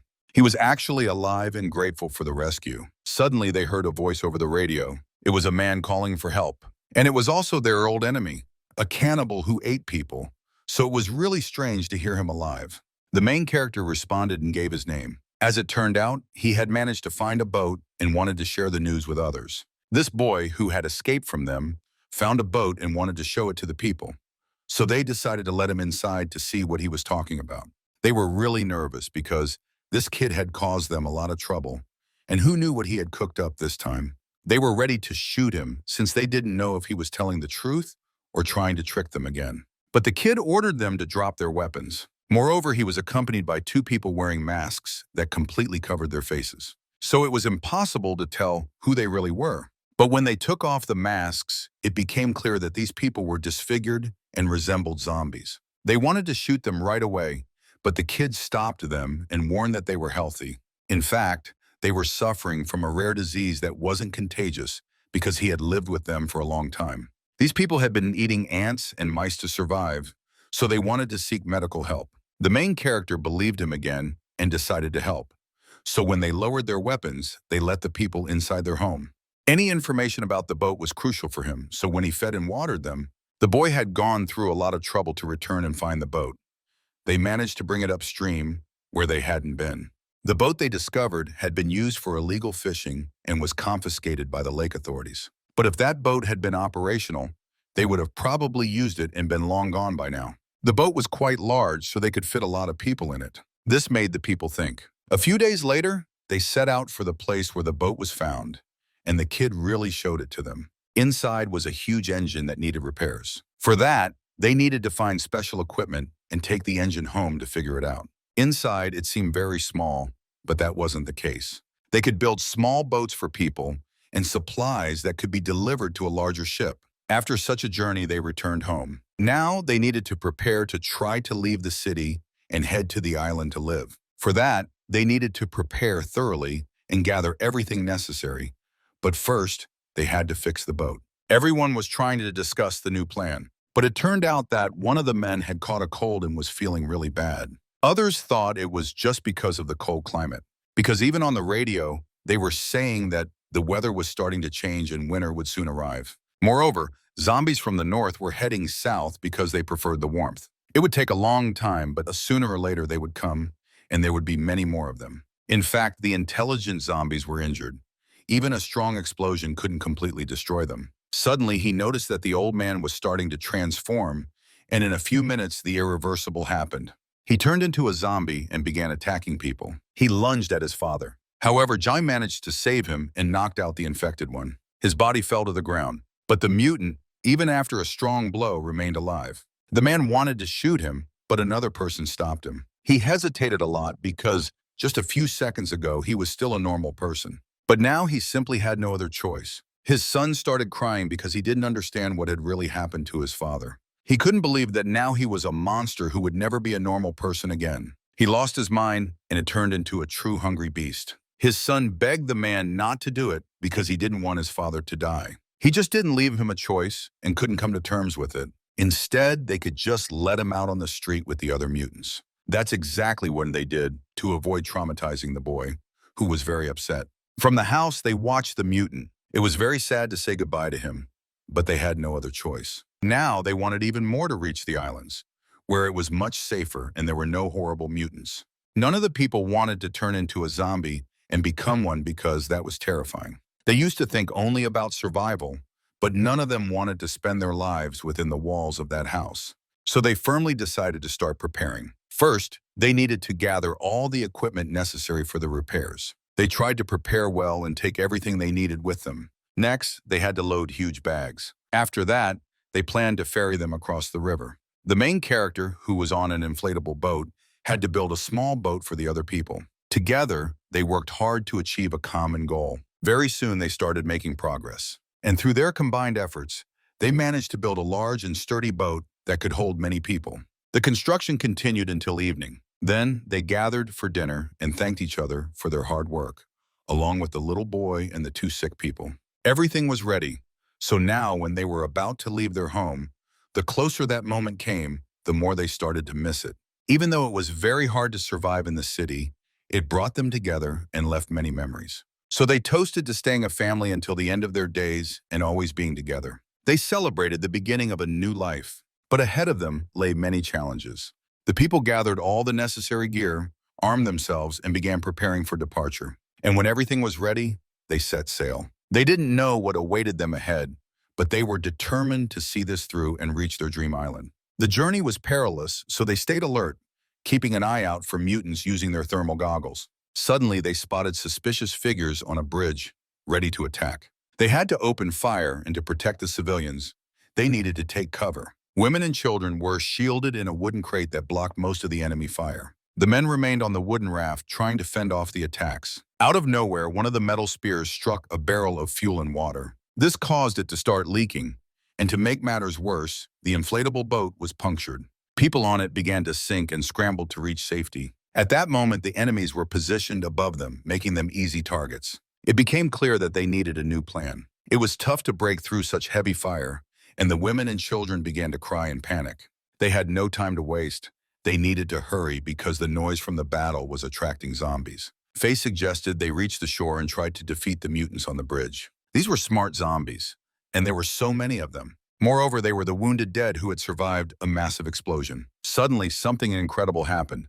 They began to drop one by one. Enemy arrows and spears flew overhead. It was unclear who would open fire and save the main character's team. Now their lifeless bodies were scattered across the stone bridge. And then, there he was, the old man with his army, arriving just in time to save them. Now that it was safe outside, Jai and his people could emerge. But when they saw it was Mr. Huang, they were utterly shocked. Hearing a familiar voice and seeing old friends, they stepped out of hiding. Now Huang had repaid Ji and they were even. He wanted them to inform the government that many survivors remained in the city. And when they reached the island, they promised to do that for him. Now they continued moving forward. The old man had a lot of weapons and soldiers, so he could easily take control of the city. There wasn't a single person who would dare attack him, as it would mean death. Meanwhile, they managed to reach the boat. The men began repairing it and tried to move all the equipment. All right, they needed to try starting the engine. After a while, Faye managed to fix it. They had a chance to get a decent boat that could withstand even a storm. But during the repairs, they lost a lot of fuel, so they would have to conserve it. Now was the crucial moment, as they needed to start it, which would show if the engine actually worked. The engine roared to life. The motor was running. Now they began to drift away, towing their old dinghy behind them. After a few days, they managed to get out of the city, but they continued on their planned route. They found themselves in a beautiful place, surrounded by nature and stunning views. At that moment, they felt happy, finally able to feel safe. But ahead, they noticed a horrifying sight. Jai approached them to see everything with his own eyes. They reached a settlement that had been flooded, with almost all the houses underwater. They moved directly toward it, unable to understand what had really happened there. They had their suspicions. It could have been a barrier lake. Recently, a disaster might have struck this place, causing the city to be submerged. They cautiously navigated between the houses, but suddenly the boat began to rock. They crashed into a part of a house that was very close to the surface. To avoid damaging the boat, they quickly stopped it. To check what had really happened and if the boat was damaged, the main character had to dive to the bottom of the lake. This place used to be a huge city, now submerged. They were lucky.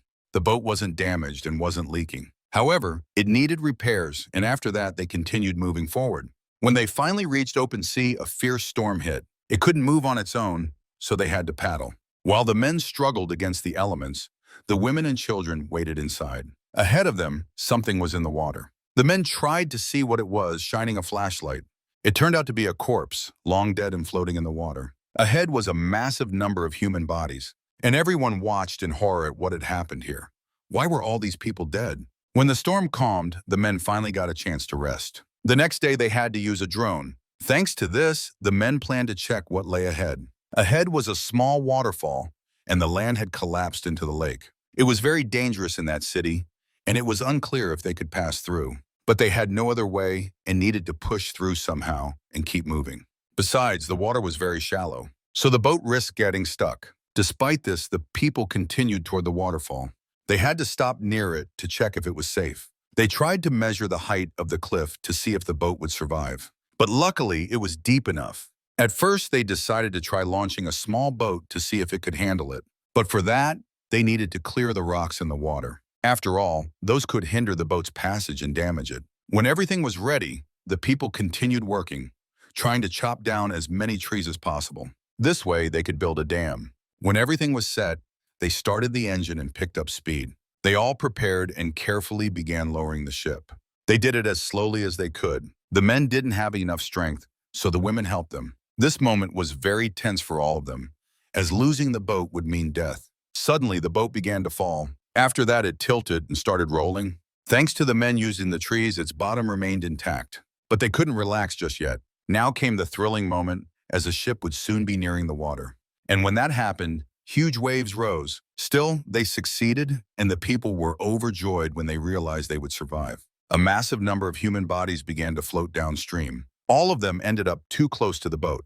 They felt pity for the unfortunate souls who perished in the natural disaster. So the heroes decided to honor their memory. They lit a candle and prayed for every lost soul they encountered along the way. After doing that, they went to sleep, as the day had been very tough. The next day, they continued their journey. As it turned out, they were moving too slowly. As per their plan, they should have been nearing the lake. Moreover, the water was very yellow, which was concerning. And even with fishing nets, they couldn't catch anything. Throughout their time in the Yellow Lake, they hadn't seen a single living creature. But they didn't lose hope and kept fishing, as food was desperately needed for all of them. When Faye pulled up the net next time, he thought he had caught something. He smiled as it seemed the fish was quite large. As it turned out, there was indeed a fish, but it was so small that even a child wouldn't be able to fill up on it. But they needed to wrap up fishing, as the engine stalled again. Fixing the engine and continuing their journey would take several hours. Suddenly, they noticed several boats approaching them. Giant understood that a battle was imminent, so everyone needed to prepare. When the boats arrived, it became clear that they were just ordinary fishermen. They wanted to trade valuable items with the men. But what would they want to trade? The fishermen were interested in gasoline and essential supplies. The main character agreed and offered them potatoes. When the people heard this, they were overjoyed. The little one immediately rushed to the boat to show what they could offer in exchange for the potatoes. He began pulling fish out of the water. But for that, he needed to pick the best one to ensure the heroes would agree to the trade. They wanted to exchange their best catch for potatoes. And this fish was meaty, so Faye was thrilled. He was so hungry and loved fish so much that he completely forgot about caution and stepped forward. He tried to talk to the men, but his friends didn't understand why he was doing this. In reality, he wanted to take care of the men. After all, it was really easy to catch, and he had to risk his life for it. The fisherman thought for a moment and then offered to trade potatoes for a few kilograms of fish and vital information. This information was truly valuable, as it could save the men's lives. They pondered and were ready to make the deal. After a while, they exchanged the necessary goods. Now the fisherman lit a cigarette. He prepared to tell his story. And since he wasn't in a hurry, the men began to get nervous, thinking he was trying to trick them. However, the fishermen were very honest people, and he told them about pirates located a few kilometers away. The pirates were robbing ships, killing people, and assaulting women. To verify this, the men had to use the drone to get a bird's-eye view. They indeed managed to find an enemy ship in the city the fishermen mentioned. Now they began to approach it, and when the pirates saw someone approaching, they raised the alarm. They quickly sprang into action, and as the ship passed by, they managed to raise their nets. This blocked further movement, and essentially any boat caught in such a situation was doomed to destruction. The hero's boat also got stuck in the net and couldn't turn back. After that, the pirates hopped on their motorcycles and headed in their direction. They were armed and ready to kill. They did this for resources and glory, as they enjoyed it. The roads began to swirl around the ship, which was peacefully drifting with the current. It seemed like they were satisfied, as the prize was already in their hands. Now they started shouting and forcing people outside, as they only needed their resources, which the pirates were trying to take. But nothing was happening. Well, one of the pirates had to climb into the small boat. One of them did just that and tried to get inside a wooden crate, but there was no one there. He relayed the information to his older brother. Upon hearing this, the brother looked puzzled, but just to be safe, he decided to destroy the ship, leaving nothing afloat. So the pirate had to return to base empty-handed. He hoped they would finally manage to find something new, but the chances of finding supplies were dwindling. Meanwhile, a soldier was trying to reach their ship. He was so experienced that he managed to do it quietly. Now he needed to deal with all the enemies and try to do it as quietly as possible. He easily took out the first one without a sound. A drone was flying around him, helping by pointing out the enemy's locations. Meanwhile, the main character and his team were approaching the enemy boat. Everyone took their positions and got ready. They surrounded the boat and began to observe what was happening. The pirates got closer to the jet skis. They were trying to grab valuable parts to fix their own engine. Everything else they doused in gasoline and were about to set it on fire. One man prepared to do it. But suddenly, he noticed enemies approaching him. He had to hide to avoid giving himself away and ruining the operation. Right before his eyes, the pirates began to drag out two captive women. They were planning to assault them, while the women tried to resist the terrible pirates. Still, they were defenseless against the strong men. They were treated brutally and started getting beaten. The hero couldn't allow such treatment, and his heart bled, but they couldn't save these people because they had to complete their mission. Understanding this, the man became furious and tried not to look at what was happening. Meanwhile, the pirates continued to torment the innocent women. His son tried to explain that they couldn't take such a big risk because, in any case, the women would die. But now he wasn't listening and couldn't just watch what was happening. He carefully aimed and shot the first one. He was going to kill the other one with an axe, but it turned out he had a weapon and aimed at him. A shot rang out, but the bullet missed him. Now, as he managed to get closer, the brother tried to apologize, as he wanted to save himself. Another shot, but this time the pirate was dead. In fact, the bullet hit him, and the man felt terrible because he had sustained a serious injury. When the others heard the shot, they armed themselves and came out of their house. The soldier, who was in position at the time, opened fire. He managed to kill half of them, but the others started shooting back. He had to hide as he risked getting killed. Now a real shootout began, and they needed to try to take their boat by force. So the main character had to open fire. They didn't have many supplies or firearms, so they tried to act cautiously. They managed to take weapons from the dead enemies, but there were so many pirates that they significantly outnumbered the main characters. They had to move between cover and open spaces. After a while, reinforcing their enemies, they finally managed to reach the cabin. From there, they were able to start the engine and drive the boat to a safe distance. Many pirates died in this battle, and they lost their boat. But they still had an advantage because they had very dangerous weapons that could destroy a boat with one shot. The guys controlling the drone ordered everyone to evacuate the boat immediately. A shot rang out. Now the boat was destroyed and everything on it burned. In the last moment, the guys were lucky to dive into the water, but they opened fire. They were trying to dive to avoid being hit by bullets. Meanwhile, the soldier sitting above was trying to shoot. They opened fire on him as well. Many enemies died that night. Meanwhile, when the pirates were distracted by the soldier, the guys had a chance to escape. They rescued the women and were still planning to burn the jet skis. A fierce fire started, and all the pirates' equipment was destroyed. The main character was about to take another shot.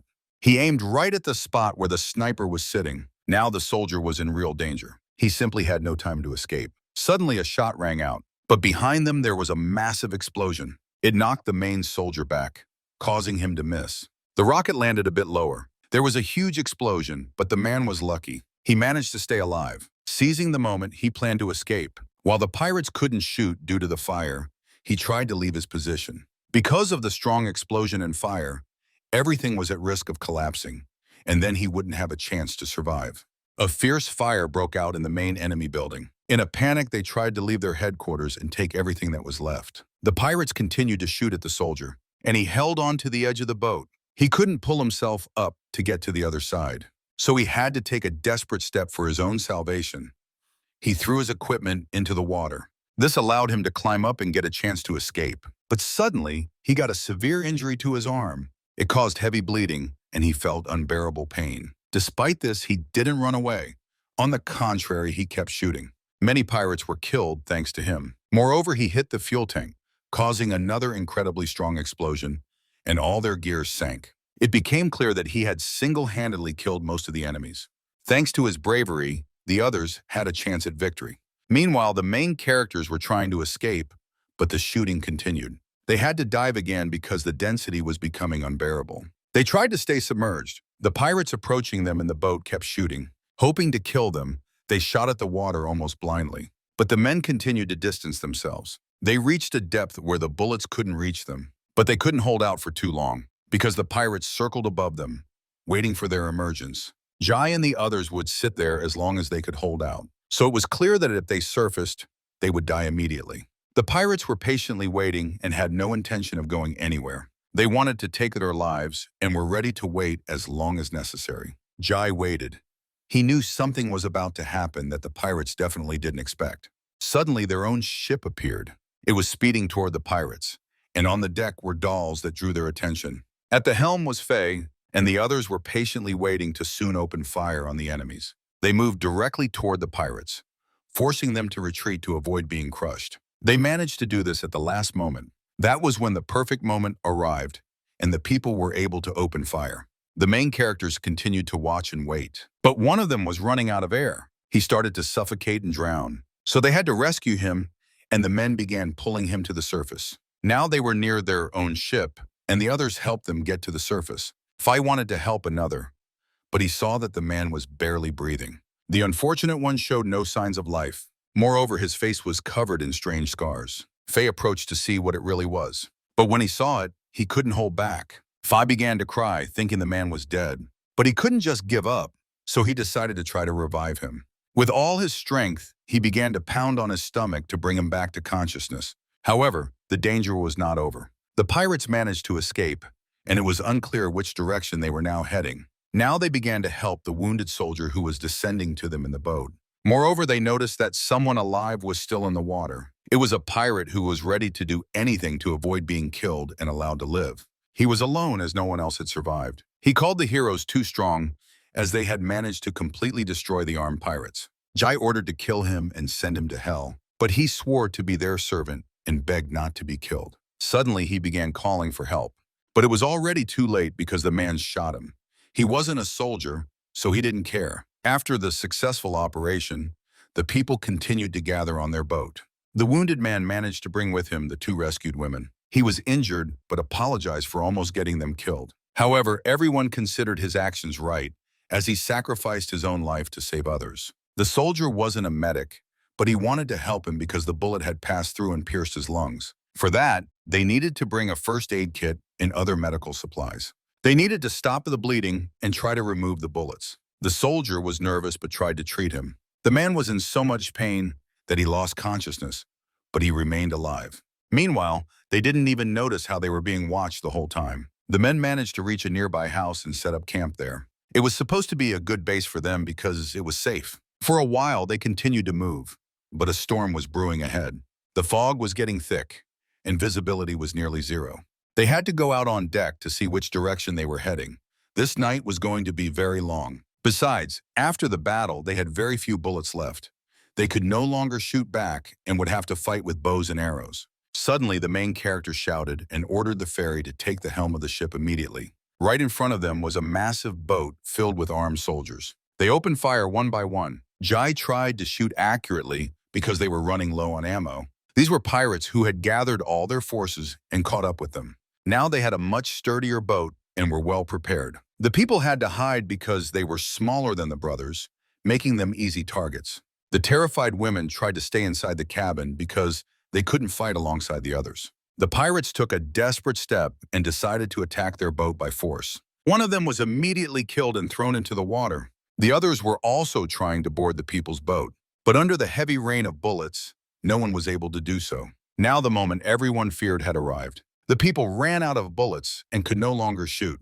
Moreover, the pirates had snagged their boat, making it impossible to turn around. Steering it had become complicated, and now the people faced real danger. Suddenly, an injured man crawled out of the cabin, and no one noticed him. Everyone watched as he grabbed a gas canister and headed straight for the pirates. His son tried to save him, but it was pointless. While he rushed toward the enemy boat, the others covered him and shot at the pirates. This allowed him to move faster, and he almost reached his target. Then he jumped onto their boat. He was wounded again, but he managed to spill the gasoline. The last thing he did in his life was set the enemy boat on fire, giving his comrades a chance to live. When he was alive, he always said he was ready to die for everyone else. If anything happened to him, he asked the main character to look after his son. He wanted to run to his father, but someone had to hit him or calm him down. While the pirates tried to extinguish the fire, they managed to break free and throw down metal ladders. They started to flee. They watched as the enemy ship burned and sank. Finally, the storm subsided and the thick fog cleared. But the pirates continued to pursue them, as heard by the sound of gunfire. Moreover, they were very close, just a few kilometers away. Suddenly, they got stuck because they found themselves in shallow water. To get out, they tried to reverse, but nothing worked. In a panic, the men jumped into the water and tried to push it. But the pirates were closing in, and to survive, they had to abandon their boat. They tried to gather all necessary equipment and start fleeing. But on the horizon, they spotted the enemy ship.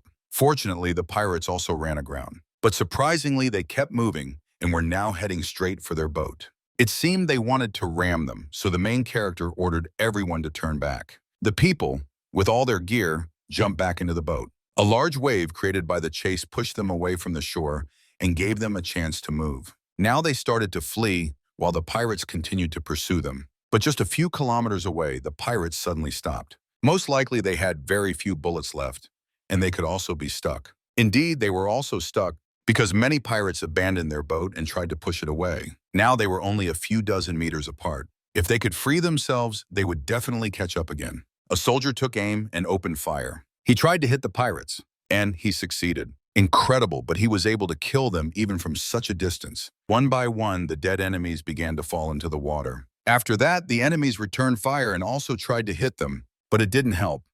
The people took cover and just waited for it to end. The soldier's skill impressed everyone, and they wanted to shoot as accurately as he did. But why did the pirates suddenly stop shooting? In fact, they were now threatened by another danger, because a massive horde of zombies arrived in response to the gunfire, and all of them were moving toward the pirate ship.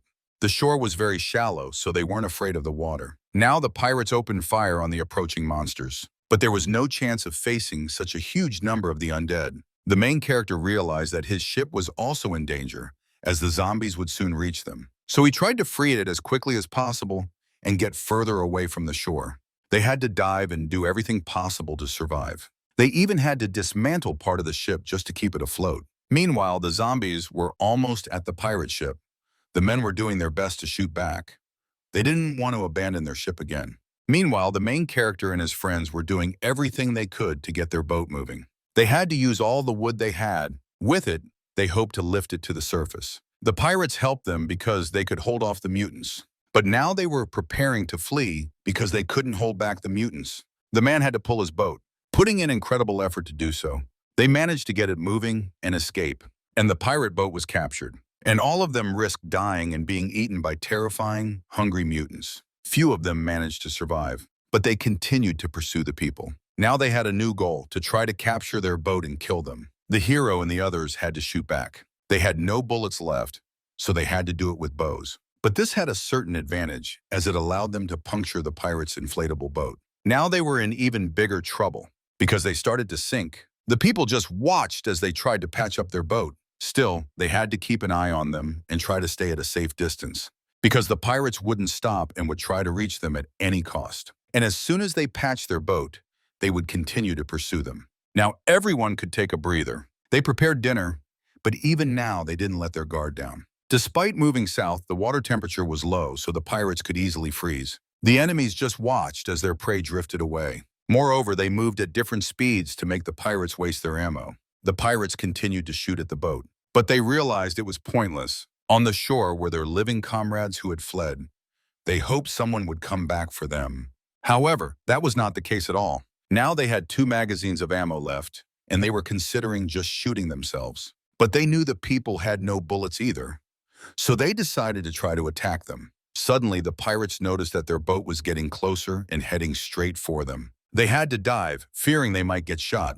When the people got too close, they threw fishing nets. With this, they hoped to catch the enemies and take them captive. And those who approached their boat were stopped with spears. This tactic was very effective, as they managed to injure many of the enemies. Moreover, they continued to defend themselves, waiting for their ammo to run out completely. Additionally, they shot back, and many enemies sustained serious injuries. So risking their lives, they began trying to board the boat. They hoped the men had no bullets and couldn't fire at them. In fact, they were right, and now close combat began. The enemies couldn't injure them because the people held a tight defense. Now the main pirate announced that it was time, and all the brothers simultaneously injected themselves with some mysterious liquid. It seemed like some kind of potion or poison, because immediately they transformed into strong and terrifying monsters who, despite their injuries, began to attack the people.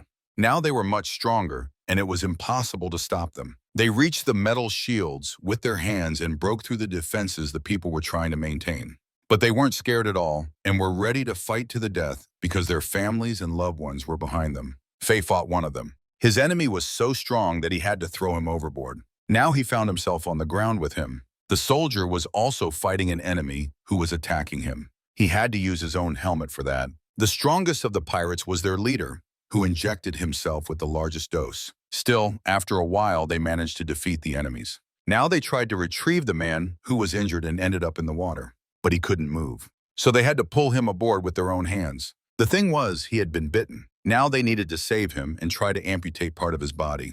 But now it was too late. It was very sad because everyone understood that the situation was critical. No one wanted to accept that he would soon die. Well, he would turn into the same kind of mutant, and then they would have to kill him just like they did with the others. But for now, he felt fine. As it turned out, it was just a bad joke he was trying to make. Others started to scream. Everyone was really scared for him. They lunged at him, trying to choke him to teach him a lesson. Eventually, they calmed down and were relieved that they had managed to overcome their enemies. Now they could catch their breath, gather the necessary supplies, and keep moving forward. Because ahead of them lay a dangerous path that needed to be navigated. New lands appeared before them, places they had never been before. In the background, a deserted city loomed, and it seemed there were still many people trapped inside who couldn't escape. They headed straight for it. The people finally spotted land and decided to descend to try to find some food for themselves. They were incredibly lucky, as there was plenty of meat. It was ducks that once belonged to some farmer, but now they were free. For the first time in a long while, they could eat properly. Additionally, there were many other plants around. They could use them to prepare meals. Among them were palm trees with coconuts. This was a very valuable food source at the time, as it provided drinking water and coconut milk. Finally, the girls could relax and play. They were surrounded by beautiful scenery, and at last, they found themselves in a safe and quiet place. Now they had plenty of time to rest. The men weren't about to relax. They were busy searching for supplies and food. They gathered crabs and other treasures scattered along the shore. It had been a long time since any of them felt this good, as they had all managed to regain their strength, especially the main character, who had been burdened with many different responsibilities. His wife noticed how much he had changed, as he had become braver and stronger. But she remained the same as always, smiling whenever she saw him. After those words, she became very sad. Their lives would never be the same as before. In reality, she had changed a lot. Meanwhile, others began to shout about the danger approaching them. The zombies had found them, so the people urgently needed to return to their boat. Gathering all the necessary supplies and resources they could find on the island, they started to sail away. The next few days felt incredibly long. They were out in the open sea, surrounded by water on all sides. In such a place, it was easy to get lost, but they were lucky to find a fishing settlement. They prepared for battle, thinking that there might be enemies in the houses waiting to attack at any moment. But after carefully surveying the area, they realized that there was no one there. Apparently, this town was abandoned, so they could peek inside the houses in search of valuable resources. Despite this, the people remained vigilant and cautiously approached the houses. They had to be careful, as it was unclear what dangers awaited them inside. One by one, they began to surround a house, hesitating to go inside. The main character decided to take the plunge, defending himself with a shield as he stepped in. Inside, there were bodies of people. Their bodies were covered in scars and bite marks. It seemed they were dead, infected. The corpses had been in the house for so long that mushrooms had started to grow on them. Despite this, there were no signs that the bodies were decaying. This was very strange, as they were likely suffering from some unknown disease. While exploring the town, they found small ponds filled with fish. There were many other seafood options, so they could replenish their food supplies. A boy was busy fishing, but he didn't want to share what he had caught with anyone else. Faye was also trying to catch something. He was an avid fisherman, and this task brought him great joy. In one of the houses, they found a map. They were lucky because it was very detailed and well described the area. Now the men could consult it and understand which direction they were heading. But they didn't even notice that the mutants lying on the ground behind them had gotten back on their feet. They had come back to life and were now preparing to attack the people. The guys were completely unaware, but at the last moment they managed to dodge one of them. They had to grab their weapons and fight again. They didn't know how dangerous these mutants were, as they were all so unique. Faye continued fishing. Suddenly, he heard his friends screaming from the house. Everyone was urgently ordered to return to the boat because there were zombies in the settlement. All the people started to flee, as they needed to get out of there fast. At that moment, zombies began to emerge from the houses. There were so many of them, and they were all ready to attack the people. Fortunately, they were too slow, so the people managed to escape quickly. Faye wanted to turn back and try to kill them, as they could always push them into the water. But Jai stopped him, saying there was a new type of zombie they didn't know much about. But what did that mean? Others had many questions. Then the man explained that these mutants could resurrect even after death, so anything was possible with them. Moreover, they were very strange and sickly, and their skin didn't rot like regular zombies. This made him anxious, as the virus could mutate, and over time, the mutants became more active. Now it was getting scarier and harder to survive, as they encountered different types of mutants along the way. Each of them was dangerous in their own way, so they needed to focus on their safety. The men tried to calculate their route and do everything possible to move faster. At this rate, they wouldn't reach their dream island anytime soon. Days and nights passed, and the men kept sailing. Their journey was devoid of land, and it was very easy to get lost. They were fortunate as rain began to fall, providing them with drinking water. They hurried to fill their buckets and containers with water. The rain stopped quickly, but they were grateful for it nonetheless. It was very gloomy on the ship, and the people didn't know how to occupy themselves. However, the calm didn't last long. The next night, a fierce storm hit, nearly destroying their boat. If the waves continued to crash with such force, the boat wouldn't hold up. Then they risked ending up in the middle of the open sea without food or water. It seemed they should turn back, but the people who had come so far didn't want to do that. Still, they decided to take the risk and keep moving forward. The storm was so strong that it almost capsized the ship.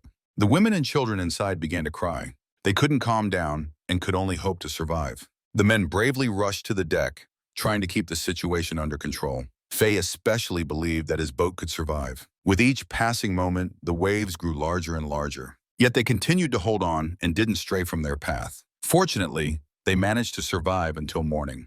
To avoid the dangerous area with the phones, they decided to change their route. But this would take a lot of time, and there was no other option. They could risk it again, so the man determined his approximate location. It would take several days to reach the island, but they wouldn't have enough fuel for the entire journey. So they would have to paddle the rest of the way. As he tried to encourage his companions, who remained steadfast despite the dangers they faced, it was easy to give up at the last moment, so they all decided to do everything possible to survive.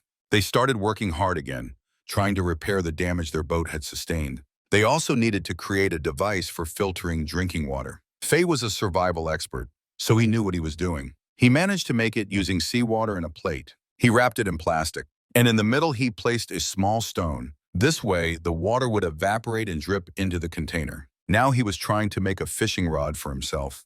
The boy wanted to help him. And after a while, everything was ready. Now they could fish, and besides drinking water, they might have valuable food. He left the boy in charge and instructed him to call out when something started to bite. The other people took turns paddling. They tried to conserve the little fuel they had left. The main character did this the most. He didn't rest at all. Others offered to take his place, but each time he refused and didn't want to leave his spot. The wind kept changing, so they had to do everything possible to maintain their speed. Many had to sacrifice their own clothing. The women tried to make sails, and when everything was ready, it helped them a lot in their sailing. Meanwhile, the men continued to move. Night fell, and because they had no clothes, it became incredibly cold.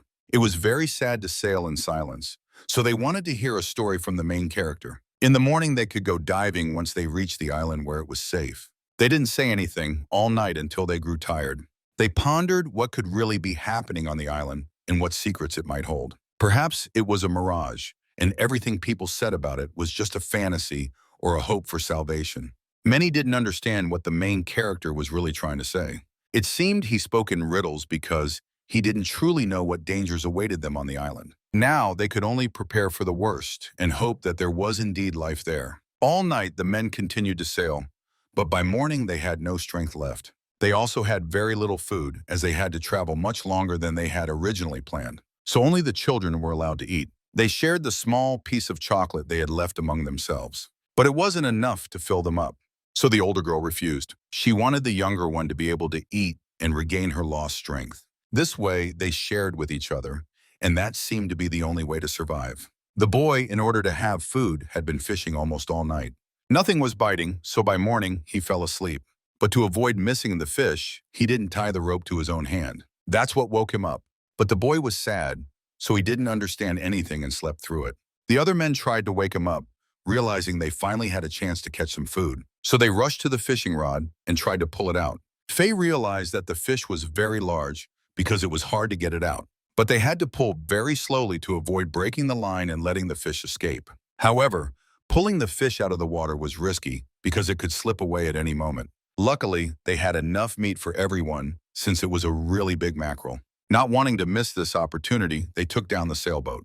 They used it as a net to catch their prize. Everyone was overjoyed when the man managed to haul in such a big fish. But now they had to think about how to cook it. So Faye suggested tearing off some boards they had and carefully starting a fire. Once everything was ready, they began to cook their meal. It was the tastiest thing they had eaten throughout their journey. But a few kilometers away, they spotted another boat. The main character tried to figure out who it was and why they were being pursued. But the boat looked very familiar to him. It was a Coast Guard vessel, so they could call for help. The people were thrilled to realize this, as they had hope for the first time in a long while.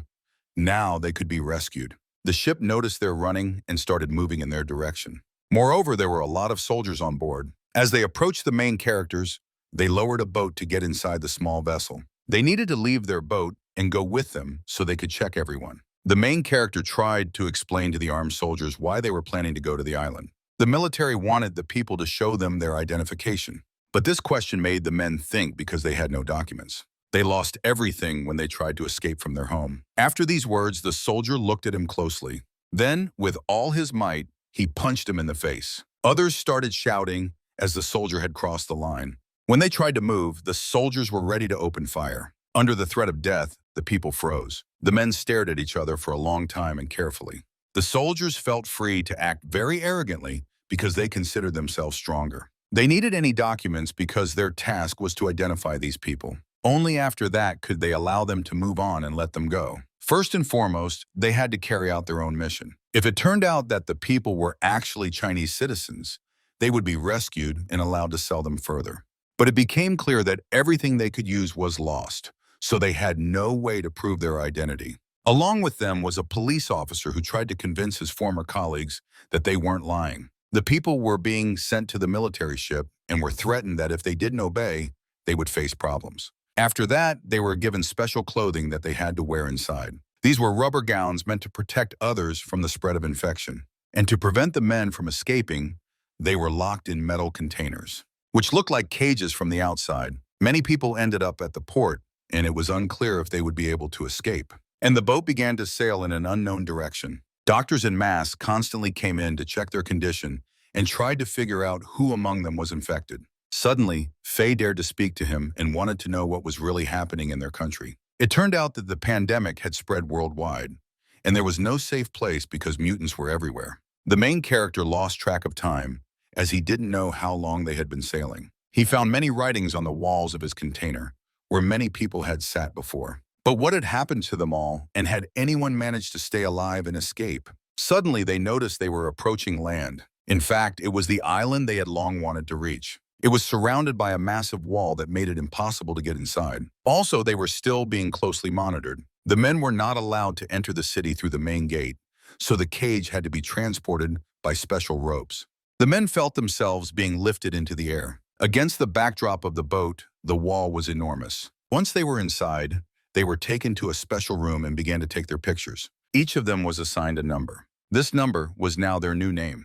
Until their identity was established, they could be addressed by that number. They photographed all the people, women and children. Now they needed to undergo a medical examination. Their blood was drawn for tests to find any signs of infection. Old clothes had to be thrown away. For this, they were thoroughly washed and treated with special solutions. Each of them had their own comfortable room. And inside, there was everything necessary for them to live there for a while. G wanted his wife and daughter to be brought to his room so they could live together. But inside, there were very strict rules, so people lived separately in their rooms. On the table lay forms that needed to be filled out, writing the truth about themselves. Several times a day, they were brought food. It was standard sets of healthy products, and they were very tasty. So the men happily ate them, trying to regain their strength after the tough journey. On their table were many books about viruses and various epidemics. The main character began to search for one of them. He realized that more than 10 types of different viruses had been discovered in the world that people were suffering from.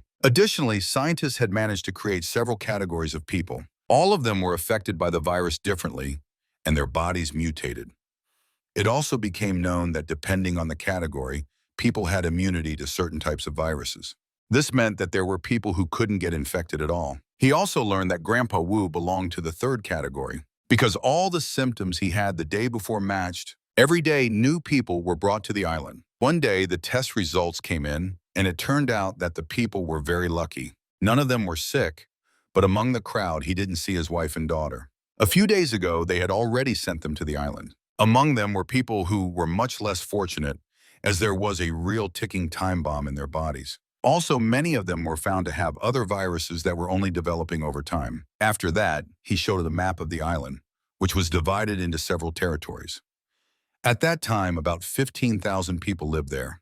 People were divided into categories and sent to live in different parts of the island. This was done so that people couldn't contact each other. From that day on, new quarantine rules began to take effect, and they were sent to the island. So where were they headed on the ship? Soon a new life was about to begin, one that everyone had longed for. But for some reason, none of them felt happy. It seemed that inside was much more dangerous than in their hometown. Now the island was heavily guarded and no one could enter. Huge walls had been built around it. The beach, where everyone swam, was warmly fenced off with barbed wire. Moreover, there was always armed security present, and soldiers stood guard around the clock, ready to open fire at any moment. Everyone wore the same uniform, and there were very harsh laws on the island, because those who disobeyed were shot on the spot. Now they traveled by bus into the unknown. None of them knew which direction they were heading or what awaited them next. As it turned out, each district of the city was carefully fenced off from the others and protected. They were heading to the 6th district. Inside, there were many soldiers, and the building they entered resembled a hospital. Each of them was thoroughly examined, and their personal files were reviewed. The doctors looked over their past work experience, education, and many other important documents. The main characters wanted to stay together and couldn't believe they might be separated. But unfortunately, it was impossible because they couldn't work together. However, they were allowed to see each other a few times a week after work. It was the main character's turn, and since he had been an artist in the past, nothing was found for him. But as he read further, he realized he could work with welding. This made him think, as such workers were in short supply on the island. 2 jobs were found for him, at an advertising company and working on newspapers, while the other was hard labor in manufacturing. So he was allowed to choose, and the man chose the harder option. He wanted to work in the factory. Construction of the city was ongoing, and they were trying to expand the island. They were building tall buildings to accommodate many people. He worked diligently, but one day his teacher called him. He went, but he didn't know what was waiting for him. It seemed the teacher was angry as he pointed out the man's work. As it turned out, he had done very poorly and messed everything up. But this didn't stop him. He wanted to keep learning. So the teacher began to show him how it was done. This work was important to him. He constantly improved his skills and tried everything in practice. Each time he got better and better. The master was pleased with his work and finally took pride in him. So one day he gave him some money for working so hard. The main character was supposed to have a day off, so he wanted to give him money so he could spend time with his family. But Jai refused to take the money. Payday was still far away, so the teacher wanted to help him. When the hero couldn't afford it, the next day was his day off, so he planned to return to his place and meet with friends. They all worked hard and could finally meet each other. They worked in different fields, so they shared their experiences. But now it was time to meet his own family. But they were separated by glass, so they couldn't touch or hug each other.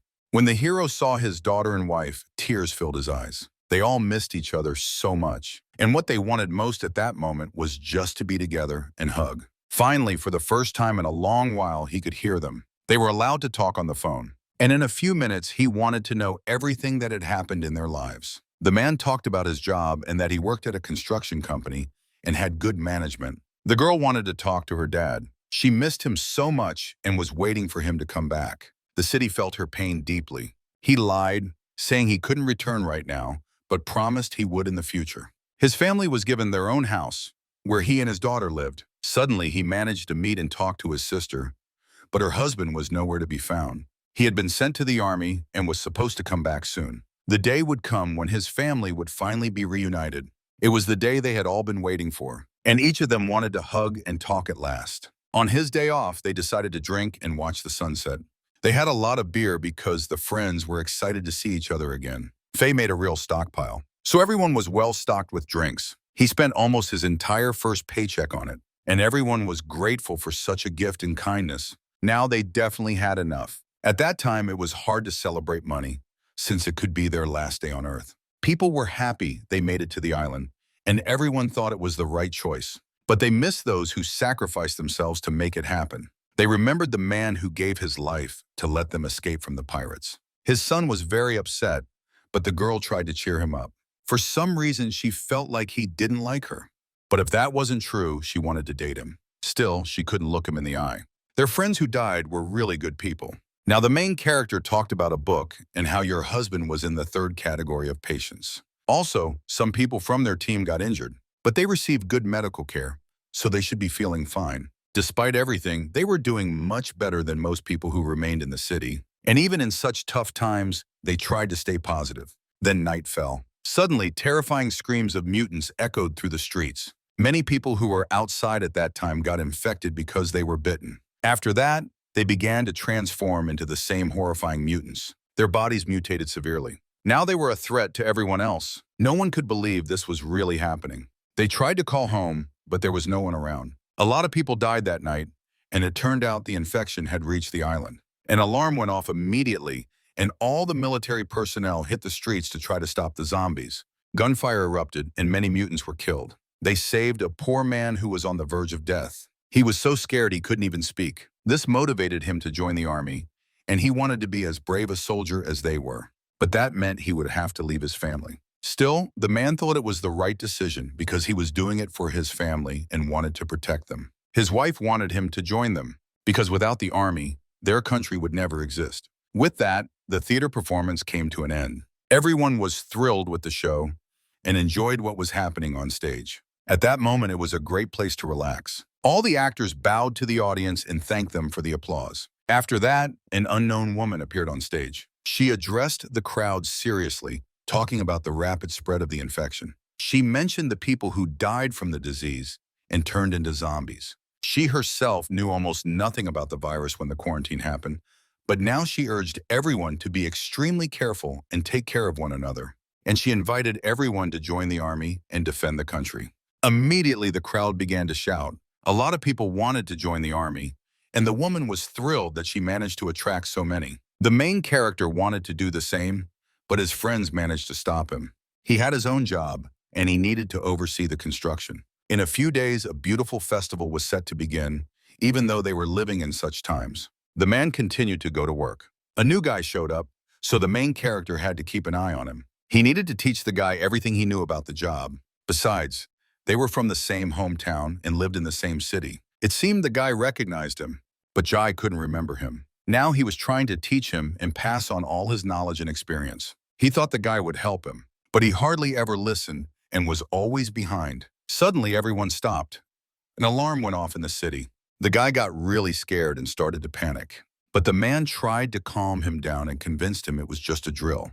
However, just in case, they took protective gear and prepared for the worst. Now the men needed to find a safe place, so they tried to climb onto the roof of a building. Once they were safe, they closed off the entrance behind them, preventing anyone from reaching them. Now all they could do was wait. At any moment, they could lower the ladder. If someone couldn't make it up the stairs, they could use the rope that was lowered to the ground. There were also special baskets for transporting women and children. The next step was to take off all their clothes and check for bite marks. But the kid was in no hurry to do that and hesitated. The man wondered why he didn't want to do it. But another volunteer was supposed to act as the infected one. They were going to demonstrate the first aid that needed to be given to the victim. Because it was unknown whether the person was actually infected, they needed to be tied up. This would keep others safe if someone became contagious. When the alarm went off on the island, everyone was conducting drills. When it was all over, they would have to wait for rescue while the military did their job. And when the training ended, they could go back to work. After the workday, they headed to their rooms. The men went to shower and scrubbed themselves clean after a long day. In the evening, they could meet with their families. Suddenly, the main character noticed a suspicious bite on his friend's body. He hoped it was just an injury. He approached him to take a closer look at the guy. But it didn't look like a work injury at all. Moreover, he noticed how nervous the guy was getting. Additionally, his wound looked very fresh. It seemed like it had just healed. The guy started to get even more anxious. Ten confessed he got hurt before arriving on the island. But the man wanted to know how he managed to get to the island, where everyone was checked so thoroughly. He explained that there were many of them, and they had to hide for several days to reach the island and get inside. And when the epidemic started, they also hid. However, before he could name the place, he fell silent. It turned out they were hiding right in the middle of the street. It didn't seem very safe. But still, he survived and was now talking to the main character. But he was in a hurry and wanted to leave him. After that, he quickly walked away. And Jai stared after him for a long time, trying to understand his words. He remembered that this street was where a plane had crashed. The main character started getting dressed, but his thoughts wouldn't let him be. Suddenly, he realized. Now, the guy's behavior didn't seem so strange to him. He ran out without even taking a shower. He needed to try to figure out which direction the guy had gone. G wanted to catch up with him. He saw the kid running far ahead in the crowd. Now he was trying to catch up and find out why he was acting so weird. There was no doubt he was hiding something. And that's what the main character was trying to uncover. Meanwhile, the festival that everyone had been waiting for began in the city. But the friends didn't see the main character, who promised to show up and go with them. And suddenly the main character arrived. He approached the other men, and they realized something terrible had happened. He couldn't breathe and was trying to explain what had happened. The man told them about the guy who was acting very suspiciously and lied, which is why he had to chase after him to find out more information. But why did he make up lies? Was he a terrorist? It was a day when almost the entire population of the island had gathered. And there was no doubt that if the guy was indeed a terrorist, he was ready to do something today. He needed to be stopped, so the men set out to find him. Their suspect was in the shower while they were trying to locate him. On their way, they asked locals if they had seen him. Fortunately, someone had. He saw the suspicious guy enter the bathroom and lock himself inside. Meanwhile, the kid was enduring terrible pain. The others set out to find him, trying to reach him before something terrible happened. There was some substance in his body that could harm the entire population. Just then, they approached the bathroom, and the guy started pulling out a suspicious object that had been carefully hidden inside him. Right now, they found themselves in front of the locked bathroom door. On the ground, they saw bloodstains, so they began checking every stall on their way. The kid already realized he was being searched, so he tried to do everything very quickly. The main character noticed strange movements in one of the bathroom stalls. He wanted to find out what was really happening in there as soon as possible. He could wait no longer and couldn't risk it any further. So, he didn't hold back and decided to kick the door down. In fact, he managed to find that same guy who was just sitting there. The object in his hands ended up on the ground, and from the force of the blow, blood started to drip from his mouth. He wanted to reach down and pick up the item that had fallen, but Jai wouldn't let him do that. He grabbed him by the hair and slammed him to the ground. His friends held him down and started twisting his arm so he couldn't escape. Now they needed to figure out what he was really trying to do with that suspicious item. The guy tried to explain that it was drugs he couldn't live without, but the men knew he was lying, so they started beating him. This item was specifically designed to evade metal detectors, so there was no doubt he was being dishonest. Silence fell again. The guy didn't respond, so they started hitting him again. But they couldn't get him to talk, so they decided to take him to the police. Meanwhile, the city was buzzing with the celebration of the most anticipated holiday. A huge crowd gathered that day, as it was their biggest national holiday. The show began, but among the crowd, many people were thinking about something entirely different. Besides that, the military was keeping a watchful eye on everything happening. Special military units were stationed around the perimeter. Guards and programmers monitored the situation around the clock. However, they received a notification about a potential terrorist attack. But the show and festivities had already started, so they couldn't just stop everything. The guy who reported the information was ready to take responsibility, even if no attack occurred. Still, the military had no reason not to believe him. So they needed to do everything possible to stop the terrorists and find them. Thus, they got to work. First, they needed to review the list of all possible suspects who could be involved in the attack. There were 6 men in total, so they needed to arrest them. And if they really were terrorists, they might have already entered the hall. Additionally, there was information that the main character and his friends managed to capture Tan alive. Also, a fluid was found in his body that was likely a virus, and that was what he was trying to smuggle onto the island. Suddenly, the city gates began to open. The city was restless again. The military started checking people, looking for suspects. One of them, realizing that things were going off script and they would soon be exposed, began to panic. It was time to act right now, so he prepared and put on protective gear. The people sitting next to him had no idea what was about to happen. Meanwhile, he pulled out a bottle filled with liquid. It was the virus he had managed to bring onto the island. He began spraying it around him. The people sitting nearby immediately caught the infection, but they didn't understand what he was trying to do. Suddenly, many people began to get infected at once and turned into zombies. The bad guys started to run, knowing this place would soon become the epicenter of a pandemic. The people around him began to mutate. Very soon, they all became horrific mutants. The new mutants started attacking unsuspecting people. Panic erupted in the stadium. People began to flee, trying to save themselves. Soldiers and military personnel couldn't do anything. The alarm sounded. Many people became infected, and the number of mutants was rising. The military tried to stop it, but there were too many zombies. They opened fire on anyone who approached them. But now it was hard to tell who was healthy and who was infected. Suddenly, he spotted a guy who looked like one of the suspects. The soldier opened fire, and that guy started to run away from him.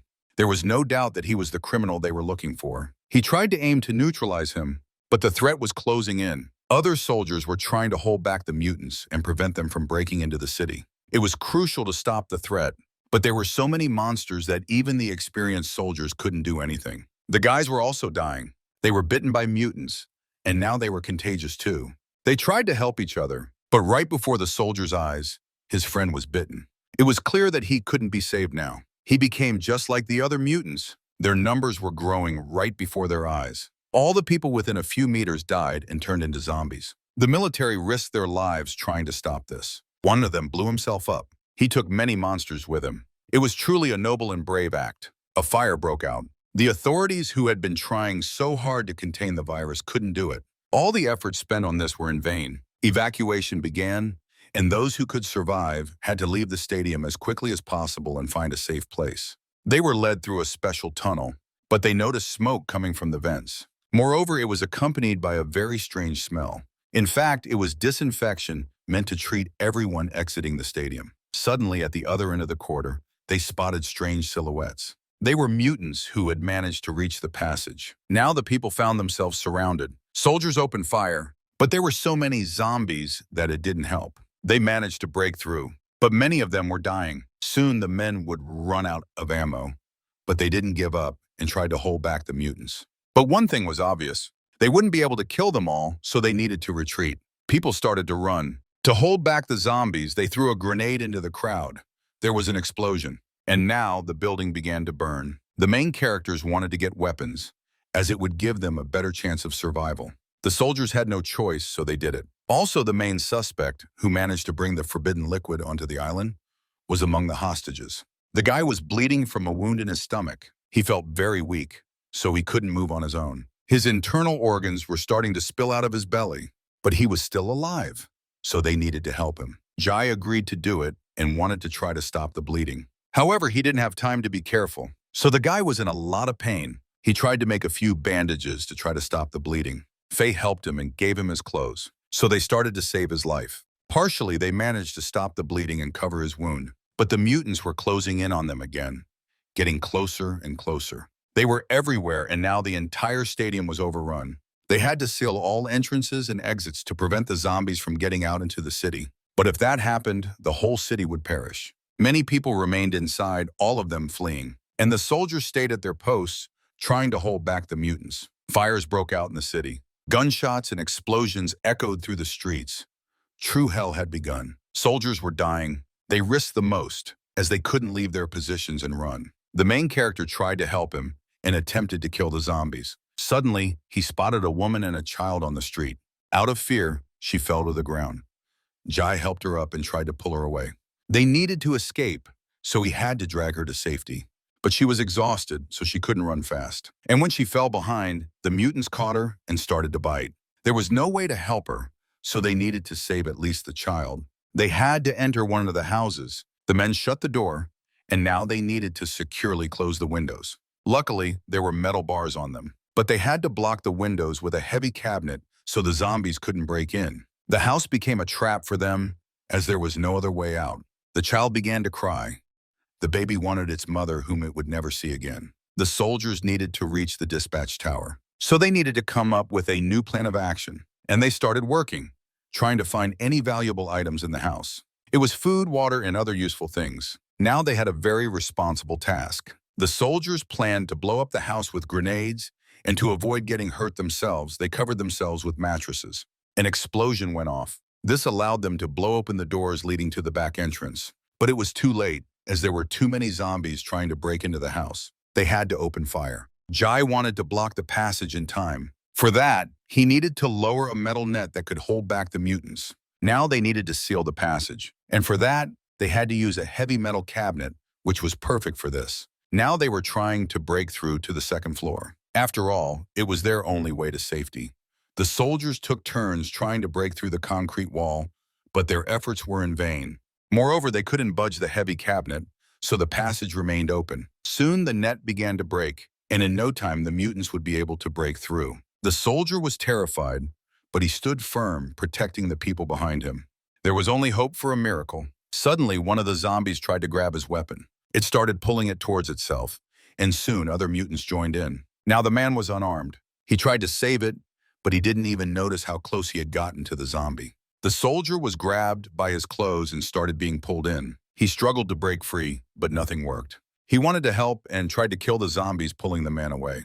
But the soldier wouldn't let go of his weapon, as losing it meant losing hope for survival. Jai tried to help him and started pulling. Meanwhile, they managed to break a hole in the ceiling. One by one, people began to climb to the upper floor, where it was safer. Jai and the soldier were trying to reclaim the weapon. They also secured the metal grate to prevent it from completely tearing off. Only after that could they climb up to the others on the second floor. They had to close the passage so the mutants wouldn't follow them. From the window, they watched the hell unfolding outside and how many people had fallen dead. However, there was nothing they could do to help. They needed to try to get to the roof, but the doors were blocked. This meant there were people inside who had locked them. Indeed, there were many injured people on the roof who had also managed to escape. Now they were all trying to hide. However, Tan was feeling very unwell. He was struggling to breathe. The boy collapsed to the ground because he couldn't stand. But suddenly, he spotted a familiar face in the crowd. Then their eyes met. The soldiers continued moving toward the tower. But when they saw it, they realized a massive fire had broken out there. Moreover, no one was responding over the radio. It was unclear what had happened to the people who were there at that moment. Still, they got a response. The tower was under attack, and the soldiers had managed to fend off the assault, but they had suffered serious losses. Additionally, they watched as many soldiers risk their lives. Those who found themselves surrounded and couldn't break free. They simply detonated themselves, trying to take out as many zombies as possible. As he watched his friends die, tears welled up in his eyes. Why did this happen to all of them? Out of anger, he pressed on Tan's wound. He was ready to kill him because it was all his fault, and now many people were dead. The boy argued that it was the only way to weaken them. because the power on the island was very influential, and once they overcame the virus, no one would be able to take that away from them. The soldier promised to personally kill him and everyone involved, but the boy saw himself as a hero trying to change the world order and wanted to weaken their influence. The soldier was ready to kill Tan, but his comrades stopped him as they could learn much more. Suddenly, they saw a fire break out in the northern part of the city. Jai panicked as that was exactly where his family was. Now they heard Tan laughing, because today marked the end of peaceful life on the island, and he was reveling in it. Faye couldn't take it anymore. He simply approached him from behind and began pressing on his wound. They wanted to punish him for what he had done, because it was because of him that the lives of the entire island and thousands of people were now at risk. They wanted him to tell them everything he knew. Only then would they spare his life. If Tan refused to talk, Faye would break his fingers one by one. And when the boy remained silent, he broke the first finger. Tears filled his eyes, but he still stayed silent and said nothing. The soldiers wanted to intervene because Faye had no right to interrogate him, but they decided to hold back. Everyone else just watched what was happening, but none of them dared to intervene. Tan remained silent. Faye was ready to break his other fingers, but when he moved to the ring finger, Tan stopped him. Cries erupted from the crowd. It soon became clear that the virus was much closer than they thought. A fight broke out on the roof and people began to turn into mutants. The soldiers tried to stop the threat, so they opened fire. Many people died. Among them was Tan's friend, who was also his accomplice. However, again and again, new cases of infection arose in the crowd. People were turning into zombies at an alarming rate. The virus was unstoppable. The soldiers shot and killed everyone who showed even the slightest signs of infection. The main character realized that soon everyone would become mutants. So he decided to find a weapon for himself and stood to defend those who were still healthy. He carefully watched the crowd and noticed a suspicious young man. This raised many questions for him. Moreover, he was moving toward Tan, who was screaming in pain as they continued to break his fingers. Jai just watched, and when he saw the suspicious figure approach the main suspect, he immediately fired.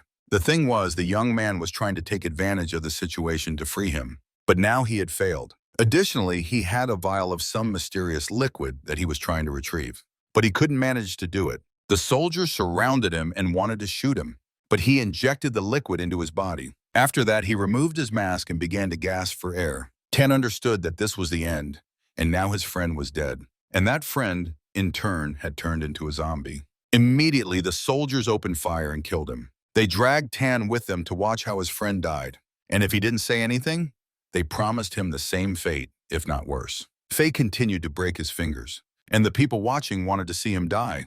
They wanted to skin him alive and feed him to the monsters so they would tear him apart. But first, Jai wanted to talk to him himself. He tried to convince Tan that he didn't want to harm him. On the contrary, it seemed he understood him, because just like the boy, the hero had to survive the horrors of the catastrophe, and only strength helped him endure. If Tan had a family, how would they feel after he did this and became weak? Now his family and many others had lost their chance for salvation, the very reason they had come here. Tan stopped him. He could no longer listen to him. Now after those words, the boy fell to his knees. Jai thought he had managed to make him speak. As it turned out, Tan no longer had a family. All his loved ones had been dead for a long time. This had happened at the very beginning of the catastrophe, when he was volunteering and saw how many people were ready to kill each other for food. Back then, everything was just starting, and panic was at its peak. None of them had enough food and the streets were crowded. He had gone through it himself and knew how to fight for food. There were times when he and his family went days without eating, and when he finally managed to catch some bread, he thought it was his salvation. But then, much stronger people tried to take it from him. A fight broke out. He was brutally beaten. The boy could do nothing. He didn't have the strength to resist the crowd. But he understood that his family would now remain hungry, so he dared to take back his food, but got punched in the face. The food ran out, so everyone else had to come back the next day. He went home empty-handed. Hungry and broken, he returned. He felt terrible, but he had no other choice. Tan watched as people ate in fancy restaurants, but even from there, he was chased away. Still, he managed to sell his belongings and buy himself a piece of bread. And just as he was about to eat it, he noticed a father and son sitting on the street, starving. It struck him so deeply that he simply couldn't walk past. So Tan gave his food to the people and just went home, hungry and miserable. When he returned, his mother and sister were still waiting for him at home. His mother was sick, so she needed proper food, which was nowhere to be found. He wanted her to recover quickly, but she cried because she felt sorry for her son. He lied that he had eaten when suddenly, unknown individuals in suits and dark glasses entered their home. They were looking for him and immediately took him away. These people were military personnel searching for boys like him. The men offered him a chance to serve his country, and out of joy, getting a chance at a bright future, Tan couldn't hold back his tears and began to cry. For him, it was a great honor and a chance to start a new life. But to become a soldier, he had to act very cruelly, and he simply couldn't do that. But those were the rules. Only the strongest survived, and that was when he understood it. Now as he recalled his past, he couldn't hold back and began to cry. Everyone quietly watched what was happening, but no one said a word to him. They chose him because he knew the language and understood them. This happened in a country where the government also believed in survival of the fittest. At that moment, while the military were talking to him, his mother and daughter were killed. He was used and then simply expelled from the country. He was ready to tell everything he knew to free himself from suffering and to correct what he had done. He was part of a group of infiltrators. The first group had entered the island a month ago. They had all undergone training. Their mission was to spread the virus to create waves of infection. Tan knew that the main character's family was in the northern area, but he assured them it was safe there. The virus in that area would spread much more slowly because they used syringes instead of gas. According to their plan, the attack was supposed to start at midnight, but it might have failed. This island was now beyond saving, so they would have to look for other places to escape. Now he was ready to share information about other safe locations. And if he was telling the truth, he could save thousands of lives. There were 3 hours left until the attack on the Northern District. They needed to contact the command center to come up with a new plan of action. Now they had to do everything possible to try to stop the disaster. The soldier had to take command in place of his superior because he was trying to reach the command center. The captain didn't know if he would make it back alive. However, he had no other choice. The soldiers wanted to go with him, but he didn't even listen to them. It was only after Jaya started speaking that he paused. He wanted to suggest a better idea. In fact, the captain didn't need to go down to the ground. And even if he couldn't reach the command center, maybe there were comrades nearby who could help him. He could just relay information to different units and form a network. That was a good idea. There was no need to risk lives unnecessarily, so the captain listened to him. Meanwhile, another unit received his alert. They were also protecting people and trying to calm them down. Thus, they began passing information to each other. They needed to take all possible measures as quickly as possible to protect the northern district of the city. Now there were cases of infection all over the island, and the virus was spreading at an incredible rate. Soldiers were killing huge numbers of mutants on the streets, but the command center wasn't responding. Many units were trying to relay information at the same time, but most of them were unable to do so. Alerts were being sent through whatever channels were available. The captain tried to send the message, but there was no connection. He had to climb as high as possible to catch a signal, but even after a dozen attempts, he still couldn't get through. For a while, they were defenseless. They could only hope that the command center would respond. Suddenly, the captain's radio started ringing. It was the command center. They needed to find out their coordinates. Helicopters arrived to begin the evacuation. First, they were picking up the children. Everyone else would soon be rescued too. People waited, hoping to be saved. A real apocalypse had begun in the streets of the city. Fires erupted all over the city and gunfire echoed everywhere. Mutants were hijacking cars and searching for people trying to hide. They were smashing everything in their path. With each passing hour, their numbers grew. There were so many mutants that they were trying to climb over barriers and get into other parts of the city.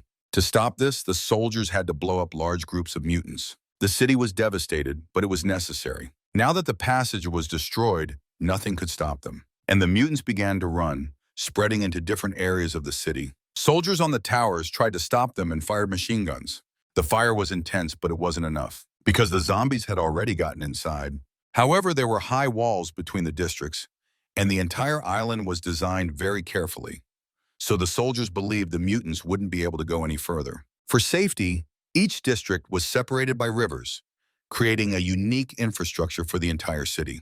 The southern district of the city had suffered greatly, and now the staff was trying to conduct rescue operations. The walls between the districts were divided by 2 additional walls and rivers. Now they had crossed into the northern district. Soldiers weren't allowed to be in the northern district due to regulations, but now they had no other choice.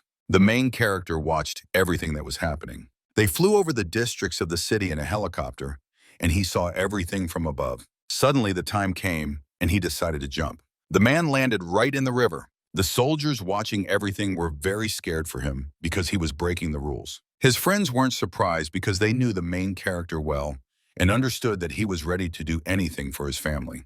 Besides, he was just an ordinary comic book artist who spent all day at home. The soldiers would remember him forever. Now they flew on. Meanwhile, it was calm in the northern district of the city. His family was preparing dinner. But everyone was scared because they knew what was happening in the city, and none of them wanted to eat. They didn't know where Jie was now or if he had managed to stay alive. Suddenly, everyone was startled by a knock at the door. It was the main character who had managed to find them, and he was glad they were safe. His family was overjoyed to see him alive because they had been very worried about him. They invited him inside. He arrived just in time because dinner was ready. He wanted to spend more time with his family. After all, he really didn't know what awaited him next. A few days later, the military was trying to deal with the aftermath of the disaster.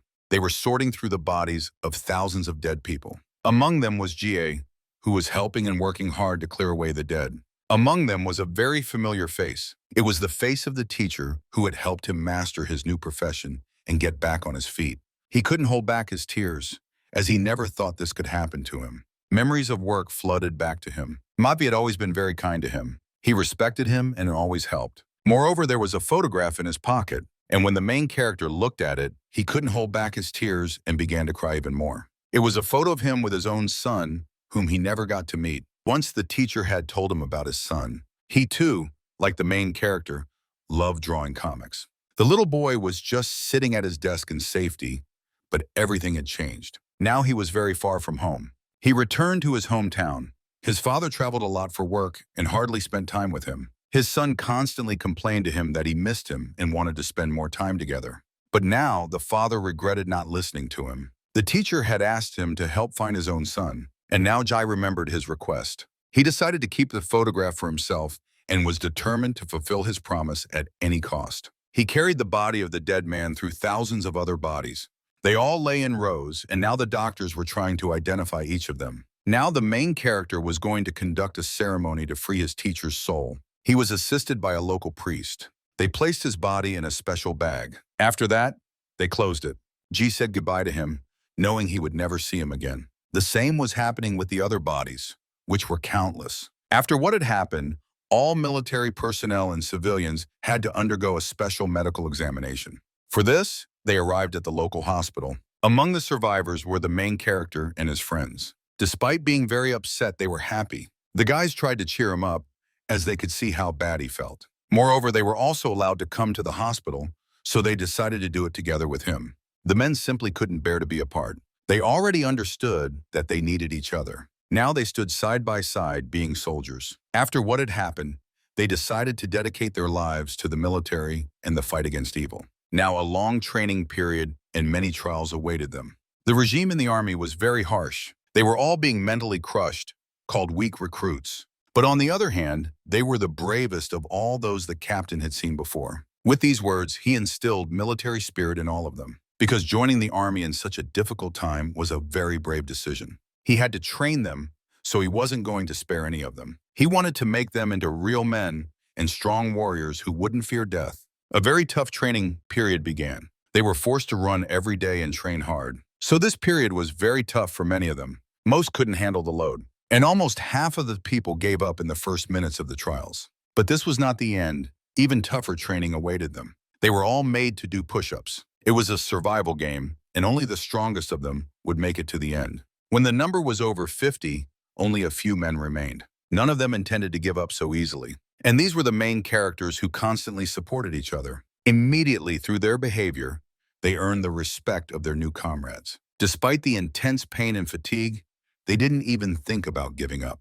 All of them would make it through the trials to the end. Finally, the captain found worthy individuals who deserved to serve in his army. He approached and looked them straight in the face. The captain felt like he had seen them before, especially the main character. His face was very familiar to him. He realized they were all from the same town, and since they were his acquaintances, he decided to give them a few more push-ups. So the men lay back down on the ground. They began doing push-ups. This time it was very hard, and the main character couldn't take it anymore and fell to the ground. He was about to get back up, but the others wouldn't let him. The crowd was shouting and cheering them on. Now Jai was determined to make it through the trials to the very end. Faye could no longer continue and also got back on his feet. Now the main character was left all alone. His friends wouldn't let him give up and constantly cheered him on. He decided to push through to the very end, no matter what. Just a few more push-ups remained, and the commander confidently counted to 100. He was so close to finishing. The last few push-ups were incredibly tough for him. His arms trembled, and his whole body ached. But he did it and finally completed 2 challenges in a row. The crowd erupted in applause for him. But the man didn't even think about giving up and kept pushing himself. Now everyone was shocked by his determination and willpower. His friends were equally surprised, especially the captain, who had never seen anything like it before. He didn't stop and seemed ready to push through anything, even if it killed him. Beneath him was a huge puddle of sweat. The chief captain felt nervous watching how hard he was struggling and how much effort he was putting in. The crowd began to rally behind him, but now he had completely run out of strength to continue, and he collapsed to the ground. Still, he managed to get back up. The captain approached him again and asked for his name. It was G, and now he understood everything. The man praised the recruit for his effort, saying he had shown himself to be a real man. After that, the training ended, and they headed to the barracks. He quickly became a local authority figure, and everyone started to respect him. But there were those who thought he was too cocky and tried to put him down. They envied his success and strength, but they knew the captain could do thousands of push-ups in one go. So the recruit's success seemed very fleeting to him. Besides, the captain praised him because he really liked soldiers with ambition and the kind of character G had. G knew the captain. They had met when they were trying to get onto the island, and he was the one checking their documents. This man was very strict and tough because he bore a great responsibility for the lives of others. G shared their first encounter with the other men, explaining how they weren't allowed in due to missing documents. But it turned out that this information was necessary to identify citizens after their deaths. After the disaster, many people couldn't be recognized because no one knew who they were. Many were aware that there were other islands where life was peaceful. There were 6 such islands, and none had been established as a special colony yet. One of the men knew the most about the attack that day because his brother was hiding on a roof with some friends. He saw how the main character forced a terrorist to reveal everything that was known. And when Faye heard this, he interrupted the conversation because the person he was talking about was standing right in front of him at that moment. But Jai didn't let him finish, and the man had to come up with the story until the end. Dinner was served in the barracks. Suddenly, the captain came out and announced that their rations had been increased. This was done so they could regain their strength and train harder. The soldiers were pleased. They happily noticed that their food now had much more meat and other nutrients. The lights were turned off on a special signal, after which everyone was supposed to sleep. Jai noticed that Faye always went to bed in his shirt. But why? In fact, he thought there would be an emergency formation in the evening, and they would be forced to go outside. He was watching TV and knew that strict officers loved to do this with their soldiers. Suddenly, in the middle of the night, an emergency alarm went off. While all the soldiers were sleeping, an officer entered the room. He shouted loudly, trying to wake them up. It was urgent, and everyone was terrified. They tried to turn on the lights because they were groggy and couldn't get it together. All the men struggled to put on their clothes, but nothing was going right. Only Faye was ready ahead of time. He managed to get ready first. He stepped outside with satisfaction and stood before the officer. The officer looked at his watch, surprised that he had managed to get ready so quickly. The other soldiers arrived later and seemed very tired, but he made them stand up straight. After that, each of them was shown a flashlight in the face. The officers were checking how they looked. Anyone without shoes or in the wrong uniform was out. There were also men who were unkempt and hadn't managed to get ready. Many couldn't keep their eyes open because they were so sleepy. Now their numbers had been cut in half. Among the crowd were some very heavy guys, so they were made to do push-ups. Now it was Faye's turn, and he was out too. The commander knew he had slept in his clothes, so he made him do push-ups right then and there. G laughed at him. Now very few people remained in the crowd who could handle the task. Those who couldn't go further were in for a serious talk, because if this were an emergency situation, none of them would be able to get ready in time. Now a forced march began, and they all started running. They ran until morning. Meanwhile, events shifted to a combined factory in the main character's hometown. There were still many zombies left. Huang's son wanted to have some fun. He was shooting mutants with a rifle. He was always accompanied by guards who kept an eye on him. They allowed him to shoot a shotgun, but he didn't like that weapon much because it was very loud and attracted a lot of attention. So he decided to use the crossbow, which he liked a lot. He aimed and shot one of the mutants. He hit it right in the head. This made the mutant very angry, and it began attacking the other zombies. A fight broke out among them. The zombies started attacking each other. They began to fight and try to tear pieces of flesh from one another. Other mutants watched what was happening. Their battle was brutal, and body parts and flesh began to tear away from them. Those who couldn't win the fight died, and the other mutants could eat them. Those were the rules, and nothing could change that. Now people were witnessing zombies eating each other. At that moment, the boy became very serious. He understood that the mutants were starting to change, but only a year had passed. At first, the zombies were very dumb, but now it was clear they were learning and becoming smarter. Sooner or later, they would all become intelligent, and then the entire city would be in great danger. Moreover, all zombies would eventually become intelligent, so it was necessary to start looking for a new safe place for themselves, or prepare for a massive war and begin building a new underground base for themselves. His father thought long and hard about this and was planning to start construction. It was the day of his wedding, which could begin very soon. But he wondered how long the underground base could hold out.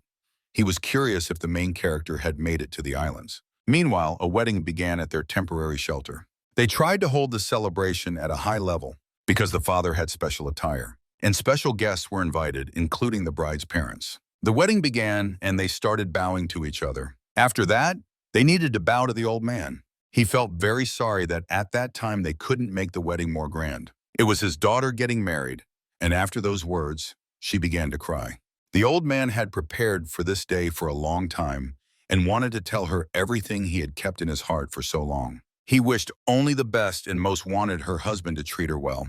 But he promised to treat her well and said how much he loved her. But she didn't take his jokes literally. Now the wedding celebration began. To prove their love to each other and everyone else, they needed to go through an old ritual. Several generations had tested brides and grooms this way. Before them, they had to drink an apple that needed to be bitten. But neither of them could do it. Suddenly, the juggler managed to pick the perfect moment. When they got close to each other, he took it away. So the people just kissed. The girl didn't like this at all and couldn't take it anymore. She hit her future husband. This game seemed very boring to her, so she wanted to try something else. However, the man refused, and when she looked at him, he immediately changed his mind. Her wedding gathered a lot of relatives. Everyone was happy to see her and rejoiced that she would finally become a woman. Also, her younger brother and sister were there. Absolutely all relatives joined in the congratulations, aunts, parents, and many others. Many people cried, wishing her only happiness and wanting her to be truly happy. Meanwhile, the intense training continued. Now they needed to learn how to swim. After that, training and shooting began, and each of them was given a personal rifle. They constantly tried to improve their skills and become stronger. They had to shoot with various weapons all the time. They were also taught self-defense and shown hand-to-hand combat techniques. All the men were very tired after training, but they knew their commander was the king of hand-to-hand combat, and to demonstrate his skills, he decided to go into a duel with the bravest of them all. Immediately, they ordered the main character to step forward, as they considered him the strongest and most experienced. However, the soldiers had just trained and weren't that resilient, so he was ready to take on 3 at once. And now it was time to strip down, and everyone saw just how strong and resilient the captain was. He couldn't be underestimated, as it was clear he was very powerful. But this didn't scare the main character, and he decided to fight until the very end. And just like that, he took the first hit to the head. The second one landed squarely on face, but he managed to block it. But the next punch to his gut left him no chance to recover. Jai tried to attack the man, but it was a total failure. The captain simply threw him to the ground. Now that he was down, the captain started hammering him in the head. He had no choice but to stay down. And when he did, the captain just stopped and stepped back. Now their fight was over. He needed to get back up and regain his composure. The captain was so strong that he single-handedly took on 3 opponents in just a few seconds. And now he had a new nickname. They started calling him the King of Weapons. But he didn't see himself as that strong. He thought he was just an ordinary soldier. After a grueling training session, they returned to their barracks. The men chatted among themselves as the training had bonded them and turned them into true friends. The main character felt uneasy, knowing it took the captain only a few seconds to defeat them. He had dabbled in boxing before, but even that hadn't helped him. They went down after just 1 punch, so they needed to train hard if they ever hoped to get close to the captain and last longer. It wasn't enough to just be persistent. The men had to work hard on themselves. They needed to see their weaknesses and work on them. The captain always emphasized that, so they decided to focus on that the next day. It would help them become real soldiers. Soldiers who, instead of fearing death, would stare it right in the face. But where did the captain get those scars on his face? As it turned out, they were from before the virus. They set off on a mission to rescue supplies and people. On their way, they encountered people whose boat had been damaged. They begged to be saved. So the captain ordered them to help the people as quickly as possible and save them all. First, they needed to rescue the women and children. Then more people started to come up. The injured were warmed and fed, and they were grateful for the rescue. If it weren't for those brave soldiers, they would have perished and never made it home. Suddenly, a woman approached the captain. Her child was sick, and she wanted the soldiers to help him. The captain decided to check on the child, but he promised that there were plenty of doctors on the island who could help them. As it turned out, it was just a doll. Suddenly, the woman pulled out a sharp knife and tried to stab him. He managed to dodge, but the blade cut his face, leaving a scar. The people weren't who they claimed to be, and chaos erupted on the ship. Suddenly, they heard the sound of an engine. It turned out they were being surrounded from all sides, and now they were in deadly danger. The captain realized they had been tricked, and now they were all at risk. He had to fight and save his unit. He had to take down the women who turned out to be traitors and terrorists. They even had weapons. So a shootout began. Many people died that night, and the captain was injured again. But he couldn't stop. He kept fighting. The gunfire didn't let up, and he was one of the few who managed to survive and return. The pirates were completely wiped out, but the captain lost a lot of blood, so he had to undergo extensive treatment to recover. But no one could believe that such ordinary people could be pirates. Most likely it was due to a lack of resources worldwide, which drove even ordinary folks to resort to such desperate measures and try to rob soldiers. It was all very strange. Suddenly at the factory, the guards spotted a plane flying toward them. As it got closer, everyone realized it was a bombing run. Everyone hit the ground. An explosion was imminent. The bomb was hurtling toward the earth, but instead of exploding, a parachute opened. It slowly descended to the ground, and now the captain went out to see what it really was. Inside were packages. There was a brochure about the virus, and the packages contained medicine and antibiotics. There was also a radio and instructions on how to use it. This was a lifeline for all those who had managed to survive, so they needed to reach out. So the man called and gave his coordinates. Now they were trying to rescue them, but helicopters wouldn't be able to reach them, so they were expanding their rescue operation. Because there were still many people left in the city, and they couldn't physically take them all. One reported that every night they were attacked by mutants who were intelligent and different from all the others. So they promised to deliver everything necessary for the men to protect themselves. Meanwhile, Jai continued to train. However, he was being searched for, and he needed to head to headquarters. Jai left. He had no idea what awaited him or why they had called for him specifically, but he confidently walked into the office where he was already expected. His name was Lang Feng, and he thanked the main character for his service and for saving his younger brother. For that, he intended to present him with a gift as a token of gratitude for his bravery. However, Jai didn't see himself as a hero. On the contrary, he thanked his brother for his help. His younger brother was doing fine. They had enough food and could hold out for a while. But the man had never told him that his brother Lang Feng served in the military. Lang Feng was very happy to see him again. He hadn't seen his brother in a long time. But the hero understood that he wasn't called in for that. The real reason was something else entirely. Lang Feng could no longer hide it from him, so he decided to get to the point. After a while, he met with his own family and told them everything that had happened to him. Soon, he was set to embark on a long and dangerous journey for a special mission. It was a unique mission specifically for someone like him, because upon completion, he could earn 10 points, which were necessary to finish his service. But his wife seemed sad. He asked her to take care of herself and watch over their daughter. She understood that the more points he earned, the more dangerous his missions would become. His wife begged him to stay, but he didn't respond. He didn't like that she was trying to dissuade him, because that was exactly what he had wanted for so long. He promised he would return alive and well. After that, they flew away. Meanwhile, at the factory, they were preparing a special runway for the helicopters to land on. Reinforcements were due to arrive soon, so they were getting ready to welcome them. Suddenly, the men spotted a plane. Soldiers began jumping out using parachutes. They immediately saw the target they needed to move toward, and as they got closer, they began to open their parachutes. One by one, the soldiers started landing at the designated point. But for the main character, this place felt very familiar. The captain came out to greet them and thanked his comrades for daring to fly to him in such a difficult situation. But the soldiers were just people doing their job. They were happy to see the captain, as their captain had told them a lot about him. Now they had become true brothers in arms and were also involved in a challenging mission. The old man learned that his old friend, the main character, also served in the army. But he had no idea that he was currently heading off on another dangerous mission. There were many people on the plane with him, and they all had no idea what awaited them ahead.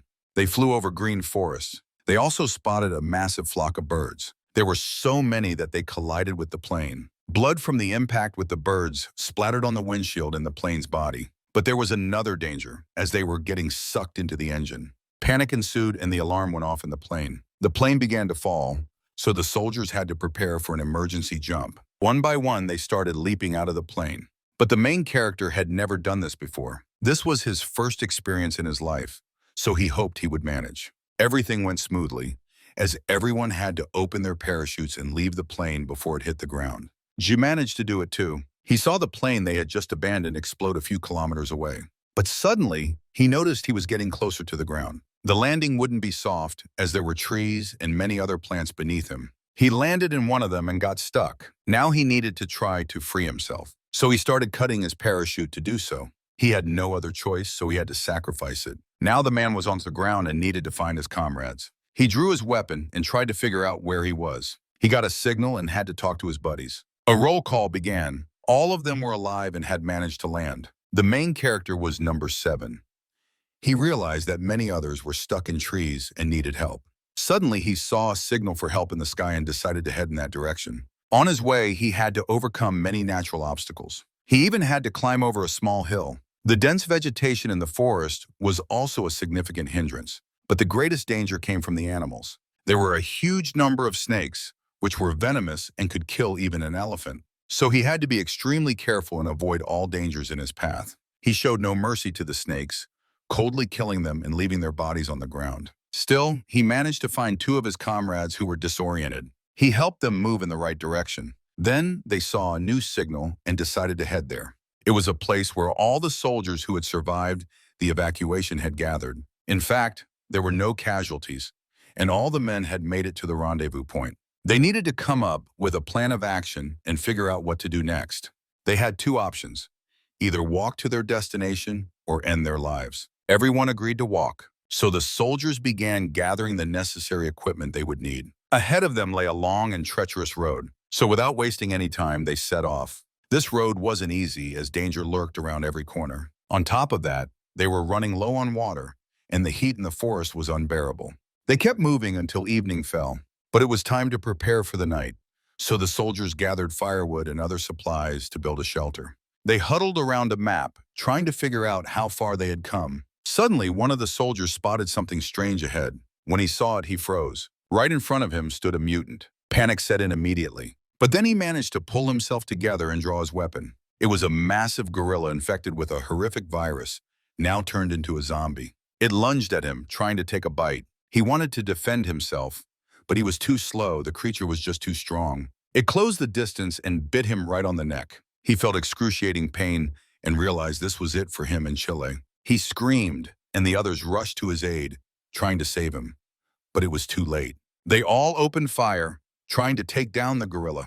The sound of gunfire drew the entire unit, and now they were all fighting for their lives. They unleashed a barrage of bullets. But even with their combined efforts, nothing seemed to work. The mutant took a lot of hits but kept on going. They kept shooting. Finally, they managed to bring it down, and the lifeless body of the beast lay before them. The soldiers decided to approach it to see what had happened. But suddenly, they realized something horrifying. They needed to stick together because more monsters were on the way. Almost immediately, a horde of other mutants appeared, coming to rescue their fallen comrade.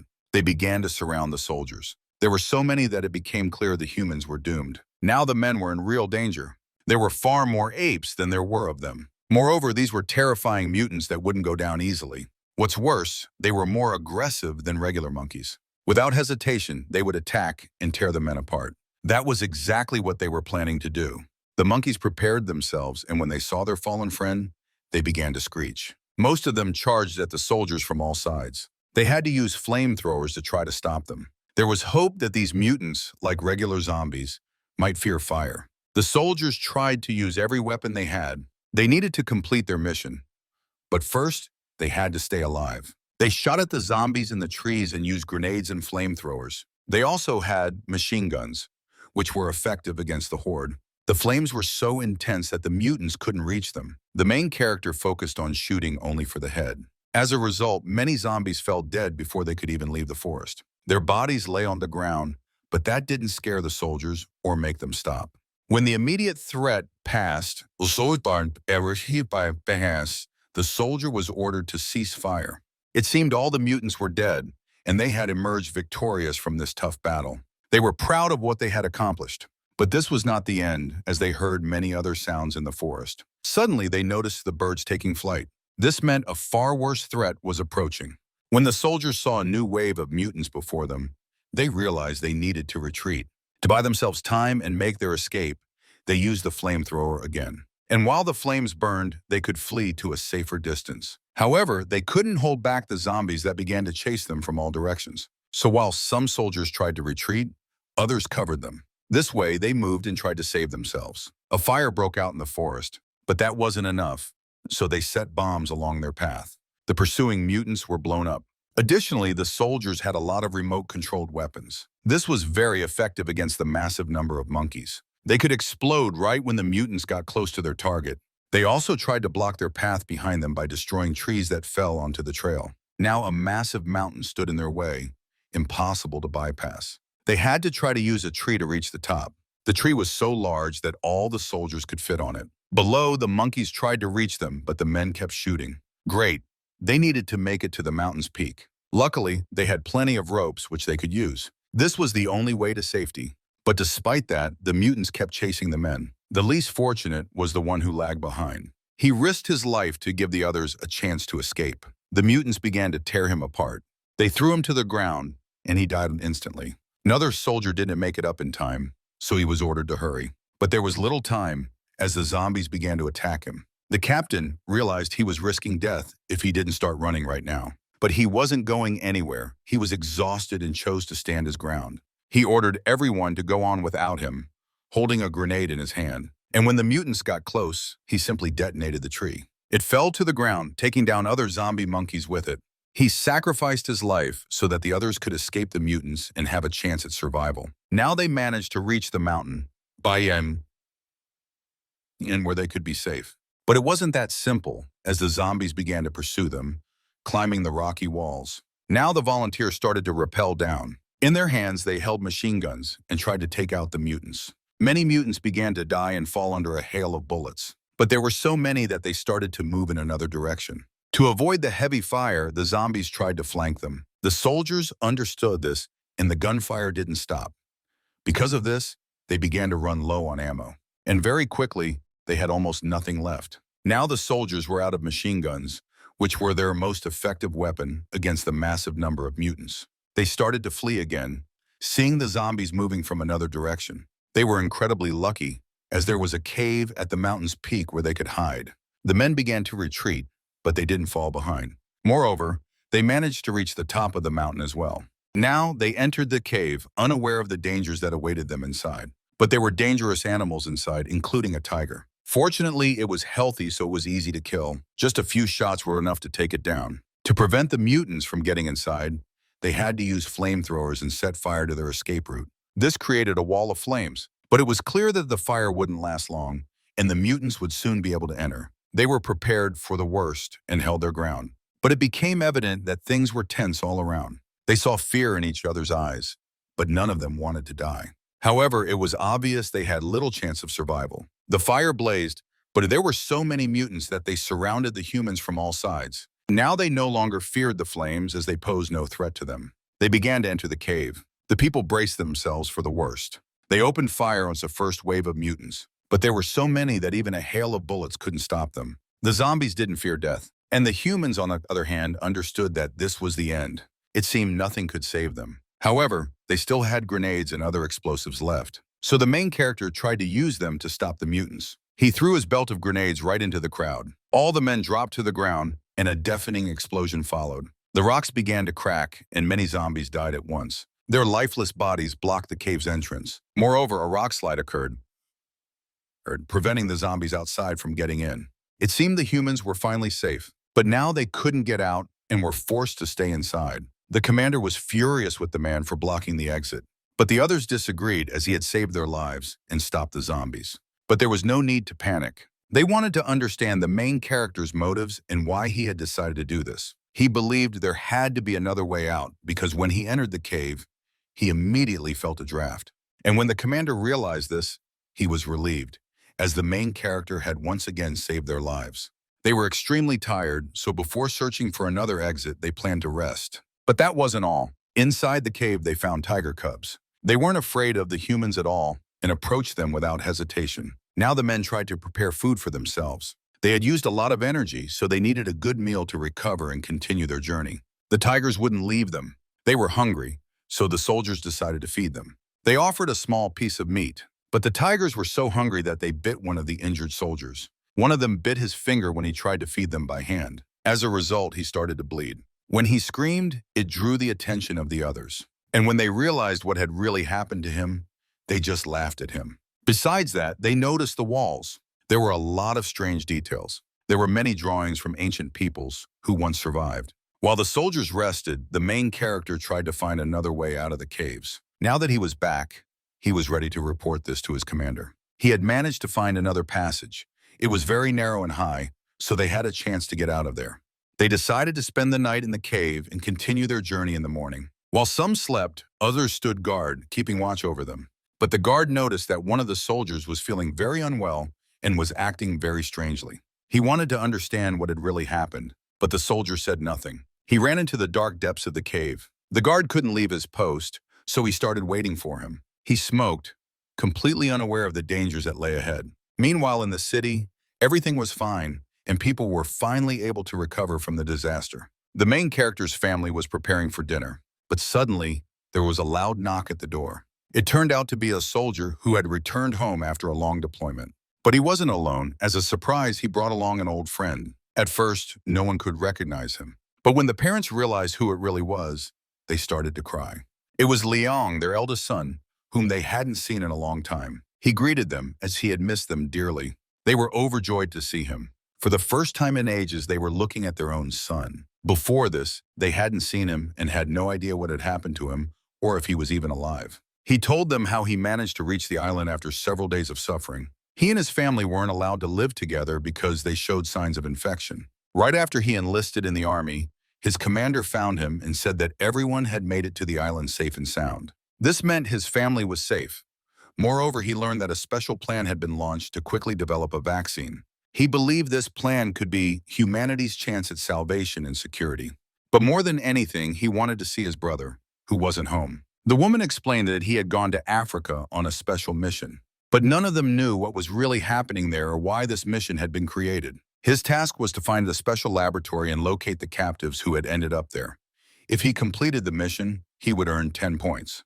But his older brother had never heard of such a reward for a mission and didn't know there were such difficult tasks worth so many points. Such a tough mission required special training, and similar missions were practically never completed. The mother couldn't dissuade him from this dangerous task because her son, despite having no experience, agreed to take it on.